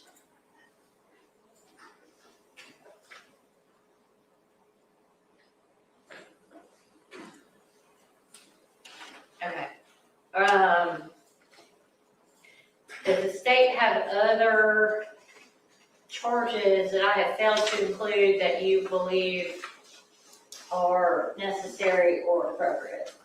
No, Your Honor. All right, let me go through. Mr. Groove has properly submitted his request to charge. I think we've got most, if not all of them, but I'm gonna go through them. I'm gonna give and when I say I'm gonna give it, I'm giving the most recent pattern. I'm not matching word to word Mr. Groove's, but I presume they are the same or. So I'm gonna give one. I'm gonna give two. I'm gonna give three. I do not think. All right, you want four, Mr. Groove? Yes, ma'am. Um,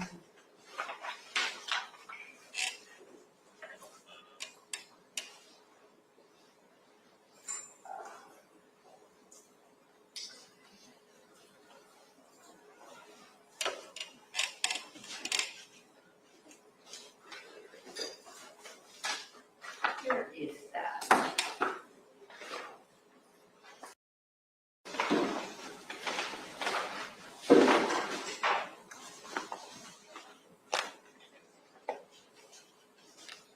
See.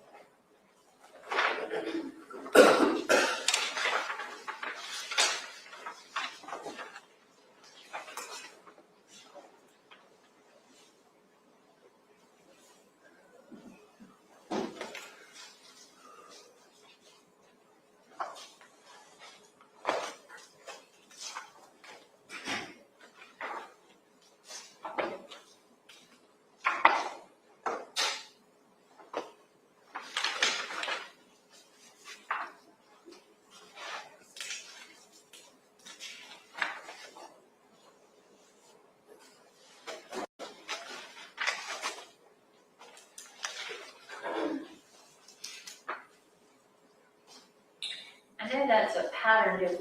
Can somebody tell me where it came from, which section it in, if I can't find it?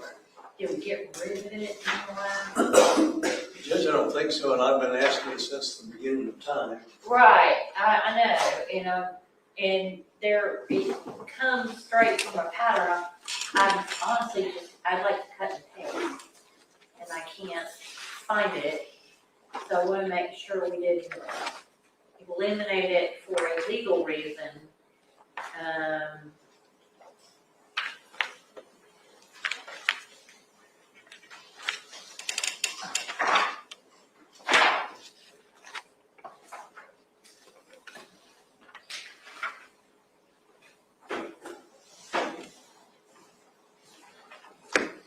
think years ago it came from that case, Sandstrom versus Montana.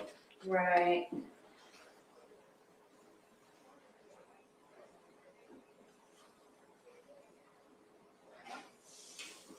I think it's 141.12, Judge. Assumptions and inferences. Well, I call myself.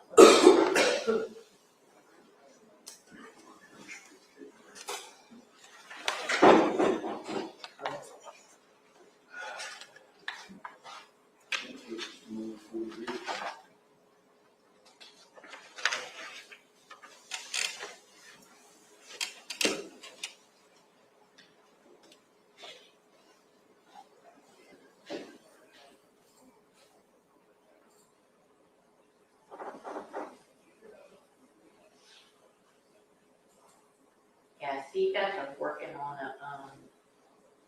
an old book. We are?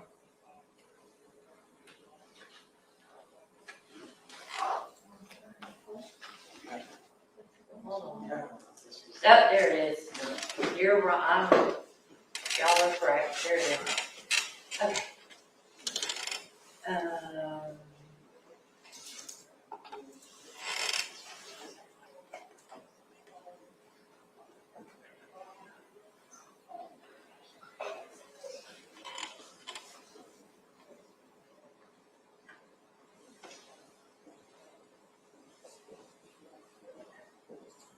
Okay, I'm gonna put it after, no where it comes in the pattern, right after, no presumption of criminal intent. I'm trying.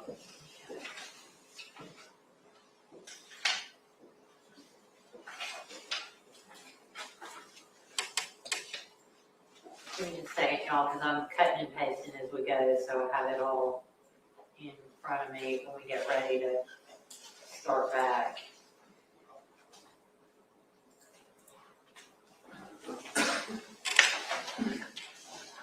Okay, so we'll give 4.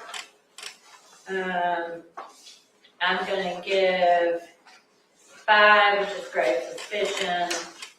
6 is evidence. 7. The testimony of a single witness.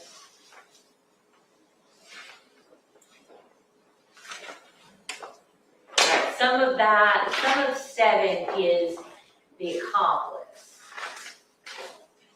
And we don't have any of that. No problem with that coming out. Okay, so I am gonna give the first part, which is the testimony of the single witness. So I'll give the single witness portion of 7, but not the accomplice portion. So that's the 2 sections. I am gonna give 8. I'm giving 9, or the current version of that. 10, expert witness. I'm giving mere association, that's 11. I'm giving credibility of witnesses. And that, what Mr. Groove has as 12 is credibility of witnesses, impeachment, and credibility. And so I'm giving all of those. 13 is not, I'm not going to give 13 because there's no witness to which that applies. I'm not giving 14 because Ms. Davis chose to testify. I am giving venue with that extra homicide section that I said, which is 15. All right, accident.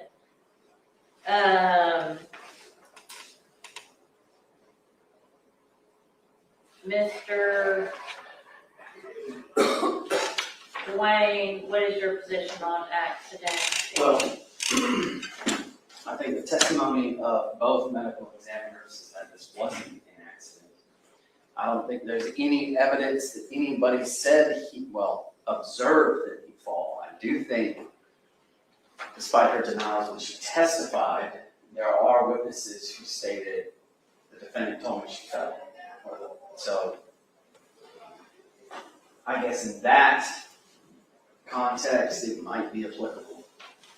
All right, well, a jury could disregard or not believe the evidence of the medical exam. Right. And there has been very little, it's not like there was a specific accident to which this injury is being attributed, but there have been discussions about that. So I'm going to give it, I think that's cleaner. Thank you, Your Honor. I gotta figure out where it goes. I think it goes after criminal negligence and before verdict. Yes, ma'am.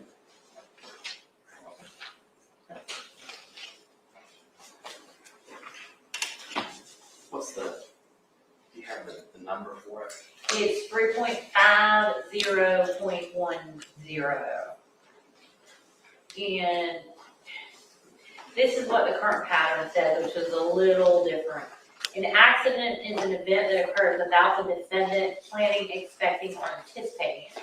You may not find the defendant guilty of a crime if the alleged criminal act was committed by accident and there was no scheme, intent, or criminal negligence by the defendant.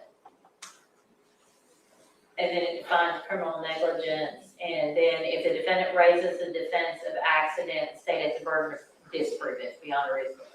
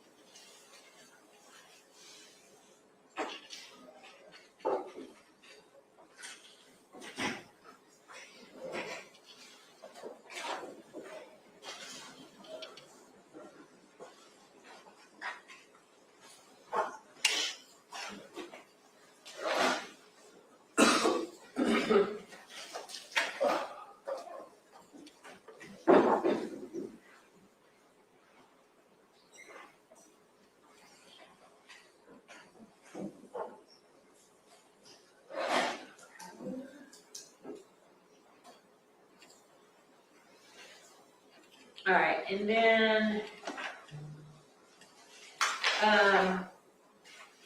17 is knowledge that goes with parties of the crime, that's in there.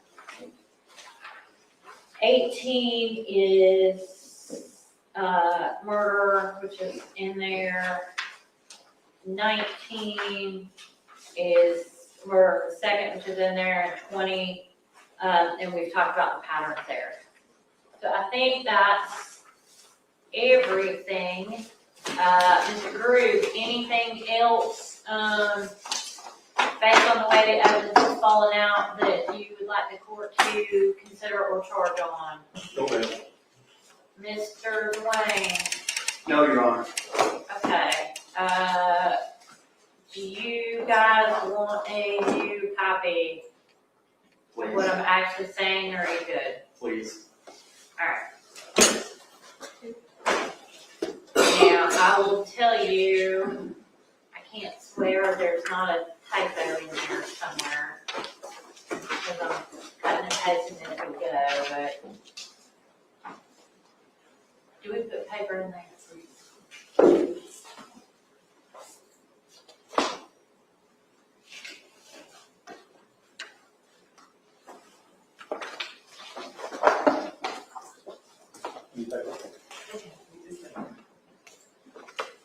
Okay, let's see if that works.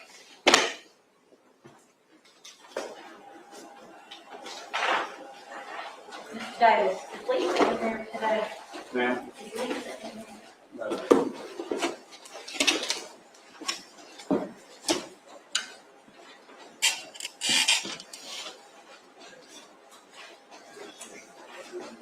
I can go check. She was also. Just, ask Annie, he filed it. Hello. Thank you.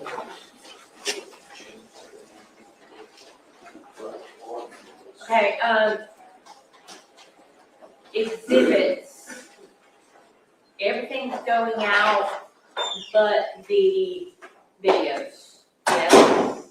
Yes, ma'am. Okay. Yes, yes. And then they wanna watch something again, they can ask for that here too.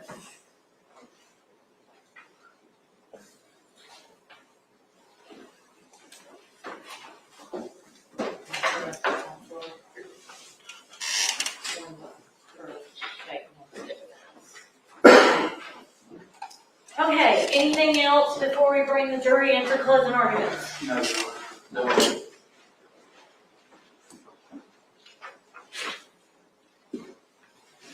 All right, I just sent Bob to do something else, so it's not you blame in the jury, please.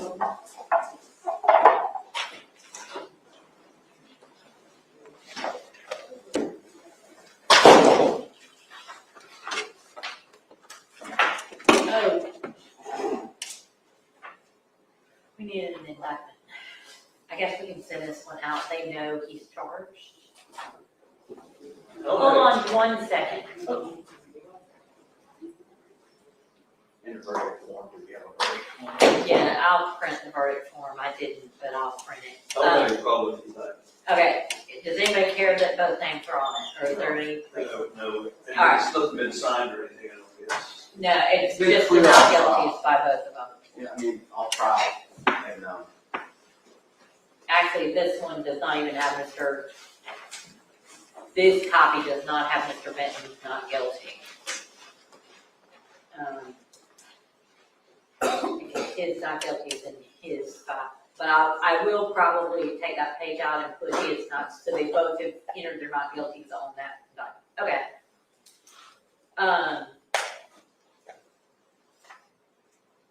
Now you can bring it. all right, okay. Check out all my W's.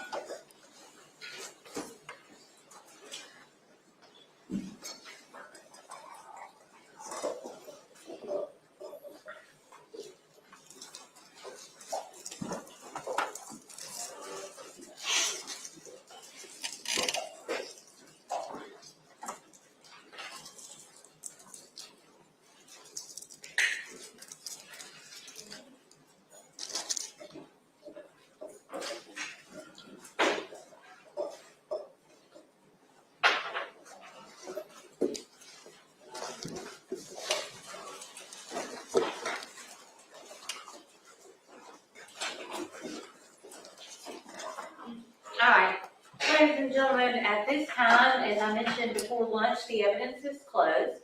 You're gonna hear the closing arguments from the lawyers because the state has a burden of proof.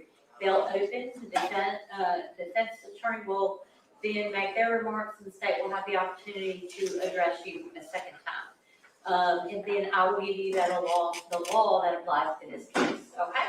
Mr. Dwayne, there with you. Thank you, Judge.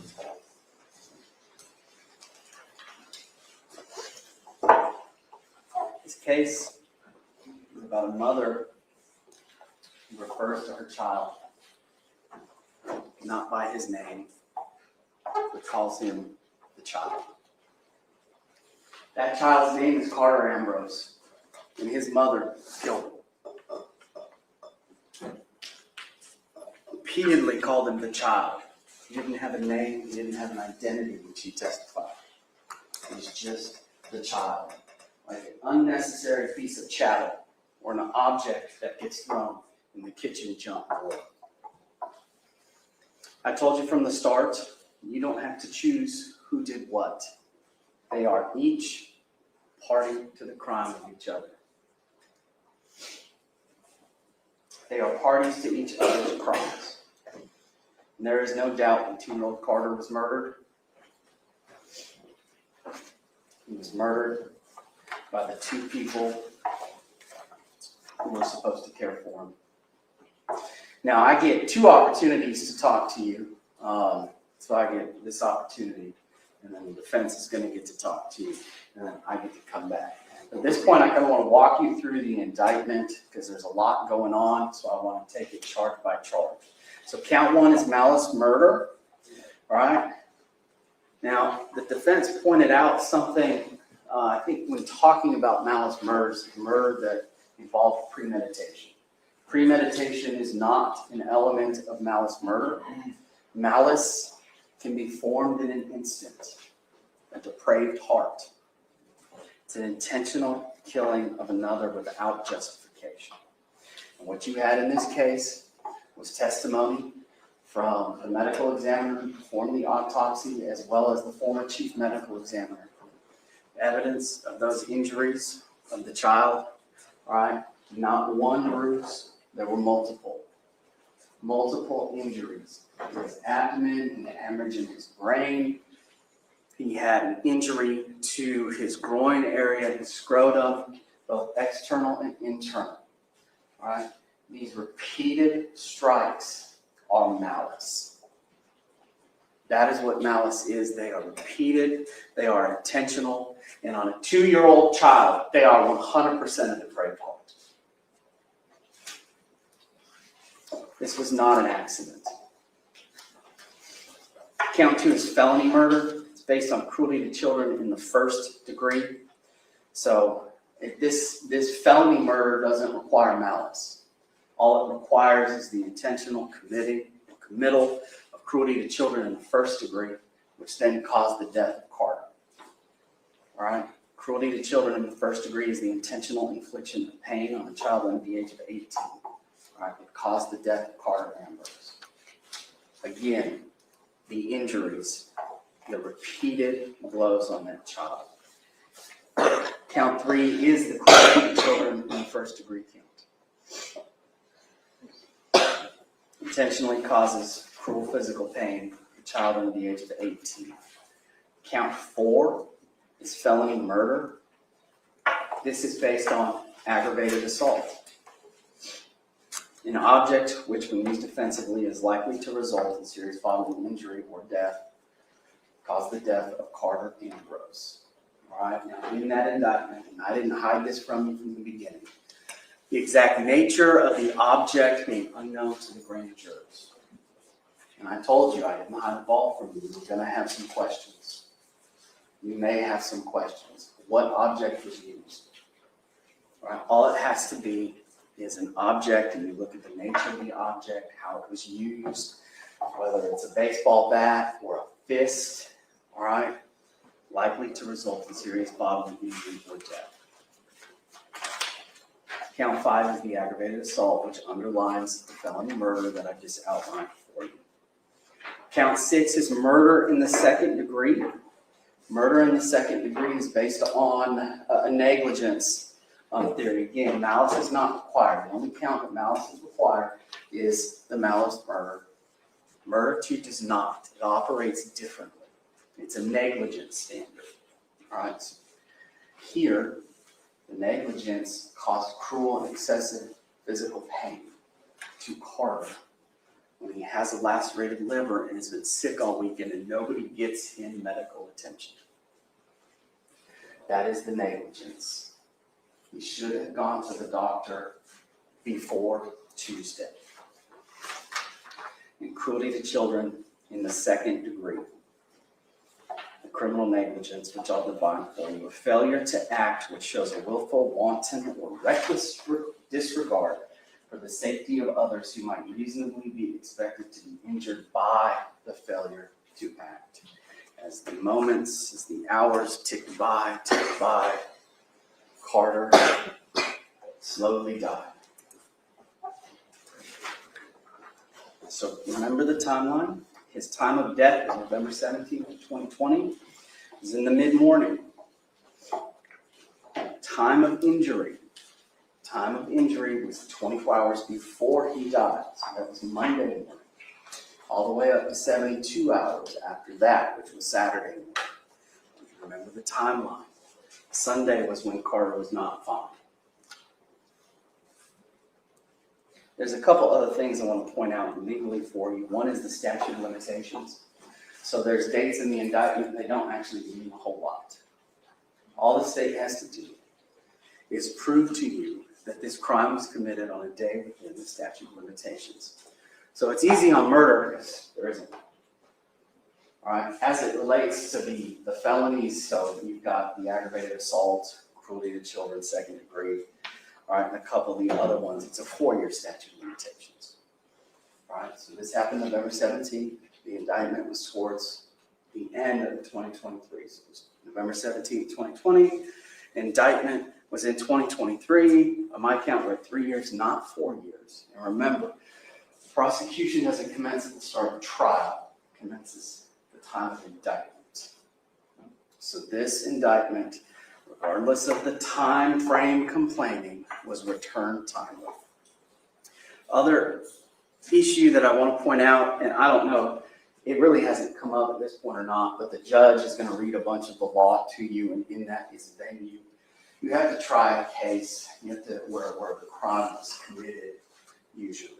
So in this case, the injury was inflicted in the apartment in Houston County. You were wondering why we kept asking, is that in Houston County? Because that is an element of the crime that the state has to prove. Right? This apartment complex is in Houston County. That is where Carter was from Saturday evening all the way until he was rushed to the hospital. During that whole time frame, it's all in Houston County. So I don't want you to get caught up by that.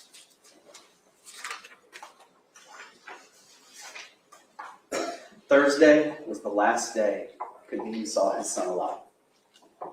His 2-year-old boy on a bike. Drops him off at daycare, happy and uninjured. You'll never see Carter again, MF. Those were her words. Boy, how true are they? Friday, he's at daycare. He's happy. He doesn't seem injured. He eats his food. He wasn't throwing up. And the defendant picks him up. Saturday takes him to granddad's house. He's happy, playing. He's uninjured. He's not throwing up.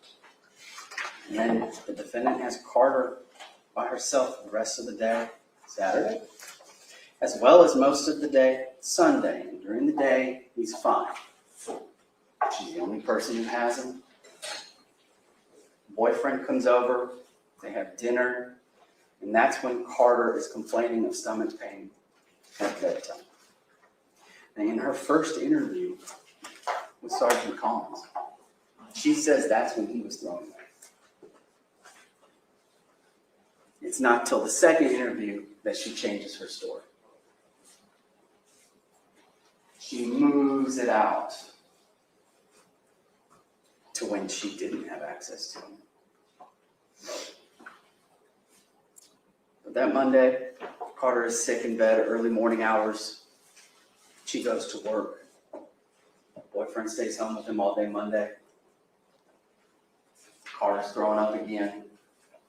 Throws up overnight. He's complaining of stomach pain. Then Tuesday morning is when he's rushed to primary pediatrics. She drives out of her apartment complex within yards of the doctor's office and continues on her day, leaving Kianna to deal with her dying child. Again, you don't have to decide who did it. You don't have to pick one or the other. It's not all or nothing. All right? These two people had access to this child when he was symptomatic, the only two. Everybody else who came into contact with this child leading up to Saturday evening said that boy was happy. He wasn't throwing up.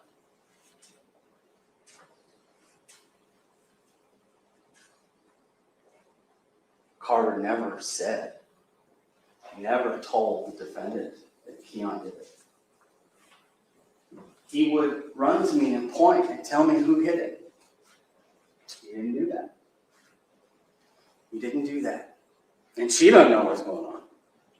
They know nothing about anything.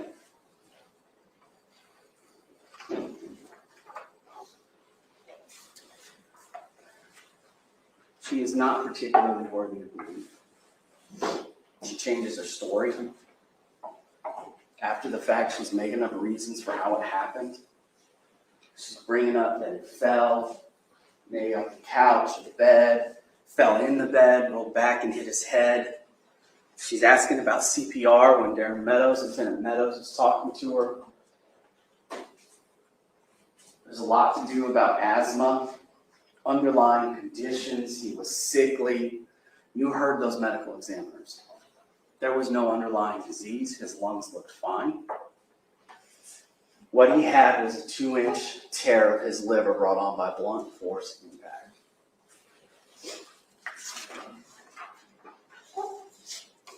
And to claim that she doesn't know. I call 30 million times a day. I FaceTime. I always check in when someone else has my child. And she's right there. She's right there. The time frame for the injury, when it was inflicted, right, is the closest to the time of death is Monday morning. So if you go back, she's the one who was right there with him the whole time. And according to her, she watches him like a hawk. I mean, she calls him a crybaby. He's dramatic. What a way to talk about your son. Whose autopsy photos have just been shown to the world.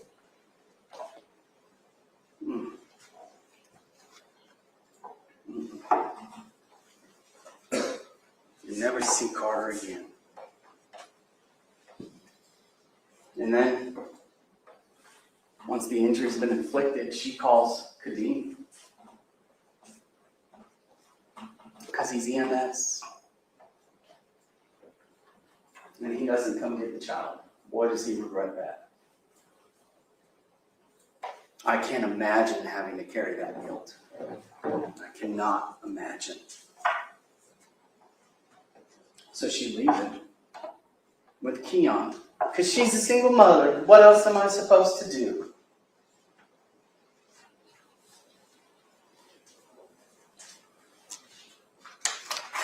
And lets him deal with the problem.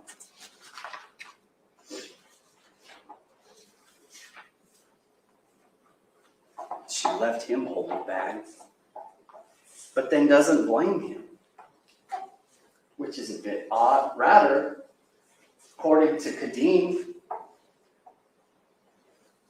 the man that she wanted to take the child because he was sick, wanted Carter to go with him, when he discusses with her the autopsy report and the injuries of the child, and if he finds out Kianna did something, He doesn't know what he'll do. She gets mad at him.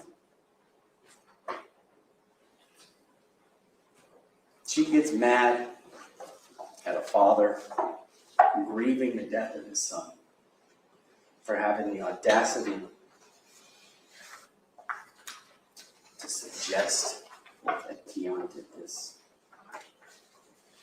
Now, I think I brought it up in my opening originally, and that is reasonable doubt. You're going to hear beyond a reasonable doubt. The judge is going to instruct you on that. I spoke about it with y'all a little bit on Monday in my opening statement, and I like to think of it as pieces to the puzzle. Yes, this is a circumstantial case. I told you from the beginning we didn't have an eyewitness. There's no CSI Miami, 1 hour, DNA, solve the crime, let's go home. It's all circumstantial, but there are plenty of pieces to this puzzle. First one is that the defendant and her boyfriend are the only ones with custody even at the outset of the symptoms. She changes her story. Her second interview, she tries to point her story away from herself. She doesn't go as far as to blame Keon, but she starts to build her own timeline. She's never blamed Keon. She's even defended him. She calls him 30 million times a day. And let's not ignore the fact that this is a substantial injury. This is a 2-year-old boy with a lacerated liver, a 2-inch laceration. But that's not the only injury he has. He has multiple injuries, including to his groin area, his scrotum. And he's a crybaby. He cries over everything. That's what the defendant says. You're not going to sit here and expect me to believe that this child was not in serious pain. The 2-inch laceration of the liver, in that it was just a minor tummy ache. There's no chance of that. You're not going to tell me this child wasn't in the fetal position, holding that stomach, rocking back and forth with a lacerated liver.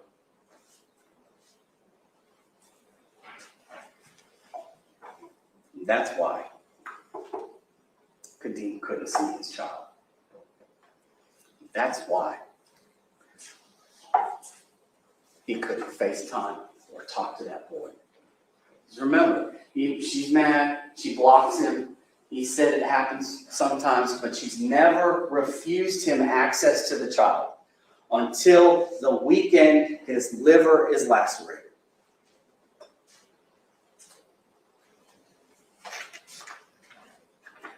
I have serious questions as to whether or not providing the child, letting Carter go with his father or leaving him home with Keon was not a setup to point this somewhere else.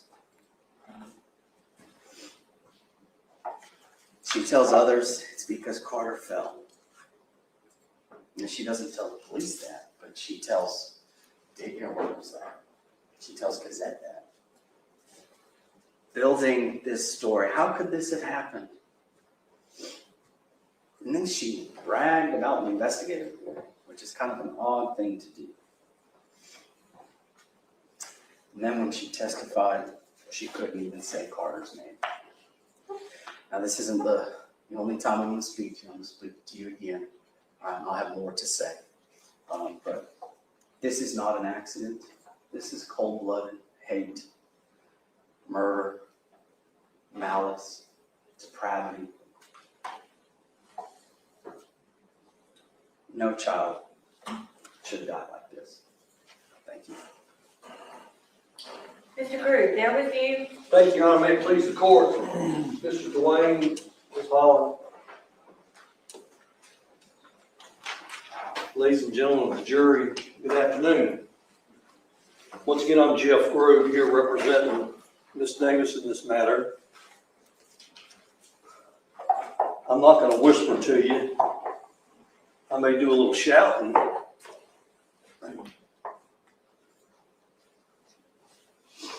But I want everyone to hear what I have to say about this, okay? First of all, Ms. Davis thanks you for your service. She understands how traumatic of a case this really is. And it is. It's a sad case, as you'll ever want to hear.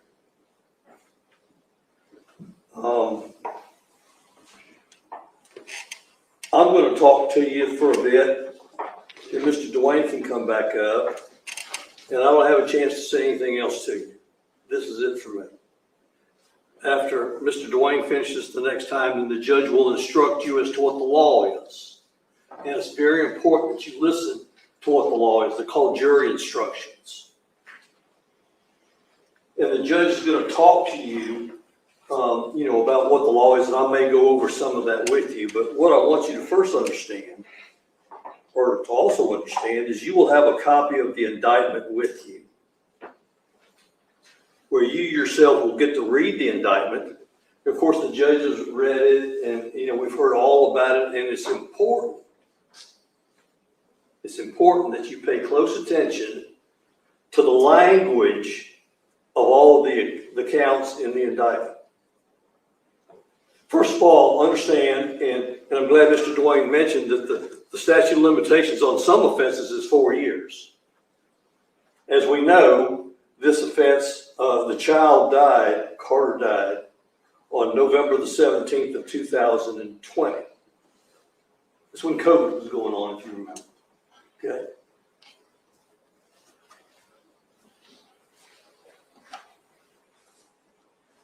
This case was indicted by the Houston County Grand Jury on October the 18th of 2023, almost 3 years later.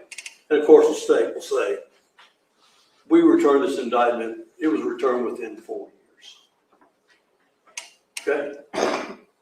But think about it. 3 years later, here we are, July of 2026, the case is finally going to trial. And you have to think why. Okay? Of course, the state can get up and argue that they did everything they're supposed to do, and the fact that the sheriff's department did their thing, and then it was submitted to us, and it was the grand jury that didn't return the indictment until October of 2023. But in any event,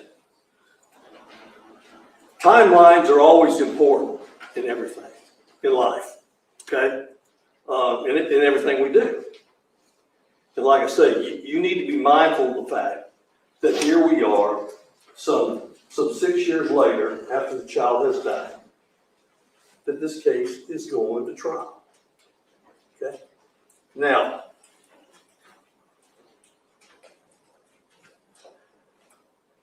you'll have this indictment, and I want you to read over it.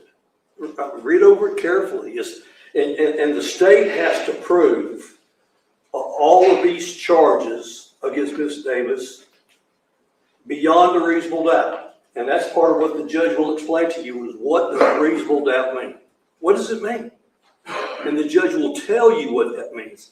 She's not going to tell you that it means down to a specific number or to a mathematical certainty.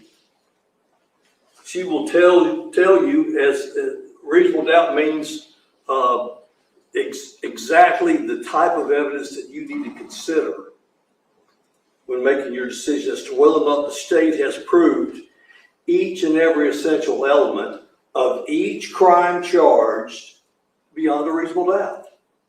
All I ask you to do is, of course, you've heard the evidence, is follow what the judge tells you. Just follow what she says, and she will tell you what the law is. The first charge, as Mr. Dwayne has said, deals with malice murder, malice aforethought. And I think Mr. Dwayne was, I guess he was saying when he was telling you that my client beat this child to death. Beat this child to death. And the judge will explain to you what malice aforethought means. She'll explain that to you. But that's what the state is alleging in count one, that Miss Davis beat her own child to death.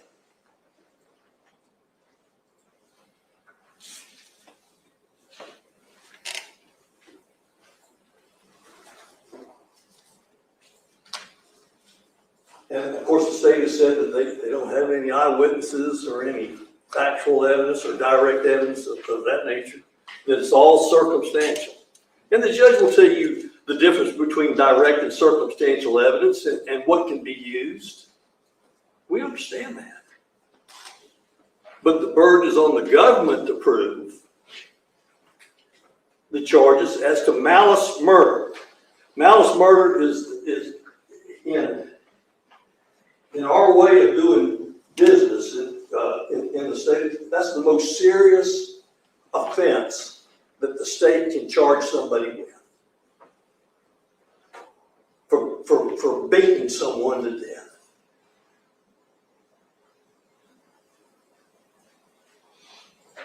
I mean, you see malice murder in cases where someone's been shot or been pistol whipped, or I mean, and the state has said that they have no theory on what sort of weapon there was.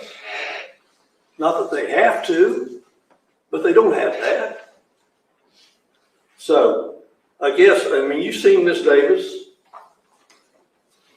in trial this week, and you've seen her testifying, and they're saying that either she did it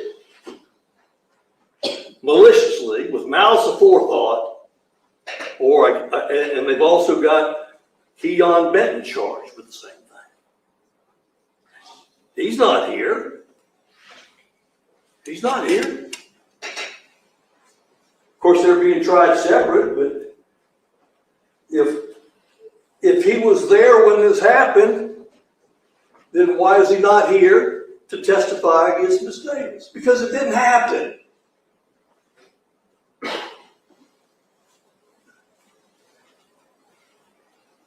Malice murder. Most serious of any murder that there could be in our state. You know, the other charges, 2 and 3, felony murder with the separate predicate offense being cruelty to children in the first degree. Then count 4, felony murder, the predicate offense being count 5, aggravated assault. And of course, the indictment here says in felony murder that the child was beaten with an object, the exact nature of which is unknown to the grand jury, caused cruel physical pain, that being a lacerated liver to the victim. Well, circumstantial evidence is what they've established. And circumstantial can be okay. Not in this case. Aggravated assault being circumstantial evidence that the child was struck by an object unknown to the grand jury. Okay.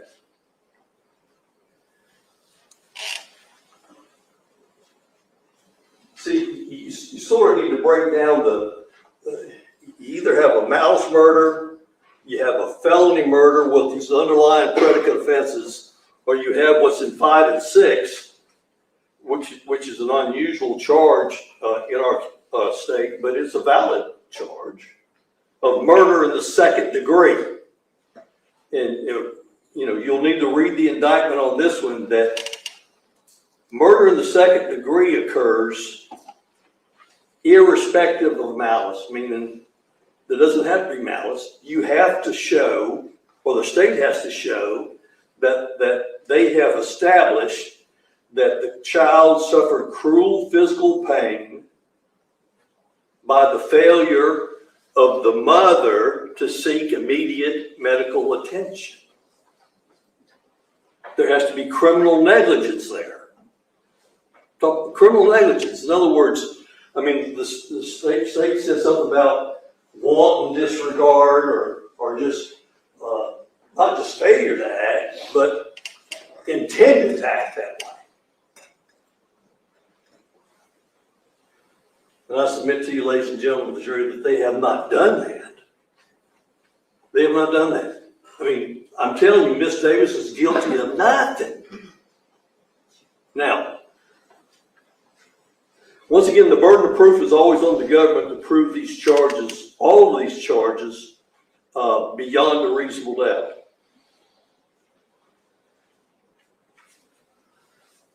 You know, I'm not going to And I don't know what Mr. Dwayne's gonna do, because he goes after me. It's the way this works. But you heard the evidence in this case. And as things go, a case of 3 days in a murder case is not that long. But still what's important is what you gathered or what you gleaned from the witness stand. Okay? You heard, well, let me mention this. Timelines are important, as I mentioned before.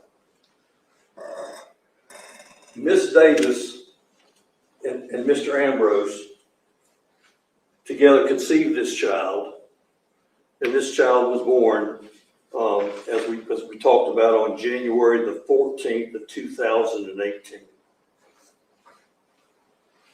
So 9 months prior to the child being born, Miss Davis became pregnant with Mr. Ambrose's child, okay? And during that time, they moved in together at an apartment over at Sandpiper Apartments in Warner Robins, okay? Mr. Ambrose was working at the fire department as a firefighter and EMS. He was doing that. And you heard Miss Davis testify that she was, she was taking classes, and she had worked some at FedEx and then worked at a place in Macon, a dermatology place.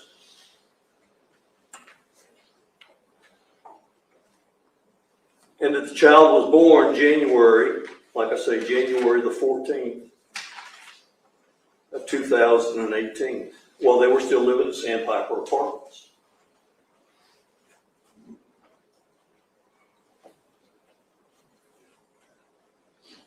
That they continued to live there, and you heard the testimony from Ms. Davis that I don't think I'm being derogatory by saying that the child was somewhat sickly. Okay. There's some things that we've said about sickly, and the state wants to be critical of Ms. Davis because she called her child a crybaby. So what?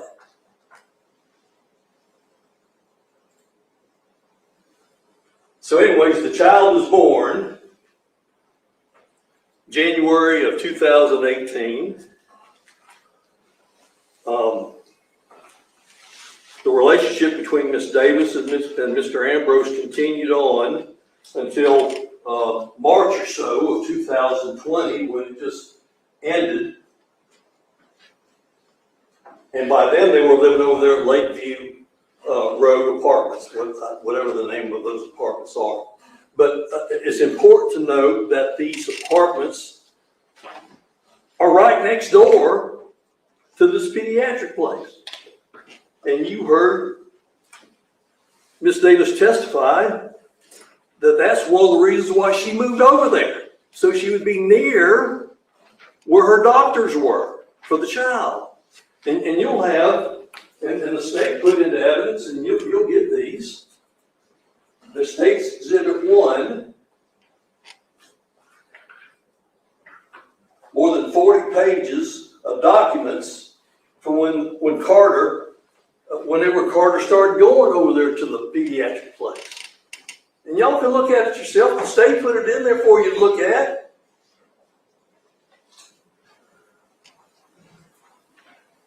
Miss Davis isn't being disingenuous or dishonest with you by saying that she was over there at the doctor's office quite a bit. She was concerned about her child. Okay? All these instances of her taking the child to the doctor. And the state wants to come here and say that she's wanton and willfully disregarded the life of her child. That doesn't make any sense, folks. Doesn't make any sense at all.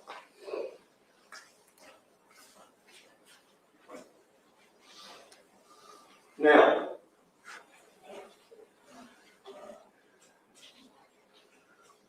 one thing that is important to understand too is that Miss Davis is raising this child as a single mother. You've heard some testimony that, for the most part, her and the father, Mr. Ambrose, got along okay, and they agreed on the amount of child support to be paid, and that he was paying it. And then at some point in time, the decision was made, October or so, right, the month or so before the child died, that maybe he needed to be under a child support order. I mean, that's just, a lot of times the state will want to bring up things sort of like a red herring or a smoke screen or something to try to take your eye off the prize. Okay?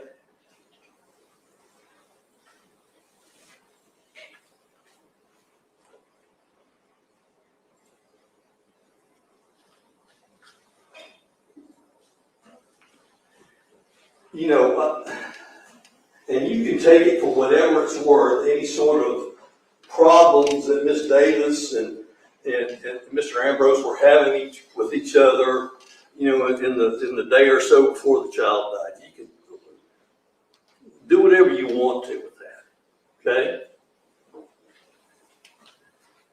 I mean, if,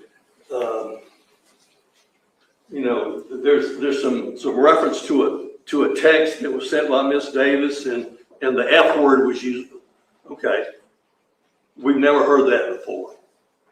Okay.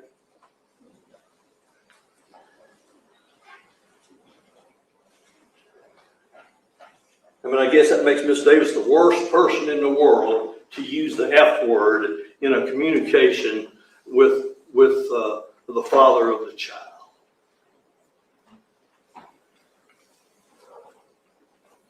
Making a mountain out of a molehill.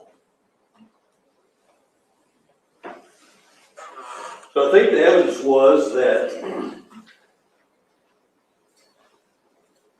I'm not going to go back through all the days before the child passed. Y'all heard all that. And we didn't go over when Miss Davis testified today because the state put up the video interviews that she had with Sergeant Collins on the day after the child passed, and then, about 2 or 3 weeks later. Okay? Y'all got to hear all that. I mean, that's as raw emotion as you can get. Okay?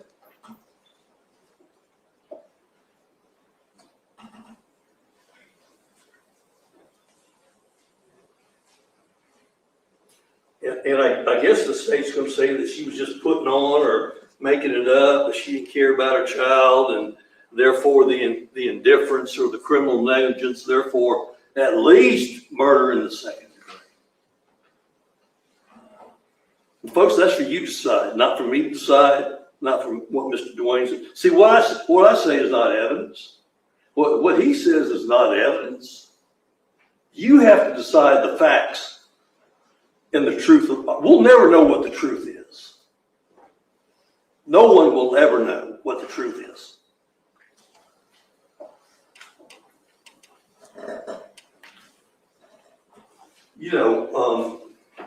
Other things that you need to be mindful of too, and I appreciate the attention. The set of facts in this case is just different. You heard that Miss Davis, in her job, she worked for the Central Georgia Technical College, and she was assigned or sent to different high schools in the area to help them with their computer science classes. Okay? And you heard her testimony that she received a bachelor's degree from Mercer and also a master's degree from Mercer. Okay.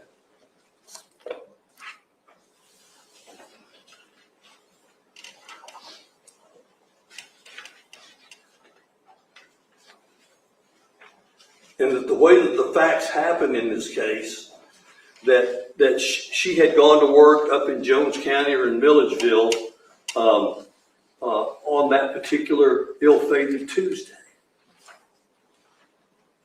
And that she had been trying to get in touch with Mr. Benton finally got in touch with him and they FaceTimed each other. I mean, you've heard all that. There's no sense in me going back over it.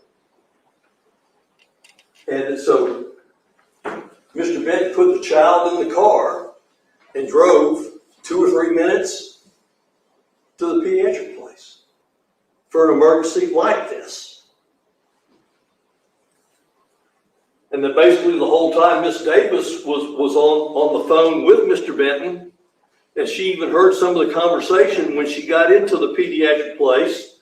I don't know if it was Miss Sledge or Miss Baker or Miss Gaddy, whoever it was, that Miss Davis recognized that there was a problem that she had to get back. Okay? And I'm grateful that all the folks from, or those folks from the primary pediatrics came and testified and told you what they heard or what they knew. I appreciate that. And apparently they did what they could to try to save the child's life. Okay? But at some point in time, the doctors there, Dr. Ford or whoever, recognized that they wouldn't be able to, they need to get someone else that call 911 and get someone, and you heard the rest of it. Okay?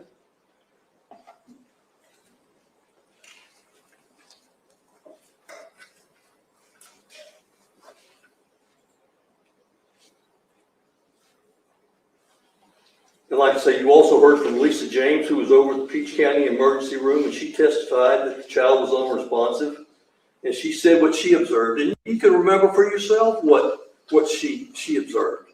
And also the others that testified from the pediatric place, what they observed. But once again, you'll have all the documents from the place for way on back, for when the child first started needing medical treatment. Okay? Now,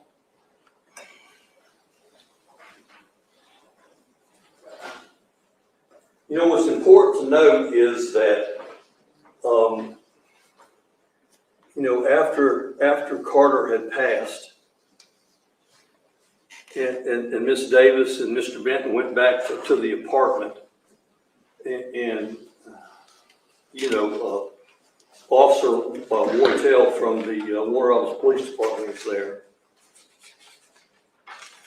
and you heard their conversation.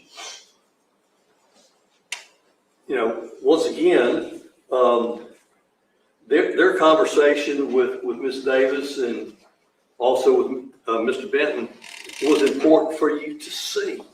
Once again, raw emotion at its highest, okay? And we're grateful to Officer Wartell for being there to offer the comfort that he did. That's important to know. Trust me, it's important to know. And they were waiting, Miss Davis was waiting on Sergeant Collins to come back so he could search the place. And if you remember, he hand wrote or prepared a consent form where Miss Davis consented to let Sergeant Collins with the Sheriff's Department, go in and search and look at everything in the apartment without any restrictions or just go in there and do it. Okay, you heard the testimony from Officer Herrera or Investigator Herrera, and you'll have with you State's Exhibits 15 through 61, I believe. All these photographs that we looked at the other day. And you'll have them back there to look at, okay? All right? And you saw where there were certain places where it looked like, excuse me, that the child had either thrown up or vomited or spilled some of his orange juice or whatever it was. You'll have all those pictures. And you heard Investigator Herrera testify that he took samples from the carpet, cut out samples from the carpet or from the bed or from the pillow. Have any of them been shown to you afterwards? Folks, after Investigator Herrera took all of that information, or all those samples, or whatever it was, he took them back to the Warner Robins Police Department, put them in a vault, and nothing was ever done with them. And what does that matter? Well, I mean, if you're investigating the case from law enforcement, and you're getting a pile of stuff to look at to see as to whether or not there's blood there, or if there's actually, I mean, to determine what you find, then do something with it. Did they ever submit anything to the GBI? No, they didn't. You heard Sergeant Collins testify that he left in February. He didn't do anything with any of that. And Lieutenant Meadows testified he didn't do anything with it. Well, who else would do something with it? Now, Mr. Dwayne said that there's been some things that have been a little odd. That was odd. You go to all that trouble, 2, 3, 4 hours, however long Investigator Herrera was there, and collected all this stuff, and they didn't do anything with it.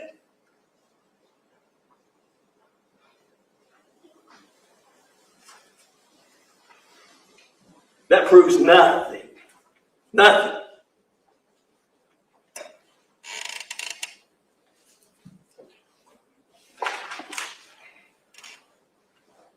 Proves nothing. You know, and like I say, folks, you can look at these pictures, and of course they're just duplications. You saw one from one angle, one from another, and one that had something that was like a measuring stick or something. You got to figure out if it means anything or just a waste of time.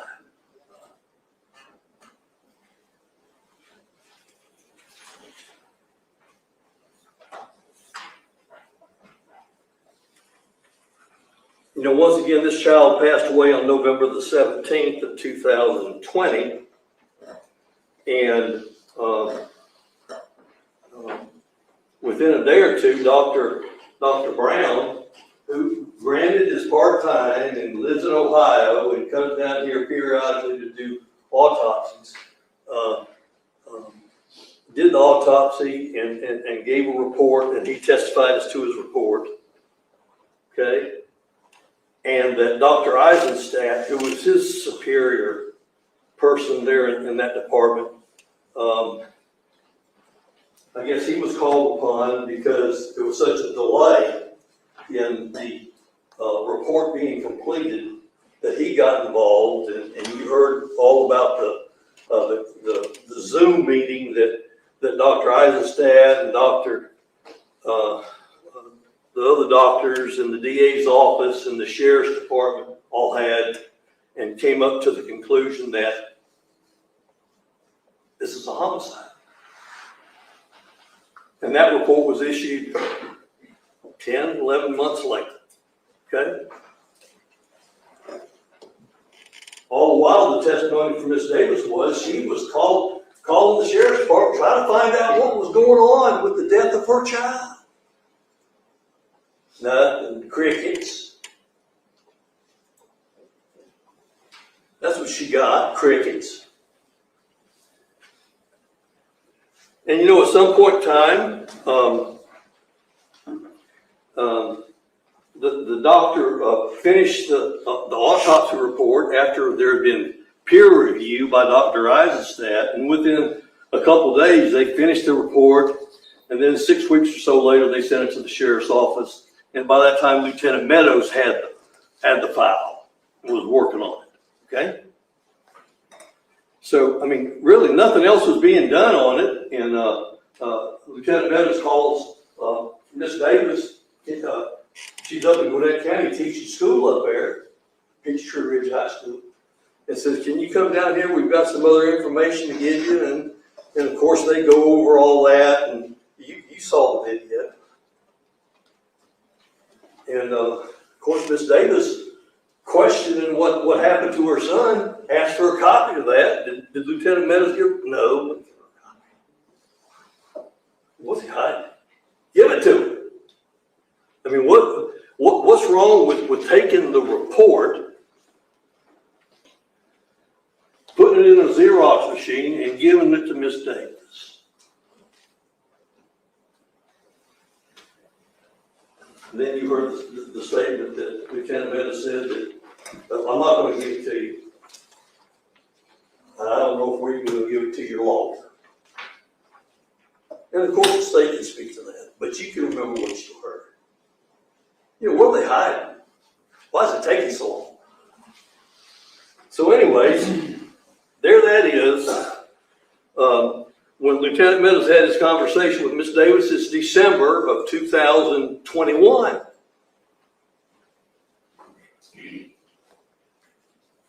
I guess Lieutenant Meadows sends everything to the district attorney's office, and that case is there for 2 years before it gets indicted by the grand jury. And the state may say, no harm, no foul. I mean, the whole time you've got a grieving mother here, and I think we can all agree that people grieve in a different way. I'm not going to make fun of anybody for grieving the way that they grieve. But here it is, basically 3 years after the child dies, the case gets indicted by the grand jury, and Miss Davis gets arrested then. 3 years. October or so of 2023.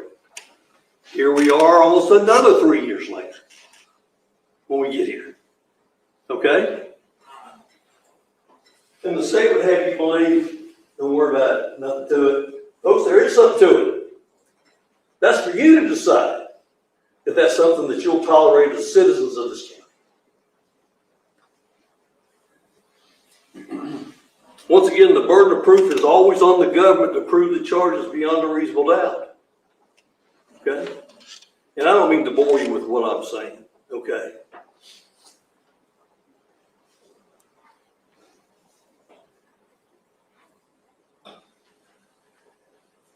You know, there's the way that I was raised, if there are flies on something, then there's a problem. Okay? And there's flies all over this.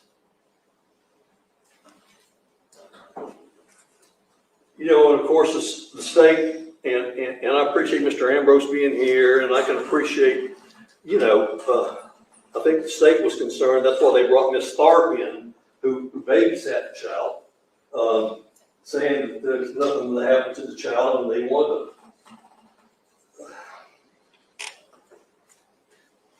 You know, the Dr. Eisenstadt and other doctors say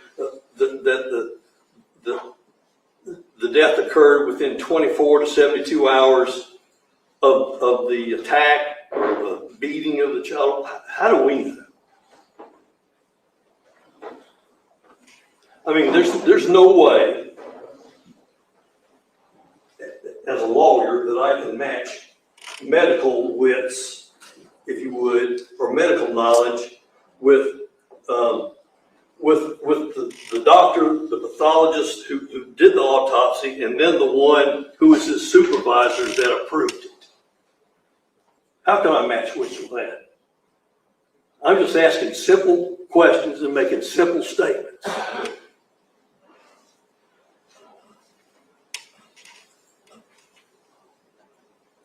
But the state, in trying to prove their case, has to always try to put a wedge. You know, that's why they brought Miss Tharp in and bringing all this up about, I mean, you know, what is,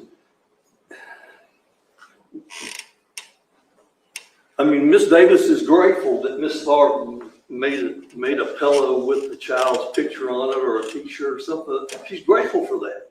But why make it into something that it's not?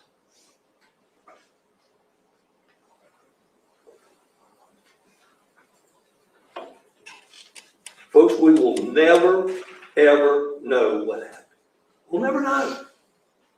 And I'm almost through. Let me just say this. Of course, Mr. Kennedy came in. That's Miss Davis's grandfather. Nice old guy. Nice old guy. And Miss Davis lives with him. he's taken her in.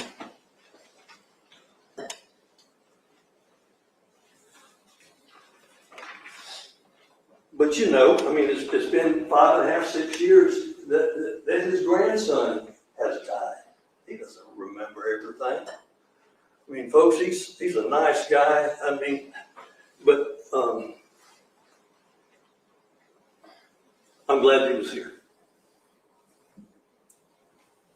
You know, once again, you know, after all that, you heard from the police officers in this, and you can take whatever you want to determine the guilt or innocence of Miss Davis. I mean, you know, we understand what Heath Collins had to say. He had the case, and he worked it pretty strong, I guess, for a couple, 2 or 3 months, and then he left. And I submit to you, the case just sort of sat there.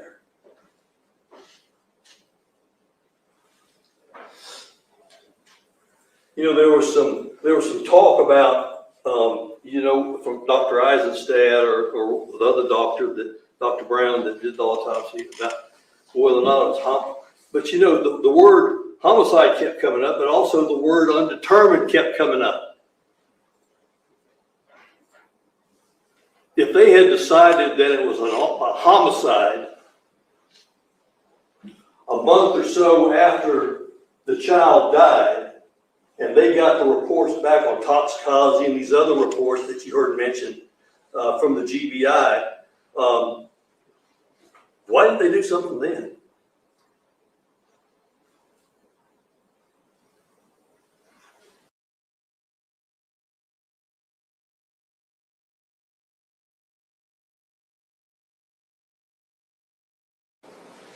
You know, Sergeant Collins leaves, Lieutenant Meadows picks it up, and really nothing is done with it until the My bad, you guys. I don't know if it blipped, but you know, Sergeant Collins leaves, Lieutenant Meadows picks it up, and really nothing is done with it until the sheriff's department says he's not helping at all. He's off track. He should have had some notes. He should have had like a 7 or 10 point argument, whatever, 5 point, 3 points, maybe just 1 point. I don't know, but he needs a notepad, an iPad, cue cards, sir. But again, maybe this is like his Matlock. Remember Columbo back in the day, the detective Columbo? He used to try to come off scatterbrain, but he knew everything that was going on. So who knows? Maybe this is his strategy, y'all. Maybe it's his strategy. I don't know. they're waiting for a final autopsy report. Okay. I think we've all been around a little bit and know when someone's trying to pass the buck from one to the other. Okay. So anyways, the decision is made, as I mentioned before, and I'm going to be finishing in just a short bit, Jay, that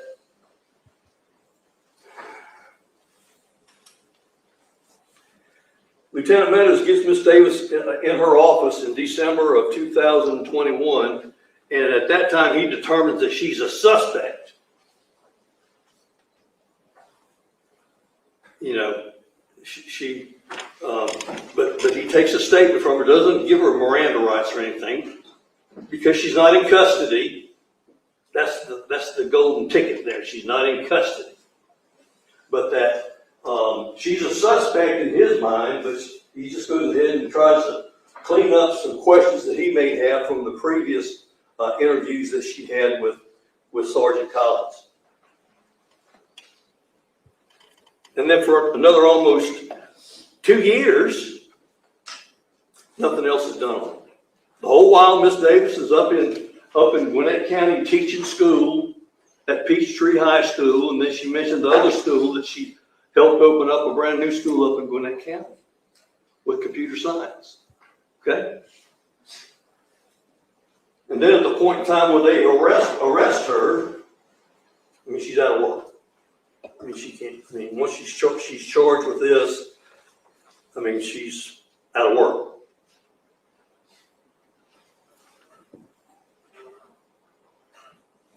And so she's waiting. And she appreciates your patience in being here. She appreciates the attention that you've given to her in this case. And like I say, if there's anything that I've done that upsets, hold that against me. Don't hold it against her. I'm just trying to help her the best I know how.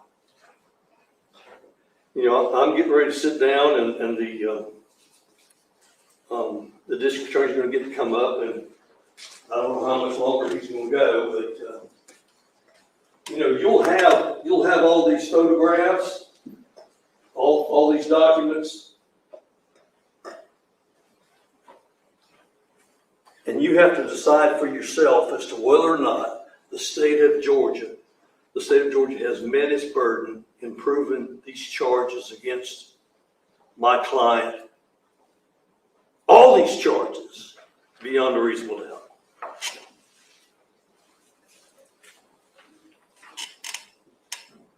If they haven't, then she should be found not guilty or acquitted of these charges. It's sad that this child is gone. Miss Davis' only child. Okay?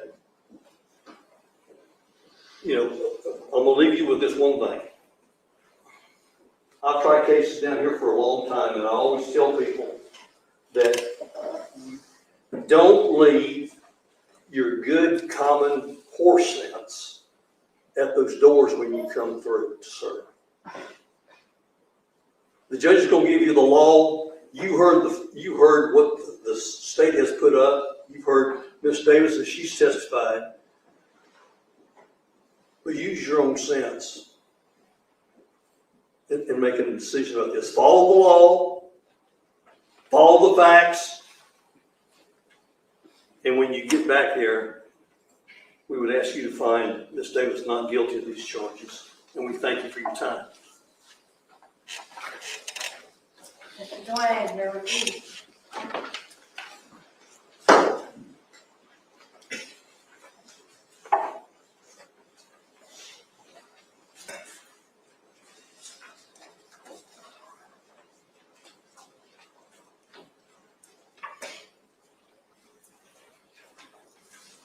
Stop emailing me.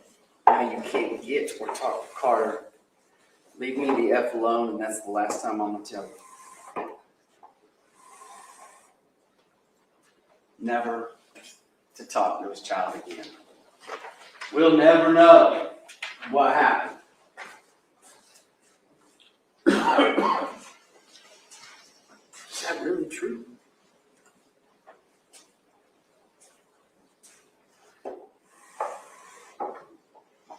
Quarter-inch rectangular red abrasion on the right external nair.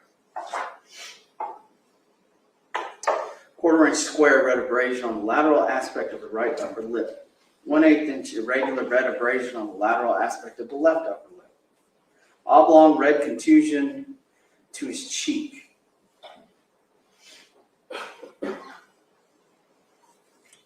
Red contusion on the right chest adjacent to the sternum. 1-inch round red contusion on the midline upper abdomen along the costal margin of the ribs. 3/4 inch round red contusion on the right upper abdomen along the costal margin. Another separate distinct injury along with the ribcage ends. Blue-green discoloration on the midline abdomen. Red contusion on the abdomen overlying the umbilicus. 1/4 inch round squared red abrasions on the underside of the scrotum. Red abrasions on the right mid-abdomen. Internal hemorrhages reflected on the scalp. Right posterior parietal. And then another one. Multiple. Interior abdominal wall muscles, adipose tissue, and mesentery. Extensive hemorrhage. 2 1/2 inch gaping laceration of the liver, the attachment of falciform ligament. Blood in the abdominal cavity. Pancreas and hemorrhage. Testicle and cord hemorrhage. Patchy serosol congestion hemorrhage on the small intestine.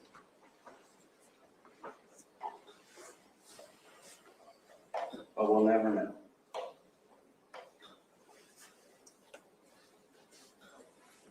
The medical examiners told you exactly what you needed to know.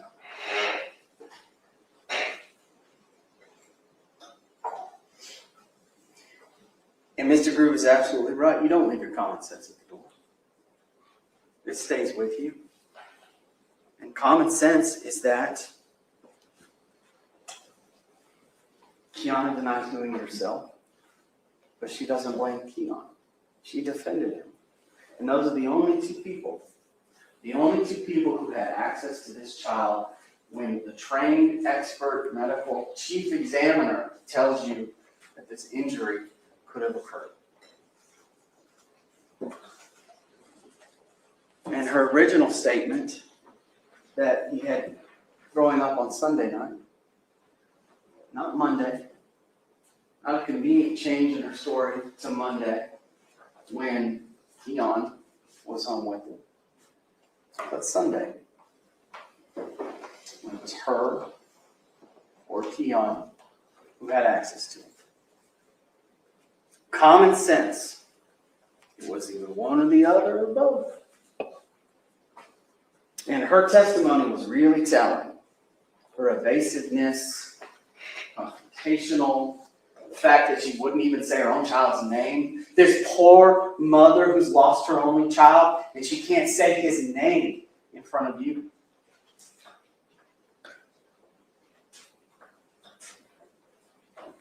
She just didn't know. She's just oblivious. She had no idea. She didn't think anything was wrong, but yet she claims that she moved to those apartments to be closer to the doctor because he has asthma and allergies, like a whole lot of other kids do. And that she's always paying attention when something's wrong.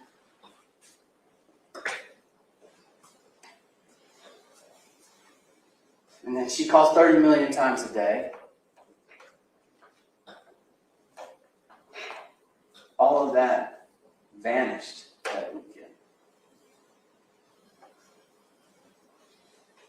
And that's exactly why she wouldn't let Kadeem see her son, his son, their son.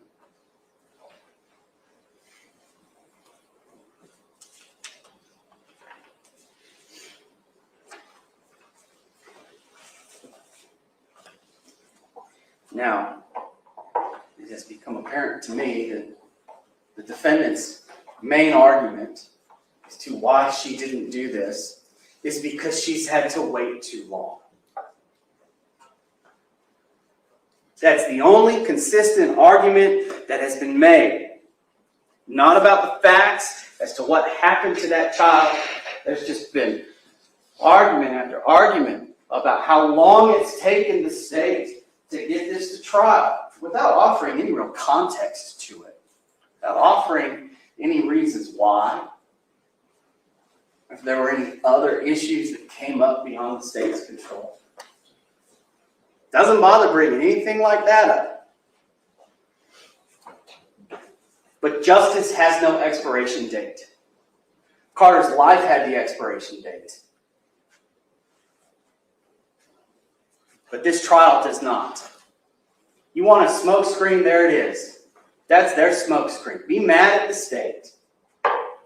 Don't be mad at the two people who had custody of this child when he suffered a 2-inch laceration to his liver.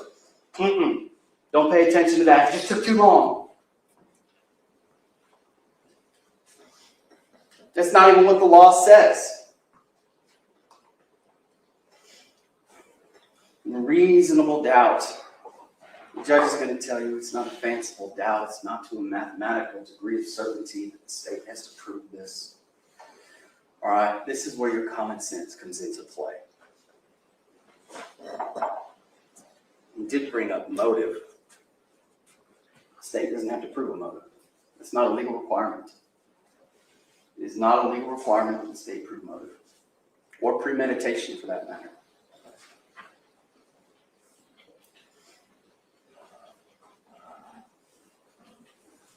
And then they bring up the fact that Keon Benton isn't here. Well, I'm not the only person in this room with subpoena power. with the power to compel someone else to come in. So they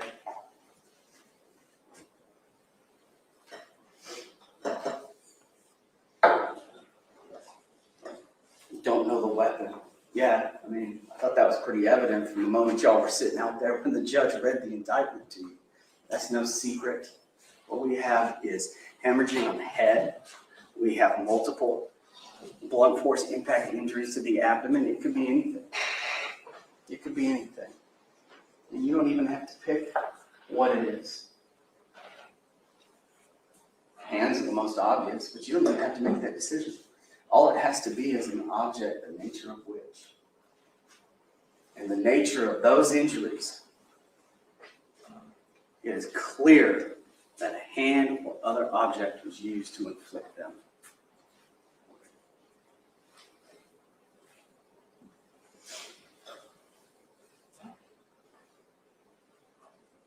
This defense argues murder too is weird. No, not really. Not if you think about it. Not if you think about what duty a parent has to their child. Their 2-year-old child. I'm not sure if there's legal duties as it relates to, children who are 30, but a 2-year-old who relies on his mother for protection. A woman claims that she moved close to the doctor's office, who said that throwing up in his sleep was a red flag or it was abnormal. But then in the same breath said she didn't think anything of it while she was lying to y'all on the stand. A woman who took her child to the pediatrician all the time, who had him hospitalized, who watched his allergies, who gave him his breathing treatments when he needed. The absence, randomly, of her give a damn is telling.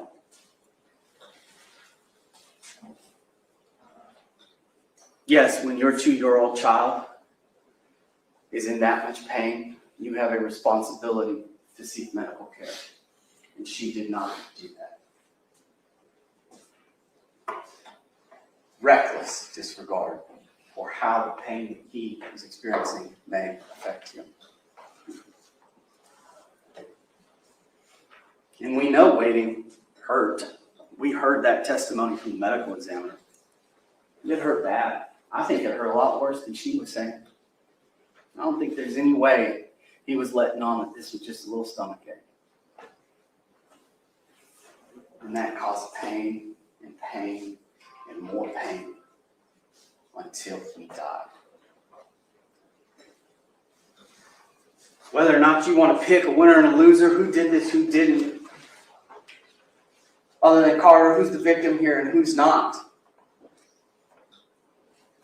Whether or not she actually knew or didn't know. At a minimum, she's guilty of murder in the 2nd degree for not performing her basic duty as a mother. Feed them, give them some clothes. They don't have to be nice. Put some kind of shelter around them. Give them some medical care.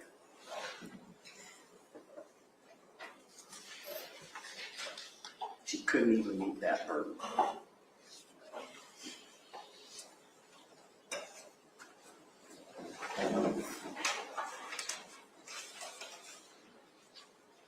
But poor her, single mother, as though Kadeem was not an active father in this little boy's life. He didn't abandon her. Didn't cut ties. He wanted to be involved in his child's life. She took that from him.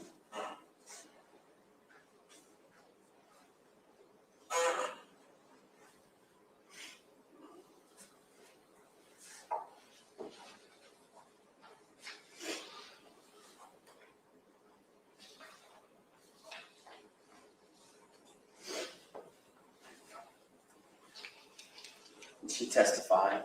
She lied. I asked her if she tried to get a new phone shortly after this. She said no. And then we went through pages of her trying to get her new phone. Records that she herself identified right after this happened. Multiple pages. Why suddenly do we need a new phone?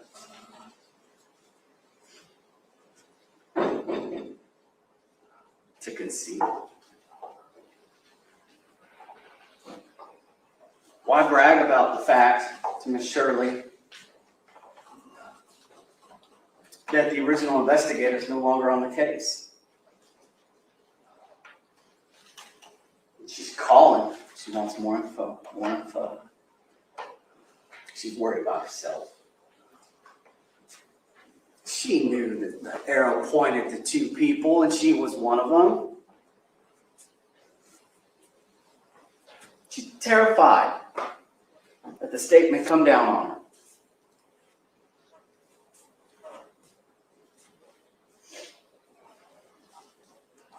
And then she testifies that if you call the pediatrician's office, you can't get an appointment the same day. That a pediatrician would never have the time. As though a pediatrician would never anticipate the fact that younger kids often get sick. Simple illnesses, but they can't just be seen. Oh, I gotta wait. I can't get an appointment. Never mind the fact that she's a regular. Never mind the fact that she carried on and on and on about how awful it must be for them when she's on the body cam with Officer Whiteout.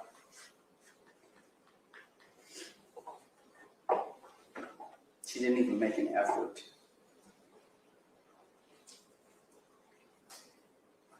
Now they make an issue of the samples on the floor. They didn't send anything to GBI. Well, Carter's body went to GBI along with that liver, along with those bruises, those hemorrhages. And what is interesting is that all of a sudden here, well, we don't know if he was throwing up or not. When she herself tells law enforcement in one of her interviews, yeah, I figured out he was throwing up. And now she wants to change her story on that. Every little thing she wants to change. She wants to fight.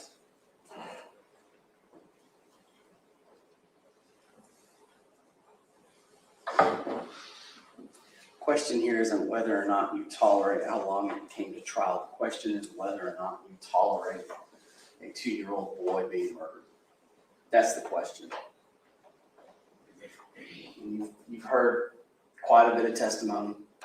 Right? Remember, testimony is evidence. You heard about what was overheard by the primary pediatrics people. Don't worry about that. Just get here. Or I should have brought him when you told me to. Not sure why Mom is telling somebody else who's not biological father if she's there, like she said she was. Another man who she broke up with shortly after this, she didn't want to answer that question. She didn't want to answer anything. In fact, when I said nothing further, Your Honor, she went, thank you.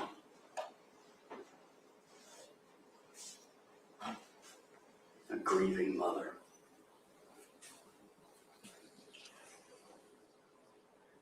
Common sense here.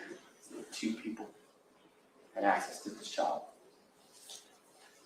And she says she didn't do it and that Kianna didn't do it. Common sense tells you that statement makes no sense. They were hiding, covering up. Whether she hit that child, whether he hit that child, at this point, it doesn't matter because one of them did it or both of them did it. But now we have the cover up. And she wants you to believe that she's such a good mother that she calls all these times a day. She always checks in. She drives from the office at lunch to get, to check on Carter while he's there. And yet she's got no idea. No idea. Ladies and gentlemen, there are plenty of pieces to this puzzle for you to see that she is 100% guilty of malice murder, of felony murder, and murder in the second degree. Thank you. All right, ladies and gentlemen, as you know, you are considering the case of the state of Georgia versus Kianna Renee Davis. The grand jury has indicted this defendant for malice murder, felony murder, cruelty to children, felony murder, aggravated assault, murder in the second degree, and cruelty to children in the second degree. And the indictment reads as follows.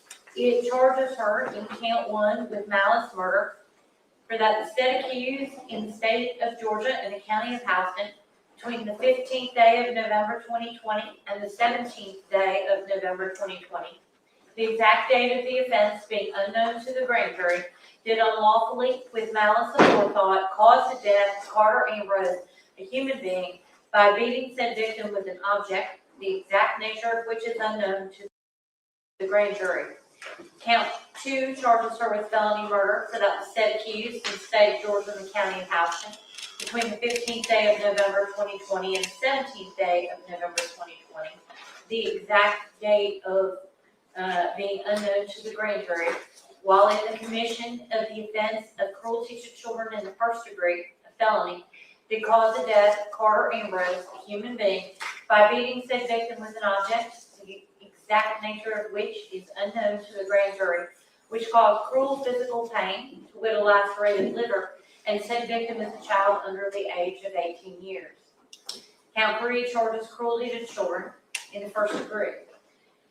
The said accused in the state of Georgia and the county of Houston between the 15th and 17th day of November 2020, the exact date being unknown to the grand jury, did maliciously cause Carter Ambrose, a child under the age of 18 years, cruel physical pain by striking said child with an object, the exact nature of which is unknown to the grand jury, which caused a laceration to said child's liver. Count 4 is felony murder for that the said accused in the state of Georgia and the county of Houston between the 15th and 17th day of November 2020, the exact date of the offense being unknown to the grand jury, while in the commission of the offense of aggravated assault, a felony, did cause the death of Carter Ambrose, a human being, by striking said victim with an object, the exact nature of which is unknown to the grand jury, which when used offensively against the person is likely to result in serious bodily injury. Count 5 is aggravated assault for that said accused in the state of Georgia and the county of Houston between the 15th and 17th day of November 2020, the exact date being of the offense being unknown to the grand jury, to make an assault on the person of Carter Ambrose with an object, the exact nature of which is unknown to the grand jury, an object which when used offensively against the person is likely to or does result in serious bodily injury, by striking said victim with said object causing a laceration to the liver. Count 6 is murder in the second degree. The accused in the state of Georgia and the county of Houston on or between the 15th and 17th day of November 2020, the exact date being unknown to the grand jury, did commit the offense of murder in the second degree. The accused caused the death of Carter Ambrose, human being, irrespective of malice, while in the commission of cruelty to children in the second degree, by failing to seek immediate medical attention for said child for his lacerated liver. Count 7 is cruelty to children in the second degree, for that said accused in the state of Georgia and the county of Houston between the 15th day of November 2020 and the 17th day of November 2020, the exact date being unknown, with criminal negligence, caused the death of Carter Ambrose, a child under the age of 18 years. Cruel physical pain by failing to seek immediate medical attention for said child for his lacerated liver. All of these being contrary to the good order, peace, and dignity thereof. This indictment was returned by the Houston County Grand Jury on the 17th of October 2023. Now, the defendant has entered a plea of not guilty to this indictment, and the indictment and the plea form the issue that you're to decide. Neither the indictment nor the plea of not guilty should be considered as evidence. The defendant is presumed innocent until proven guilty. The defendant enters upon the trial of the case with a presumption of innocence in her favor. This presumption remains with the defendant until it is overcome by the state with evidence that is sufficient to convince you beyond a reasonable doubt that the defendant is guilty of the offense or offenses charged. No person should be convicted of any crime unless and until each element of the crime is proven beyond a reasonable doubt. The burden of proof rests upon the state to prove every material allegation of the indictment and every essential element of the crime charged beyond a reasonable doubt. There is no burden of proof upon the defendant whatsoever, and the burden never shifts to the defendant to prove innocence or to introduce evidence. However, the state is not required to prove the guilt of the accused beyond all doubt or to a mathematical certainty. A reasonable doubt means just what it says. It's a doubt of a fair-minded, impartial juror who's honestly seeking the truth. A reasonable doubt is a doubt based upon common sense and reason. It does not mean a vague or arbitrary doubt, but it's a doubt for which a reason can be given, arising from a consideration of the evidence, a lack of evidence, or conflict in the evidence. After giving consideration to all the facts and circumstances of the case, if your minds are wavering, unsettled, or unsatisfied, then that's a doubt of the law, and you must acquit this defendant. But if such doubt does not exist in your mind as to the guilt of the accused, then you would be authorized to convict the defendant. If the state fails to prove the defendant's guilt beyond a reasonable doubt, it would be your duty to acquit. Facts and circumstances that merely place upon the defendant a grave suspicion of the crime charged, or that merely raise a speculation or conjecture of the defendant's guilt, are not sufficient to authorize a conviction of this defendant. Now, members of the jury, it is my duty and responsibility to determine the law that applies to this case and to instruct you on that law. Obviously, that's what I'm doing now. You are bound by these instructions. It is your responsibility to determine the facts of the case from all the evidence that's been presented. Then you must apply the law that I'm giving you in this charge to the facts as you find them to be.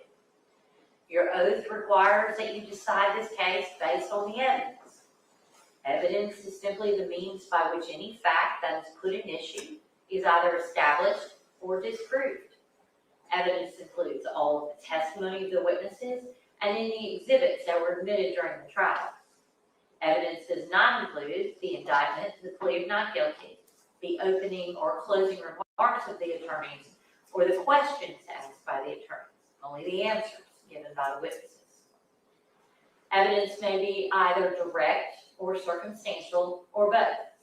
In considering the evidence, you may use reasoning and common sense to make deductions or reach conclusions. You should not be particularly concerned about whether the evidence is direct or circumstantial.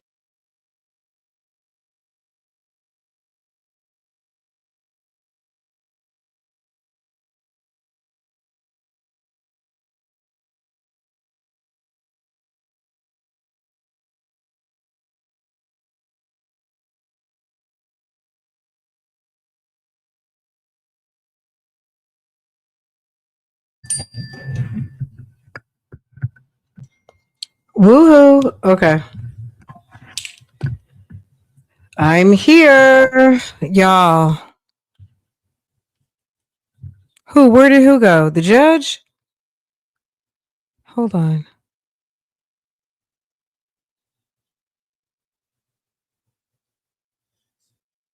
The accused beyond a reasonable doubt.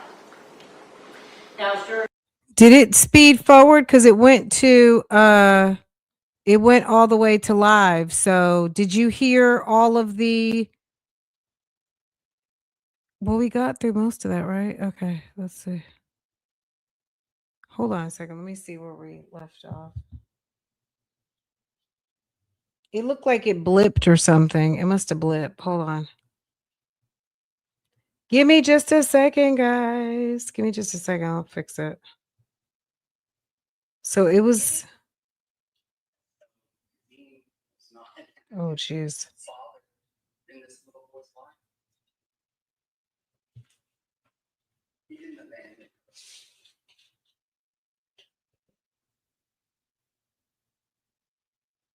Did it speed forward?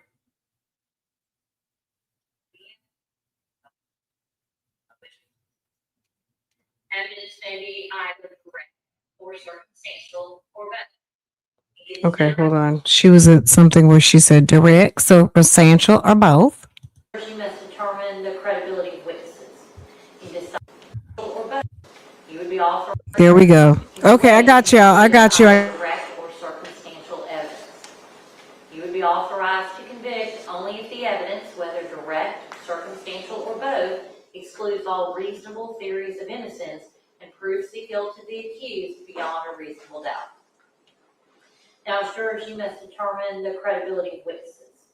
In deciding this, you may consider all the facts and circumstances of the case, including the witness's manner of testifying, their means and opportunity for knowing the facts about which they testify, the nature of the facts about which they testify, the probability or improbability of their testimony, their interest or lack of interest in the outcome of the case, and their personal credibility insofar as you were able to observe it. Now, testimony has been given in this case by certain witnesses who are termed experts. Expert witnesses are those who, because of their training and experience, possess knowledge in a particular field that's not common knowledge or known to the average citizen. The law permits witnesses to give their opinions based upon that training and experience. You're not required to accept the testimony of any witness, expert or otherwise. Testimony of an expert, like that of all witnesses, is to be given only such weight and credit as you think it's properly entitled to receive. To impeach a witness is to show that witness is unworthy of belief. A witness may be impeached by disproving the facts to which that witness testified. Your assessment of a trial witness's credibility may be affected by comparing or contrasting that testimony to statements or testimony of that same witness before the trial started. It is for you to decide whether there is a reasonable explanation for an inconsistency in a witness's pretrial statements and testimony when compared to the same witness's trial testimony. As with all issues of witness credibility, the jury must apply your common sense and reason to decide what testimony you will believe or what testimony you do not believe. The testimony of a single witness, if believed, is sufficient to establish a fact. Generally, there is no legal requirement of corroboration of the witness, provided you find the evidence to be sufficient. A statement that the defendant has made has been offered for your consideration. Before you may consider this as evidence for any purpose, you must determine whether the defendant's statement was voluntary, and if the statement was given in custody, whether the defendant was properly advised. These statements were not given in custody. So you can disregard that last sentence. To be voluntary, a statement must be freely and willingly given without coercion, duress, threats, use of violence, fear of injury, or any suggestions of promises of leniency or reward. A statement induced by the slightest hope of benefit or the remotest fear of injury is not voluntary. To be voluntary, a statement must be the product of free will and not under any compulsion or necessity imposed by others. Now, this defendant is charged with crimes against the laws of this state. A crime is simply a violation of a statute in which there is a joint operation of an act and an intention. Intent is an essential element of any crime and must be proved by the state beyond a reasonable doubt. Intent may be shown in many ways, provided you, the jury, believe it existed from the proven facts before you. It may be inferred from the proven circumstances or by acts and conduct, or it may be in your discretion inferred when it is the natural and necessary consequence of the act. Whether or not you draw such an inference is a matter solely within your discretion. The defendant will not be presumed to have acted with criminal intent, but you may find such intention or the absence of it upon a consideration of the words, conduct, demeanor, motive, or other circumstances connected with the act for which the accused is being prosecuted. Every person is presumed to be of sound mind and discretion. but this presumption may be rebutted. You may infer, if you wish to do so, that the acts of a person of sound mind and discretion are the product of that person's will. A person of sound mind and discretion intends the natural and probable consequences of those acts. Whether or not you make such an inference or inferences is a matter solely within the discretion of the jury. Now, you should know every party to a crime may be charged with and convicted of the commission of the crime. A person is directly a party to a crime only if that person directly commits the crime, intentionally helps in the commission of the crime, intentionally advises, encourages, hires, counsels, or procures another to commit the crime. Any party to a crime who did not directly commit the crime may be prosecuted for commission of that crime upon proof that the crime was committed and that the person was a party to it, even though the person alleged to have directly committed the crime has not been prosecuted or convicted, has been convicted of a different crime or degree of crime, is not amenable to justice, or has been acquitted. Knowledge on the part of this defendant that the crimes alleged here were being committed and that the defendant knowingly and intentionally participated in or helped in the commission of such crime must be proved by the state beyond a reasonable doubt. If you find from the evidence in this case that this defendant had no knowledge that a crime was being committed, or that the defendant did not knowingly and intentionally commit, participate, or help, or was not a conspirator in the alleged offense, then it would be your duty to acquit the defendant. On the other hand, should you find beyond a reasonable doubt that the defendant had knowledge that the crime charged here was being committed, and that the defendant knowingly, intentionally participated or helped in the commission of it, you would be authorized to convict. A jury is not authorized to find a person who is merely present at the scene of the commission of a crime at the time of its perpetration guilty of, consent in, and concurrence in the commission of the crime, unless the evidence shows beyond a reasonable doubt that such person committed the alleged crime, helped in the actual perpetration of the crime, or participated in the criminal endeavor. The jury is not authorized to find a person who is merely associated with other persons involved in the commission of a crime, guilty of consent in or concurrence in the commission of the crime, unless the evidence shows, beyond a reasonable doubt, that such person helped in the actual perpetration of the crime or participated in the criminal endeavor. Now, members of the jury, the law of our state sets a time limit upon the state in starting the prosecution of most criminal offenses. The accused is on trial for the offenses of murder, aggravated assault, cruelty to children in the first and second degree. Under Georgia law, there is no statute of limitations for any of the types of murder charged. However, prosecution for the offenses of aggravated assault, cruelty to children in the first degree, and cruelty to children in the second degree must begin within 4 years after the offense has been committed. If you find from the evidence that the indictment in this case was not filed within 4 years after the offense was committed, it would be your duty to acquit this defendant.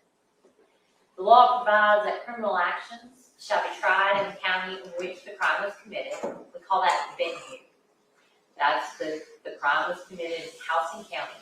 And that's a jurisdictional fact that must be proved by the state beyond a reasonable doubt as to each crime charged in the indictment, just as any element of the offense.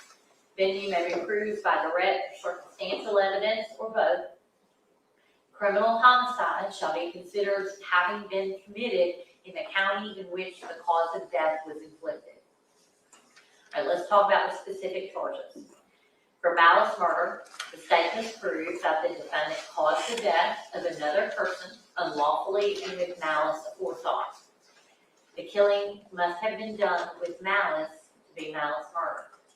Malice, as a term is used here, is not necessarily ill will or hatred. Rather, it is the unlawful intent to kill without justification, excuse, or mitigation. You may find malice when the circumstances show that the defendant acted with the deliberate intention to unlawfully take the life of another person. You may also find malice when there does not appear to be significant provocation and all circumstances of the killing show an abandoned and malignant heart. The state does not have to prove premeditation to prove murder. If the killing is done with malice, it is murder, regardless of how briefly the malicious intent existed. No specific length of time is required for malice to arise in the defendant's mind. Malice may be formed in a moment, and instantly a fatal wound may be inflicted. If malice was in the defendant's mind at the time of the act or the killing and moved the defendant to do it, that is enough for the killing to be murder. The state does not have to prove motive to prove murder. Any evidence of motive that's been admitted for your use in determining the defendant's state of mind at the time of the killing. All right, for felony murder, the state must prove that the defendant caused the death of another person by committing a felony. The state does not have to show that the defendant acted with malice to prove felony murder. Count 2 charges felony murder with cruelty to children in the first degree as the underlying felony. So I want to define cruelty to children for you, and that would be the same definition for count 2's felony murder portion and count 3, which is the actual cruelty to children in the first degree. Okay, so I'm going to define that for you now. For cruelty to children in the first degree, the state must prove that the defendant maliciously caused cruel physical pain to a child under the age of 18. In deciding whether the defendant acted maliciously, understand that malice is not ill will or hatred. Malice in this context, means an intent to cause the pain without justification or excuse. Malice also means willfully doing an act while aware of a strong likelihood that the pain may result. Count 4 charges felony murder with aggravated assault as the underlying felony, and count 5 is the aggravated assault. I'm going to define aggravated assault for both of those. And felony murder is the same, right? And a cause to death and commission of felony. But in counts 4 and 5, that underlying felony is aggravated assault. Okay? Aggravated assault, the state must prove that the defendant assaulted another person with an offensive weapon. An offensive weapon is any object that is likely to or actually does cause death or serious bodily injury if used against someone. In deciding whether the unknown object charged here is an offensive weapon, you may consider all of the following factors: the nature and extent of any injury inflicted, the character and capabilities of the weapon, the manner in which it was used, any display of it to the jury, and any other circumstances of the case. Count 6 is murder in second degree. For murder in second degree, the state must prove that the defendant caused the death of another person by committing cruelty to children in the second degree. The state does not have to show that the defendant acted with malice in order to prove murder in the second degree. Cruelty to children in the second degree is the count number 7. I'm going to define that for you now, and that should also be the definition you use in considering count number 6, the murder in the second degree. Cruelty to children, for cruelty to children in the second degree, the state must prove that the defendant caused cruel physical pain to a child under 18 through criminal negligence. Criminal negligence is a failure to act, which shows a willful, wanton, or reckless disregard for the safety of others who might reasonably be expected to be injured by the failure to act. Now, an accident is an event that occurs without the defendant planning, expecting, or anticipating it. You may not find the defendant guilty of a crime if the alleged criminal act was committed by accident and there was no criminal scheme, criminal intent, or criminal negligence by this defendant. I want to define criminal negligence for you in this context. Criminal negligence is a failure to act which shows a willful, wanton, or reckless disregard for the safety of others who might reasonably be expected to be injured by that failure to act. If the defendant raises the defense of accident, the state has the burden to disprove the accident beyond a reasonable doubt. All right. You must reach a verdict as to, let me try again. If after considering the testimony and the evidence produced to you, together with the charge of the court, You should find and believe beyond a reasonable doubt that the defendant in Houston County, Georgia, did on or between November 15th through 17th of 2020 commit one, some, or all of the offenses as alleged in this indictment, then you would be authorized to find the defendant guilty. In that event, the form of your verdict would be, we, the jury, execute whichever counts, find the defendant guilty. If you do not believe that the defendant is guilty of one, some, or any of these offenses as alleged, or if you have any reasonable doubt as to the defendant's guilt, then it would be your duty to acquit the defendant, in which event the form of your verdict would be, we, the jury, as to whichever counts, find the defendant not guilty. A conviction on one count of the indictment does not require there be a conviction on other counts. It is the duty of the jury to consider each charge of the indictment separately. Now, by no ruling or comment that the court has made during the progress of this trial, have I intended to express any opinion on the facts of this case, the credibility of witnesses, the evidence, or the guilt or innocence of the defendant.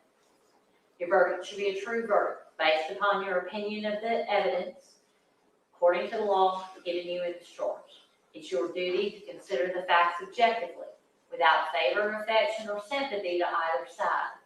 You are only concerned with the guilt or innocence of the accused. You are not to concern yourself with punishment. That is an issue for the court in Georgia. Now, one of your first duties in the jury room will be to select one of your members to act as foreperson who will preside over your deliberations and sign the verdict to which all 12 of you freely and voluntarily agree. You should start your deliberations with an open mind. Consult with one another. Consider each other's views. Each of you must decide this case for yourself, but you should only do so after discussion and consideration of the case with your fellow jurors. Do not hesitate to change an opinion if you're convinced that it is wrong. However, you should never surrender an honest opinion in order to be congenial or to reach a verdict solely because of the opinions of the other jurors. Whatever your verdict is, it must be unanimous, that is agreed to by all 12, must be in writing, signed, and by your foreperson, dated, and returned to be published in open court. All that means, y'all, is I'm going to give you a verdict form. You're going to circle your verdict, guilty or not guilty, as to each count. You'll give it to the bailiff. I'll read it out loud once you're ready to do that. I'm going to let you retire from the jury room in just a second. I'm going to ask you not to begin your deliberations until you receive the indictment, the verdict form, and the evidence that's been admitted. If you have questions during the deliberations, they should be written down on a piece of paper, signed by your foreperson. You flip the light, the bailiff will bring them to me, and I'll respond to those. We've been at it a while, so I know y'all are going to need a break before you start your deliberations. Here is, let me give you a caveat about that. You can talk about the case only when all 12 of you are in the room. So if somebody's outside smoking or somebody's in the bathroom, you have to stop talking about the case until all 12 of you are back. So I'm going to let you retire to the jury room, take a break just a minute, but don't start deliberating until all 12 of you are back in there. I have 2 alternates in this case. That's going to be Mr. Reuter, am I saying it right? Reuter, and okay. So you guys will be in a separate room. You will not participate in deliberations unless that becomes necessary because one of the others cannot finish, okay? With that, y'all take a break, retire to the jury room, please.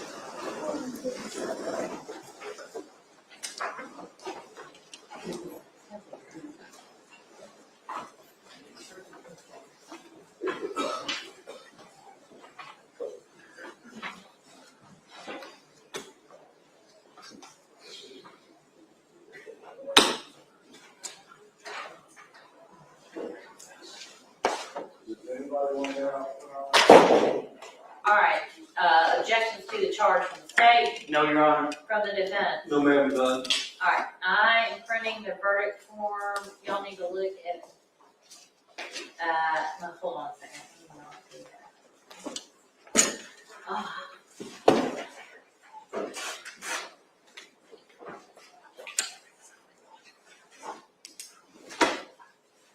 Here is the indictment y'all make sure you got all the pictures, nobody wandered off with anything, please.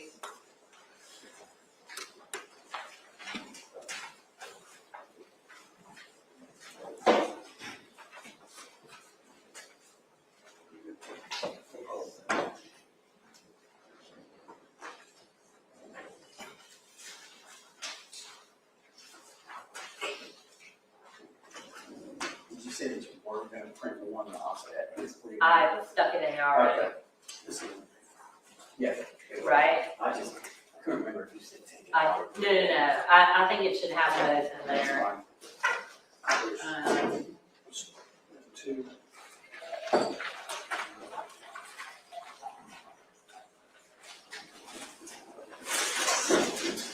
So the videos will stay here, there should be the medical records and the photographs is all I've got, right? And the email.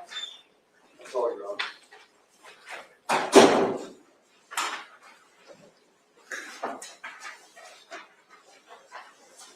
All right, y'all wanna look at this verdict form and make sure there's nothing squirrely in there. I've got them numbered right and the right number, case number and stuff on there. It's, yeah.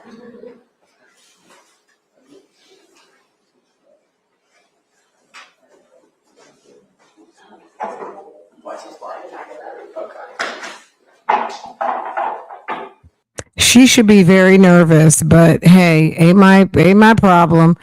We already heard his name. Oh yeah, well, did she give the whole name? I couldn't even. I can't recall, girl. His name could have been Mr. Rodriguez for all we know, because baby, I don't. The people in Houston County are good. They don't care. You know what I'm saying? They're not gonna hold this against anybody. I don't know what the who. I just heard her say, "Is it Mr. Dominic?" Oh, she stood up that time, girl. It might be too late. Okay, let's get our time. Ooh, are they back? Yo, don't tell me. Maybe they have a question. They can't be back yet. Stop it. Jesus, say it ain't so. Baby, it might be an acquittal. You can't LWAP all that quick, can you? Statements prove that the defendant maliciously. Wait, hold on. Let's get it back from the beginning. Jesus, let me tell you something. Have we been on it today or what? Oh God. Y'all, when I tell you I gotta go pick up stuff from girl, I gotta start getting dinner ready. The defendant to do it, that is enough for the killing to be malice murder. Oh, they have a The question. state does not have to prove. They have questions. I knew they would.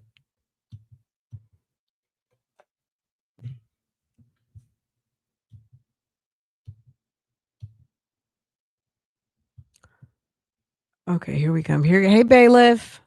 Y'all be seated. Y'all be seated. They got a question. We didn't turn the light off last time, or they got another question? I believe it's the same light. Okay. You ready? Okay, so we have a question from the jury. I am marking the written question. Number 1, it says, can we please be provided the definitions that were provided by the judge during the final instructions? I am assuming that they want the definitions for the charges specifically, but I need to ask that. So, counsel, what I'm going to do is I'm going to send them a question back in writing that says, do you mean the definitions for the specific charges? And if they say yes, then I'll bring them out and recharge them on that. If they say no, then we'll figure out what they do mean. Okay? It's been no objection. Mr. Dwayne? There's no objection to it. Okay.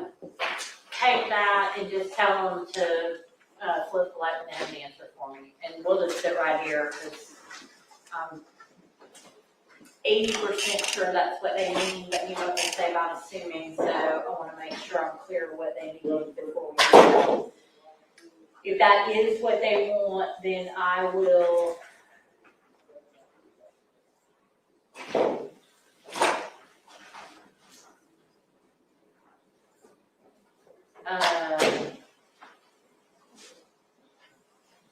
I'll readjust the charges and then, remind them that they need to take that as part of the charges, consider all of the rest of the charge and reaching verdict.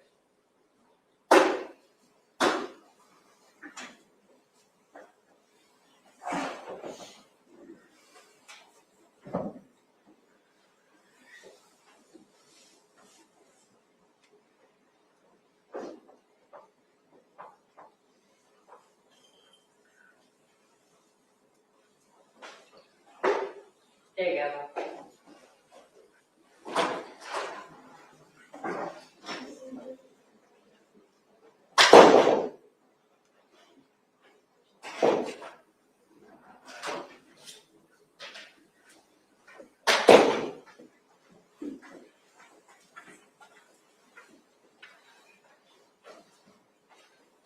Yes, the ones that explain malice, child cruelty, etc. Okay, so I'm gonna recharge on malice murder, felony murder, aggravated assault, and the 2 cruelty charges. You bring them in, please.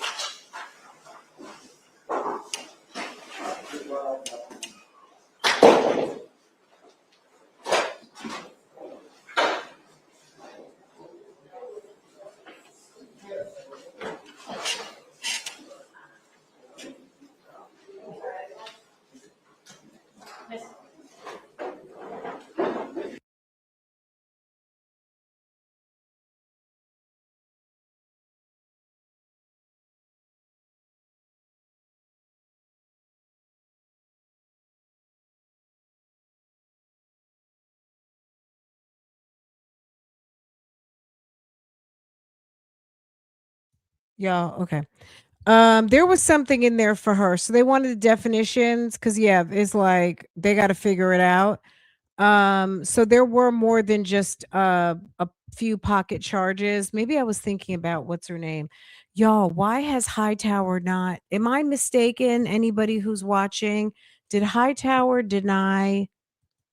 Let me check because what is it's after 5 now. Hold on, let me refresh my screen.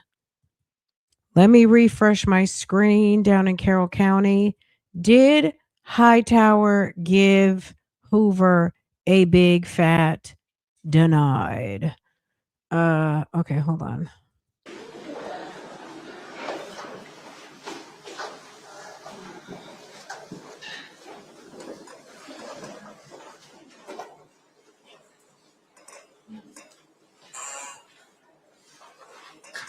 There's still no order yet. Certificate of service for what?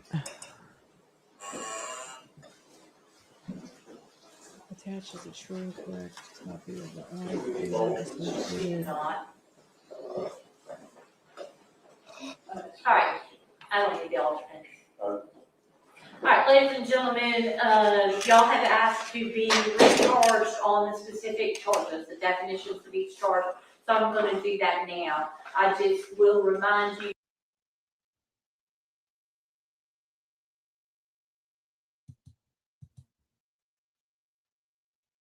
that you're hearing the portion that is specific to these counts, but also you should consider those in light of the entire charge when you get back in there, okay? All right, malice murder. For malice murder, the state must prove that the defendant caused the death of another person unlawfully and with malice aforethought. The killing must have been done with malice to be murder, or to be malice murder. So she came out. They had a question. Did they have another question before? Hold on. No. I think this is the first question. I could be wrong, but she came out with the question. She talked to the attorneys. They agreed on what she was going to say. And then now the jury is coming out and she is reading back the question to them. That's the procedure. They send a question. The judge will talk to the team, prosecution and defense, ask them what they think, and they confer, and then they read it to the jury. Okay. Thank you. All right. Okay. And I don't have to be, you know what I mean? I'm just girl. I'm sitting here just like, y'all. Okay. I just got the controls in my hand. Okay, y'all. I'm gonna let this run. We're gonna try and get an indication of where, if this is gonna go. I'm probably gonna just go run and handle an errand real quick because baby dinner got to be cooked. You know what I'm saying? I got hungry people in this house. This mom has to be on her job because I don't want to get like a reaction video of negligent wifing and momming with no dinner prepared, and mom was on the internet all day and all of the things. You know what I'm saying? So I've got to handle my business. So I will let this run. I'll let you guys Malice as a know. term is used. I'll let you guys know when you guys are alone, so you guys can govern yourselves accordingly. But if they're going to let this go a little longer, then we'll try to, because the jury has good questions, right? Here is not necessarily ill will or hatred. Rather, it is the unlawful intent to kill without justification, excuse, or mitigation. You may find malice when the circumstances show that the defendant acted with a deliberate intention to unlawfully take the life of another person. You may also find malice when there does not appear to be significant provocation and all the circumstances of the killing show an abandoned and malignant heart. The state does not have to prove premeditation to prove murder. If a killing is done with malice, it is murder regardless of how briefly the malicious intent existed. No specific length of time is required for malice to arise in the defendant's mind. Malice may be formed in a moment, and instantly a fatal wound may be inflicted. If malice was in the defendant's mind at the time of the act or the killing and moves the defendant to do it, that is enough for the killing to be malice murder. The state does not have to prove excuse me. The state does not have to prove motive to prove murder. Any evidence of motive that has been admitted for your use in determining the defendant, let me try again, y'all. Any evidence of motive has been admitted for your use in determining the defendant's state of mind at the time of the killing. For felony murder, the state must prove that the defendant caused the death of another person by committing a felony. The state does not have to show that the defendant acted with malice to prove felony murder. Count 2 charges felony murder with cruelty to children in the first degree as the underlying felony. Cruelty to children in the first degree is a felony for which I'll define for you now. Cruelty to children in the first degree, state must prove that the defendant maliciously caused cruel physical pain to a child under the age of 18. In deciding whether the defendant acted maliciously, understand that malice is not ill will or hatred. Malice in this context means an intent to cause the pain without justification or excuse. Malice also means willfully doing an act while aware of a strong likelihood that the pain may result. Count 4 charges felony murder with aggravated assault as the underlying felony. Aggravated assault is a felony which I'll define for you now. For aggravated assault, the state must prove that the defendant assaulted another person with an offensive weapon. An offensive weapon is any object that is likely to cause or actually does cause death or serious bodily injury if used against someone. In deciding whether the unknown object is an offensive weapon, you may consider all of the following factors: the nature and extent of any injury inflicted, the character or capabilities of the weapon, the manner in which it was used, any display of it to the jury, or any other circumstances of the case. Murder in the second degree.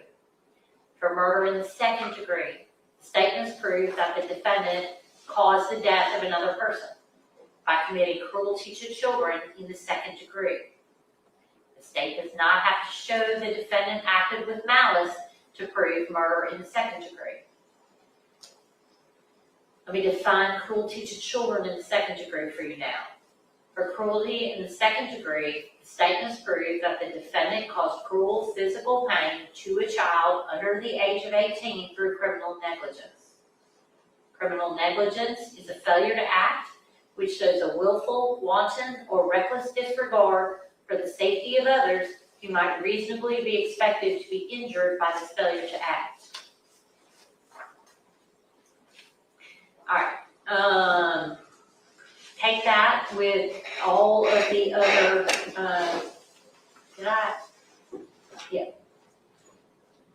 I want to make sure I define criminal negligence. I did. Okay.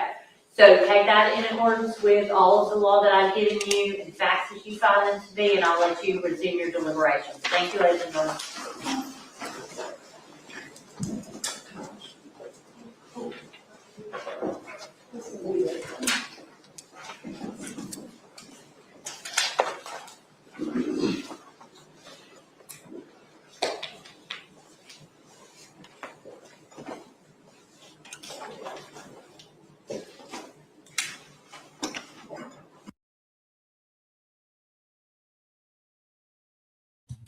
Maybe she doesn't think she has to stand up. Girl, I don't know.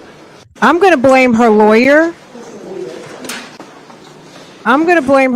Because her lawyer is, whether he's a paid lawyer or public defender, he's getting paid, and he should, you know how gentlemen will help you up out of your seat?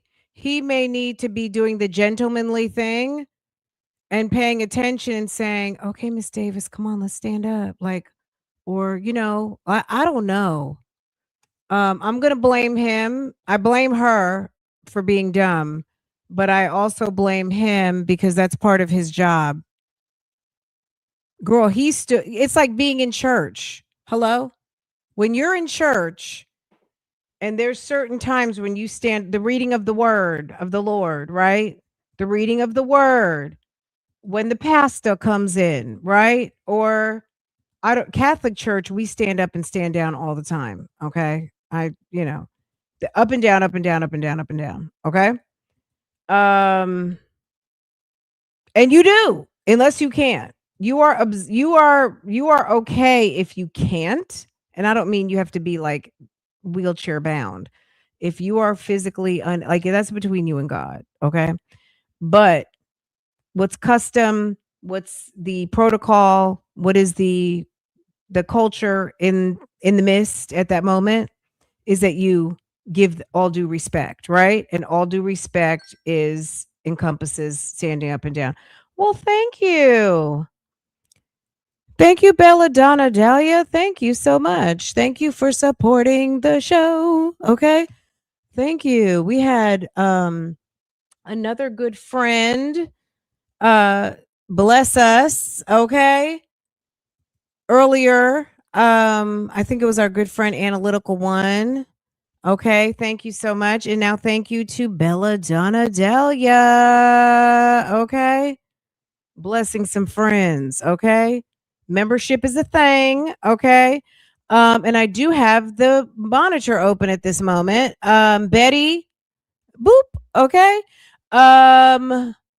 Girl, can I read today? Island Beauty, girl. See you in the live in the morning. We might do a live tonight for a few minutes. We might have a key in the live. Okay. South girl. What does that say? Southern child of God. Girl, don't play with her. Miss Meech. Yes. And girl, is that Ms. CJ Harmony? Yes. Okay. Yes. Thank you to our friend. Thank you to our friend for being a friend. Okay. Thank you so much for supporting the show. Okay. Thank you for supporting the show. That's number one. And number two, thank you for gifting some friends. Okay. Period. All right. And lastly, girl, thank you for putting your money where your mouth is. Thank you for putting your money where the chat is. Okay. Putting your money where you chat. Okay. Thank you so much. Y'all, we've been live for so long. Sis is getting silly with it. Okay. We've started with the gifts. Okay. Thank you. Thank you so much. What a beautiful gift. Thank you, hun. They're live. Yes, they're live. They're all the way. They're all the way live. Did I read this earlier? Gracias for remaining Bougie Gang to reminding Bougie Gang to breathe and realize that justice will prevail. And true crime is what we consume so we can see justice prevail. We just got to let the wheels of justice work. And sometimes we like how it goes, and sometimes we don't. Sometimes we agree, sometimes we don't. Sometimes all of the things, right? It's good to stay a little bit neutral. I don't, it's always the victim for me at the end of the day. But I don't want to see an innocent person. You heard what I said? I don't want to see an innocent person be falsely convicted. But at the end of the day, we also have to remember that people do dumb things and people put themselves in bad positions. And sis, the fallout gonna be what the fallout's gonna be. Sometimes we let that ego take us to a place where nobody can help you but yourself. So I don't know what she did to that little boy. Was she allowed to be done to that little boy? She had an opportunity here today and she had a fucking attitude. She had an attitude on record yesterday. She had an attitude with the prosecutor on today. We can't help Kianna. Kianna can only help herself. And at the end of the day, it is what it is. You know what I'm saying? You know what I'm saying? Like, girl, she looks like she will cuss you slap out. Okay. She looks like she is going to cuss you all the way slap out. Okay. All right, you guys, this is what we're going to do. Sis going to go. Oh, shit. Are they back on them? Is something going to happen? Girl, I got to get All this. right. What? We have two more Oh, they have another question. Okay. questions from the jury. Did she say one or two? We have two more questions from the jury. She looked like she was trying to get dinner sent over to the house. Okay. First, what about if we believe the injury happened on Saturday, the 14th, but the indictment lists 15th to 17th? And then the jurors would like to ask if we can come back. Did I not say that? What happened the day before Sunday? Did I not say that? Did I not? Do we need to roll this thing back? I said, what happened the day before Sunday? Who was at the house? Was Sir living there? Okay, let me not ask any questions, but they got a question, but they got to go with the evidence that's been provided. Tomorrow. So first, on or about means if they think it happened on the 14th, I think that's sufficient. There is some language about that in the law that I want to be precise in how we charge them on that. Well, the evidence is the evidence. And the other thing that's messy in trying to answer that question is the death occurred on the 17th. And so,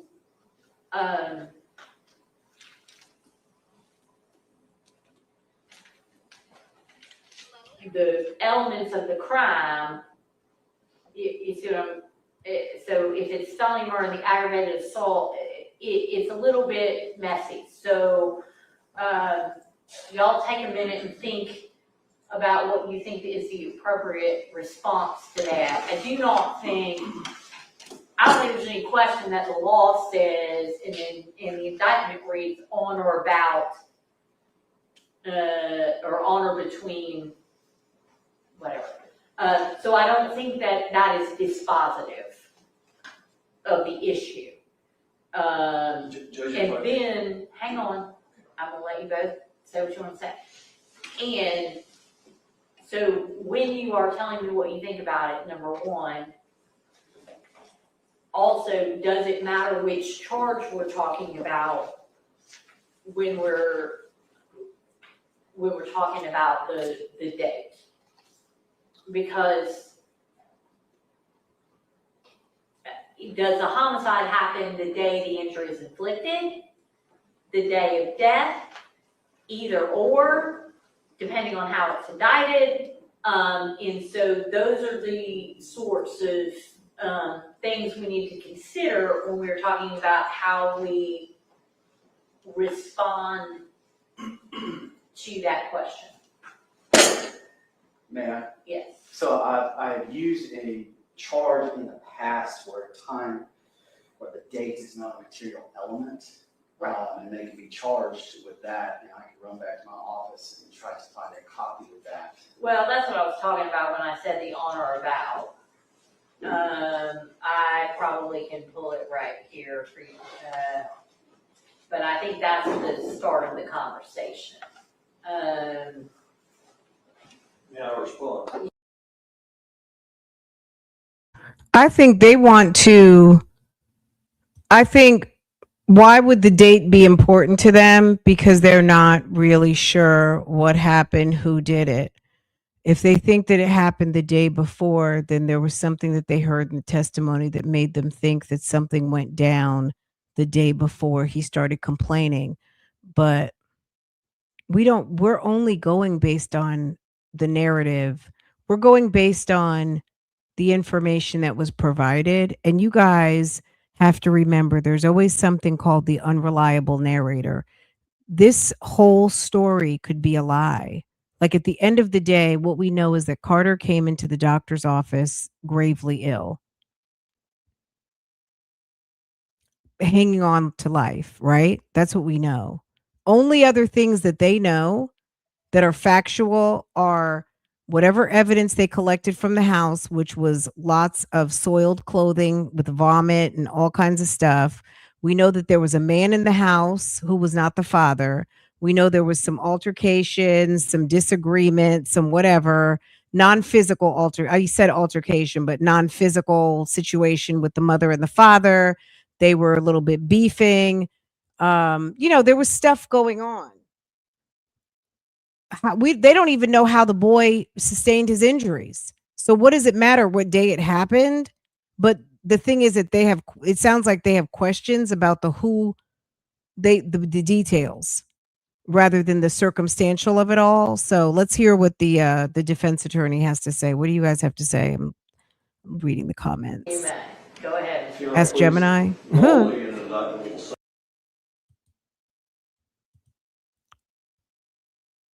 say that, but the indictments on all these counts say between the 15th day of November 2020 and the 17th day of November of 2020, the exact date of the offense being unknown to the grand jury. I say that because all of the counts say that. It doesn't say. Right. We don't know if he was up or not because all we know, they're running with the story that was told. So whatever she said is the narrative that they have pulled from to kind of create this story. The father, the boyfriend, the Miss Ma'am, right? No, 20% of this story could be factual. 80% could be a lie. 80% could be factual. 20% could be a lie. The reason why we're all having a hard time reconciling this whole thing is because a lie resides somewhere within and we're not getting the full truth and we're probably getting less of the truth than we need to make it make sense. And logical people can't make sense out of a bunch of lies and misinformation. So that's why earlier today I just said to myself, you know what? Stop trying to figure this out because it's some bullshit. This is some shit. And the only person who could really tell us what happened is Carter. And Carter wasn't even 3 years old. He wasn't really going to be able to tell us the whole thing anyway, right? You guys put into Chat GPT and tell me, drop it down below what Chat GPT tells you. I can't because Thing on or girl, about. we're just waiting for the verdict. Okay, but it does say, What did Sir say? Hold on.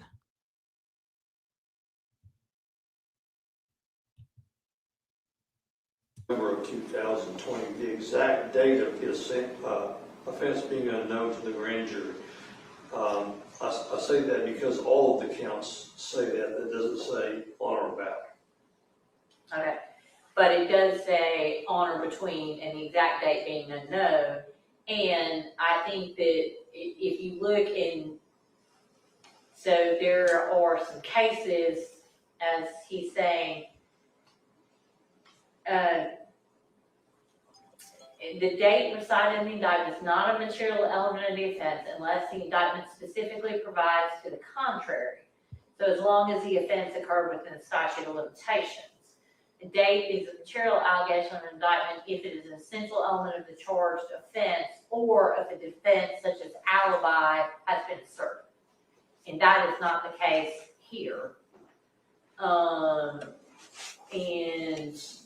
let me look at the specifics of this.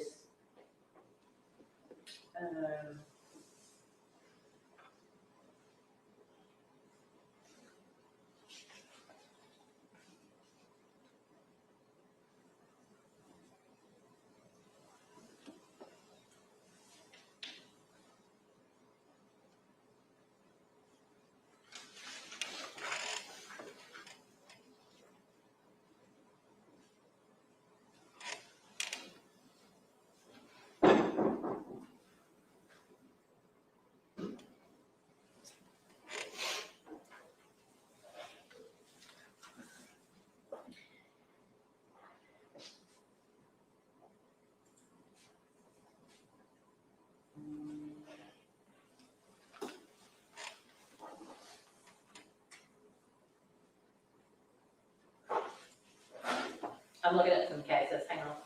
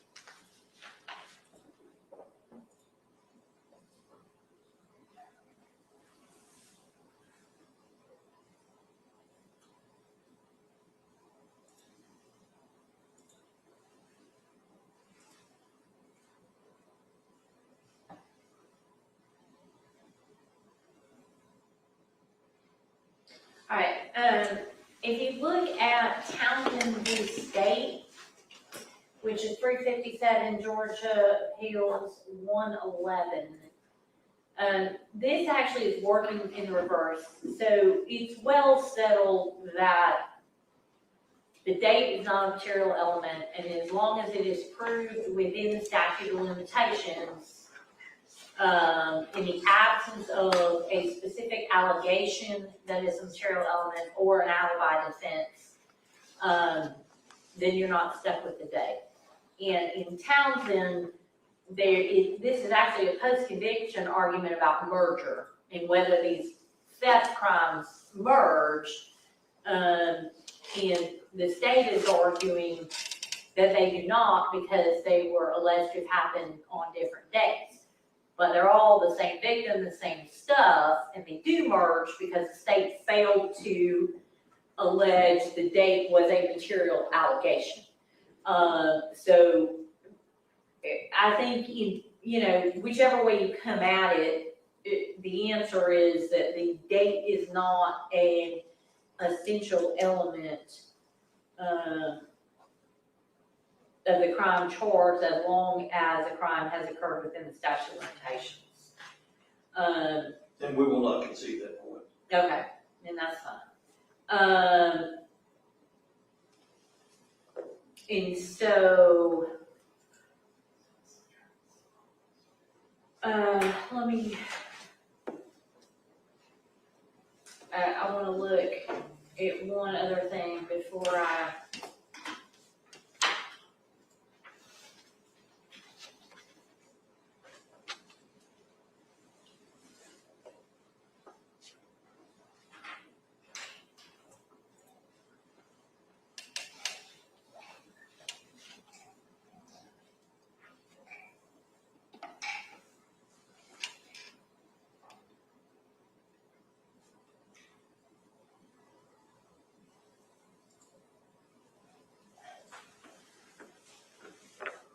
All right, and if y'all look at Reed v. State, which is a Supreme Court case from 294 Georgia, 877. That's March 28th of 2014.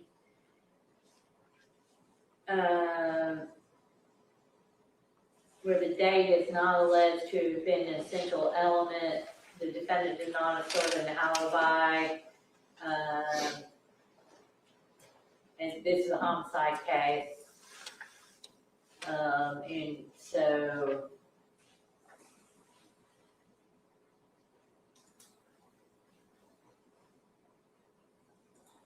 and in that case, it was May instead of March, not within 24 hours. And the Supreme Court says, even though it's been held that a definite date of an offense should be alleged in an indictment, the state is not restricted to proof of the date stated.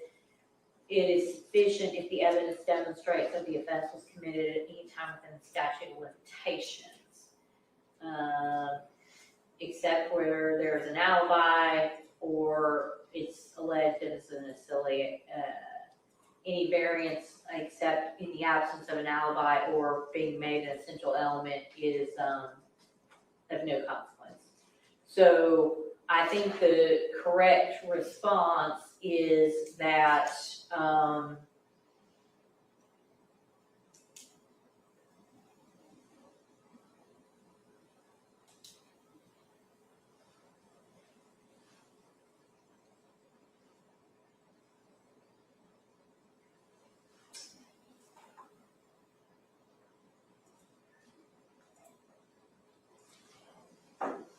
hold on a second, let me think out loud. I'm gonna tell you exactly what I'm gonna say and then let you both comment for the record as the law requires.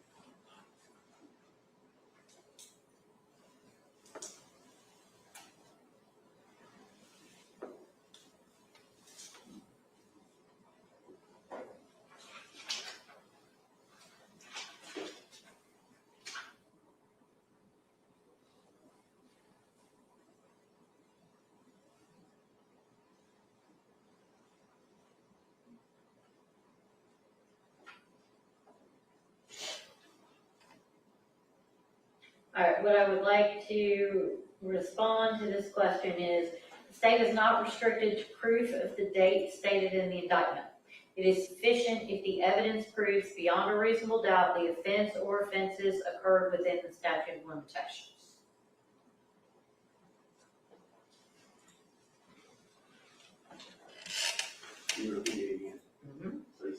The state is not restricted to proof of the date stated in the indictment. It is sufficient if the evidence proves beyond a reasonable doubt that the offense or offenses occurred within the statute of limitations. I think that's okay. Mr. Greer, Of course,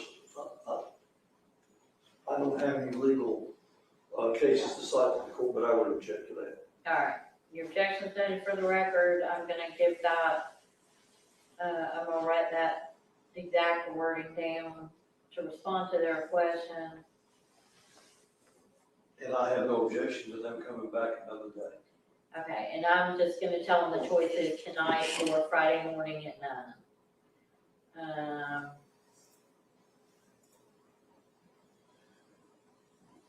I would ask them to see if they'll return the verdict tonight, Judge, based on. I'm gonna let them choose if they wanna stay tonight or they wanna come back Friday.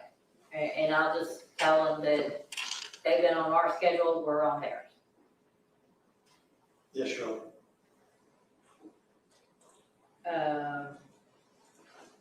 What do you think they're going to do? Are they staying or are they going home till Friday? I mean, I guess the thing is they've had questions, they've had a chance to talk. I guess they're not supposed to deliberate on their own. So maybe go home, have a good dinner, put this out of your mind, come back on Friday fresh, get ready to talk about it again. I think if they come, I don't know. I almost feel like they should stay just to get it over with. Why no Thursday, girls? I don't know. They must have something else planned. They must have something else going on. They should stay. They should. It's only, what time is it? We're only a couple minutes behind right now, but it's not late. But some people might have kids to pick up and things like that, so you never know.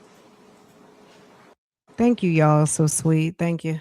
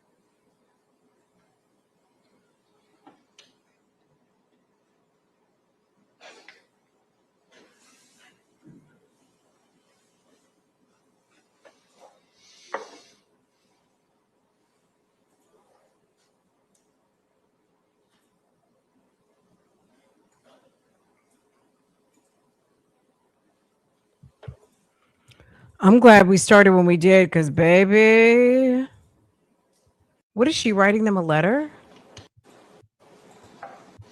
Sis is Date stated in. sis is All right, using the that state is not pen. restricted to proof of date stated in the indictment. It is sufficient if the evidence proves beyond a reasonable doubt the offense or offenses occurred within the statute of limitations. I also wrote, you may continue to deliberate tonight or come back Friday morning. The court will be unavailable tomorrow. Either is fine, just let us know. You may also take a break when needed. Mr. Davis, take that to them, please.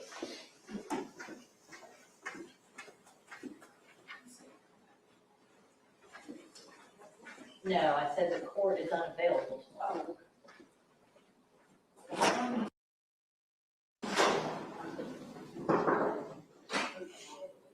Let's wait a second and see if they're gonna tell us what they wanna do before we all disperse. And they've still got the light on, Bob, so.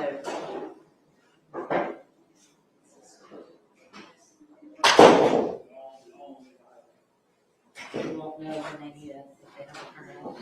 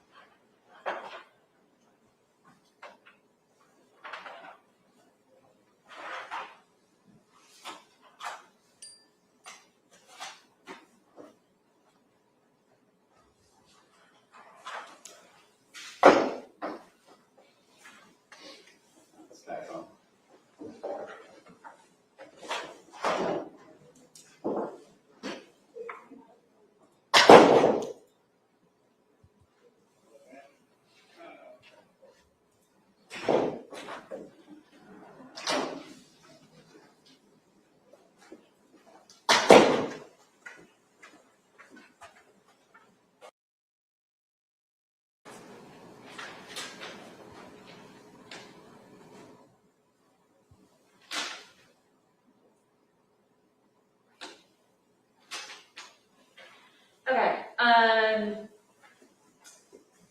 the note says, we have one juror who says she isn't open to discussion, who is combative to the room. What do we do here? She said she will not change her mind in a million years. Please advise. So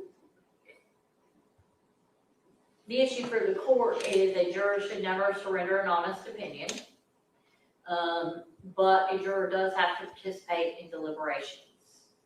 So my suggestion at this point is that we Allen charge them, because that talks about you have to listen to each other. Let me pull that and look at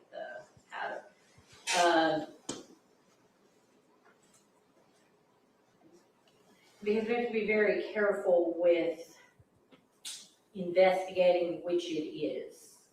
That a juror has a belief based on the evidence that they're unwilling to surrender, which the system is set up for, or whether a juror is just refusing to deliberate.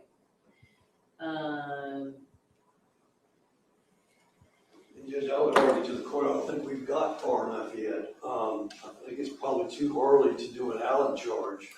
Okay, go ahead. I would suggest that we come back Friday morning and give them some more time to deliberate. And then, after a period of time that the court deems appropriate, if the stance is still that way, then do the Allen charge. Well, I think it's not so much the first paragraph of the Allen charge, but the second part that says each juror should listen to the arguments of the other jurors with a disposition to be convinced by them. If the members of the jury differ in their view of the evidence, that difference of opinion should cause them all to scrutinize the evidence more closely, re-examine the grounds of their opinion. Your duty is to decide the issues that have been submitted to you. If you can, conscientiously do so. In conferring, you should lay aside pride of opinion. Bear in mind that the jury room is no place for taking up and maintaining in the spirit of controversy either side of the cause. You should bear in mind at all times that as jurors, you should not be advocates for either side. You should keep in mind the truth as it appears from the evidence, examined in light of the instruction of the court. I would encourage you to continue this case. I mean, because just sending them home is not going to change the dynamic. I don't know that the dynamic should change. I don't know what, because combative is one thing, never surrendering an opinion in a million years is a different one from a legal standpoint. And the court has to be very careful in invading the province of the jury. However, I'm talking myself around into what I think is the appropriate thing. It is late. Everybody's tired. I think I'm gonna send them home, tell them to come on back Friday morning at 9. That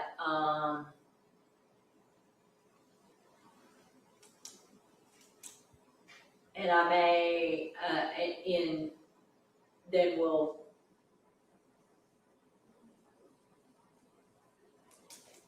I'm open to thoughts on whether I should address, if I need to address this at all, or just send them home today. I'm in agreement to send them home and bring them back Friday morning. Mr. Crew? I would think so also. All right, if that's what y'all think. Bring them in for me, Mr. Douglas. Do you want the alternate then? Yeah, because we may need them.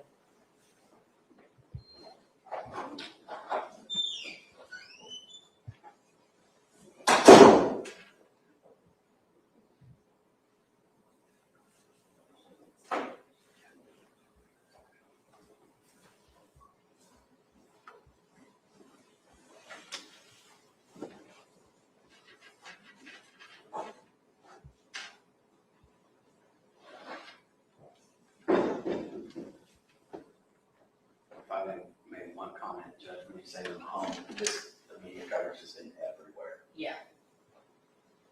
I will remind It's you. all over. Yeah, I know.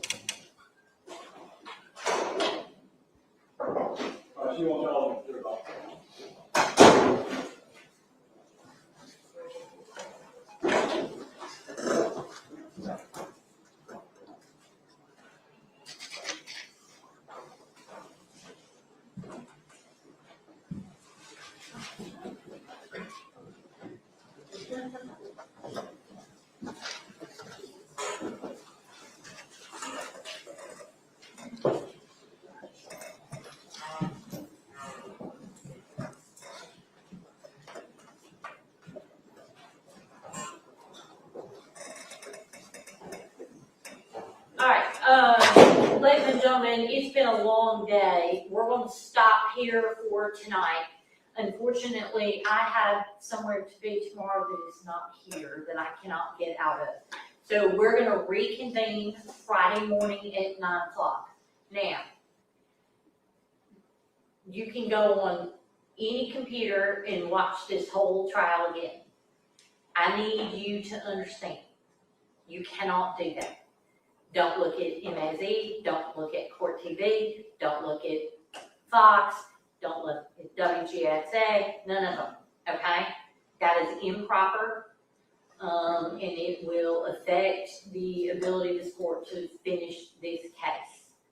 Don't talk about the case with anybody over the weekend or overnight. Just try to put it in a box until Friday morning, okay? Don't do any independent research, don't go looking stuff up. All of that is improper, okay? So you're just gonna shelve it for tonight. I will see you back here Friday morning about, let's aim for y'all coming in at 8:45. If all 12 of you are in the room, you can start deliberating. As you're coming in the morning, if there are 5 of you and that's all, you cannot talk about the case until all 12 of you are present, okay? All right, leave your notepads in your chairs or in the jury room on your way out, and I will see you back here at 8:45 Friday morning, okay? Thank you, ladies and gentlemen.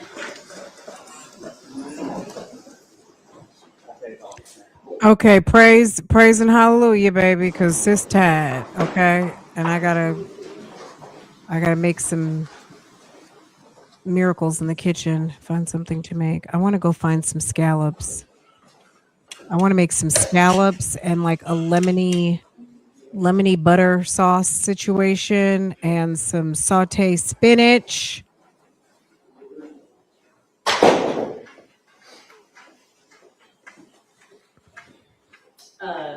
For the record, I believe that Is that it, ma'am? who is handing Praise in be. letter. She maintains she's being harassed by the foreperson about her vote. What? Y'all messy. She says she's being harassed by the foreperson about her result, about her, hold on.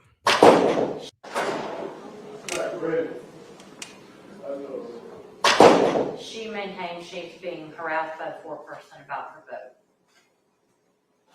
So I'm assuming, so we're gonna send everybody home, let everybody cool off, and then, y'all be prepared to,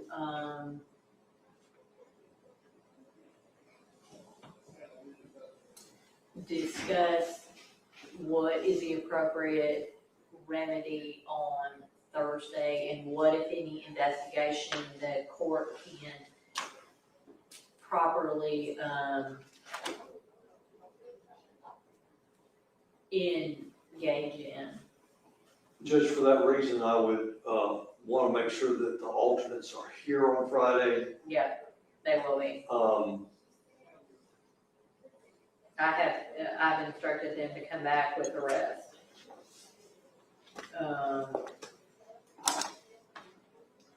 Anything else for the record? Not from the state. Nothing from us, Your Honor. All right, Friday morning, y'all. We'll stand in recess. Thank you, Your Honor.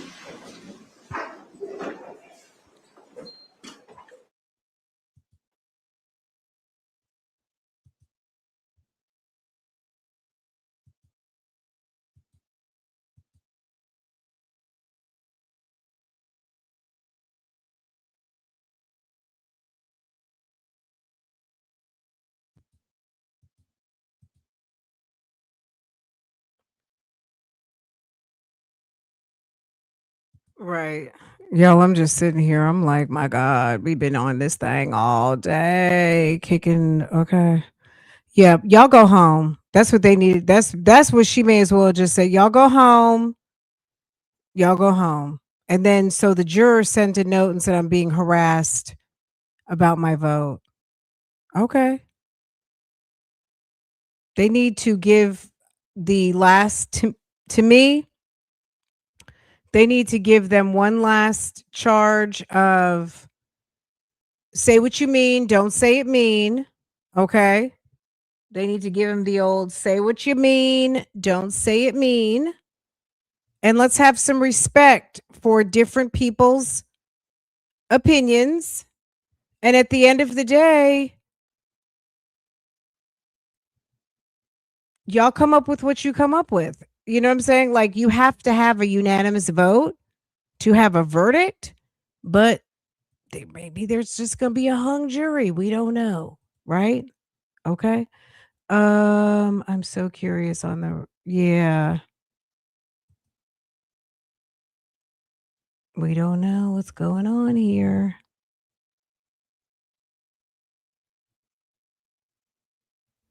Well, they're gone now, boo boo. You might be behind, baby. Their girl court is over for the day. Okay, you guys, I gotta run.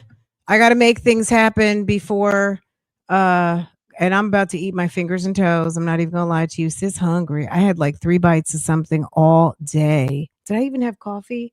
No coffee. Did I? Did I have coffee? I can't even remember. It's a blur. Okay, it's a blur. Okay.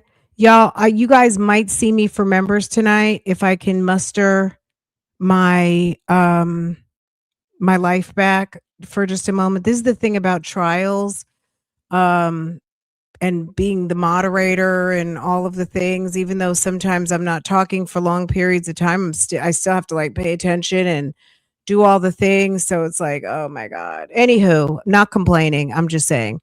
Um let's regroup. We can talk about everything tomorrow. Okay. We'll be on our regular schedule tomorrow. Okay. And that's it. That's all. Okay. Woo. France Family is going to put her girl. We're gonna play the Netflix girl. Watch me do one tonight. I'm gonna make one for you guys with the Netflix music. Me do a mini vlog going and finding food and sitting down like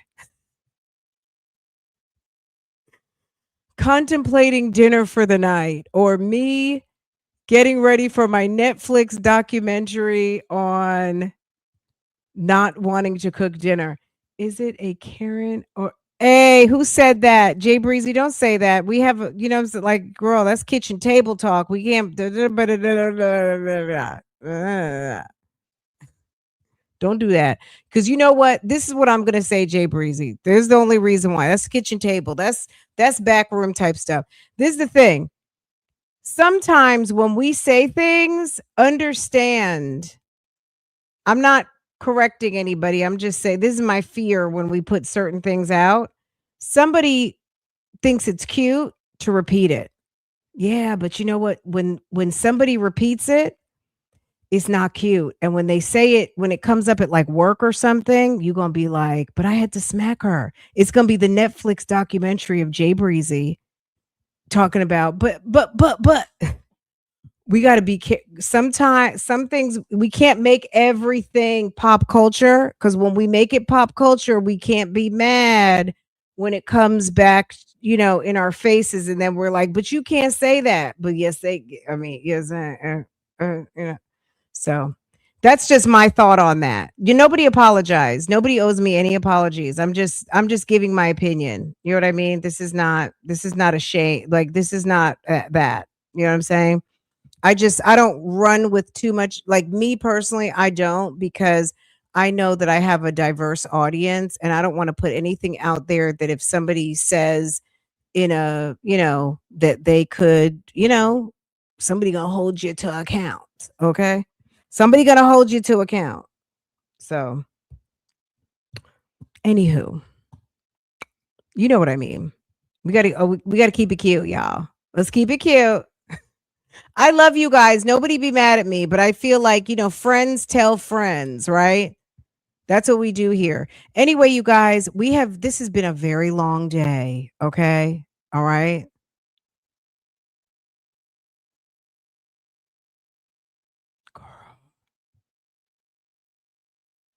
Yes. Well, Karen's come in all races. We have to kind of, because girl, there are some Karens out here of all difference. Look, I was just speaking my piece. You know what I'm saying? It's not a big. I don't want to make a big deal out of it. But I was just, girl. I probably should have just turned off the live 10 minutes ago. Okay, it's not a big deal. It's so not okay. All right, you guys. You guys have a wonderful evening. I will see you guys tomorrow. Don't worry. Sis hadn't ate all day. Okay. That's the footnote here. Okay. All right, you guys. Gotta go. I'll see you guys later. Take care. Okay. Have a good night, y'all. Oh my God. How's Lammy? He's fine. What is that? What is on your thumbnail? What is on your avatar? Y'all, I really have to go. We'll talk later because the longer I talk, the less likely I'm gonna feel okay later. What is that? Oh, that's the lady who was outside of Fulton County Court. That's the Bible lady. That's the real Bible lady. That's her. Did y'all know that? Did y'all know that that is the real Bible lady right there? How's Lammy? That was funny. Look at Bible lady trying to change the topic. Thank you. That's the real Bible lady. If you know, you know. I'm not going to say anything else about it, but if you know, you know. That's the real. If you've been around these YouTube streets, you know exactly what that is. Okay? Yes. Okay. That's the real Bible lady. Okay, you guys. I'll see you guys later. Have a good night. I love you guys. I love you. I love you. I love you. I love all of you. Okay. All right. You guys have a good night. Okay. All right. Okay. Bye.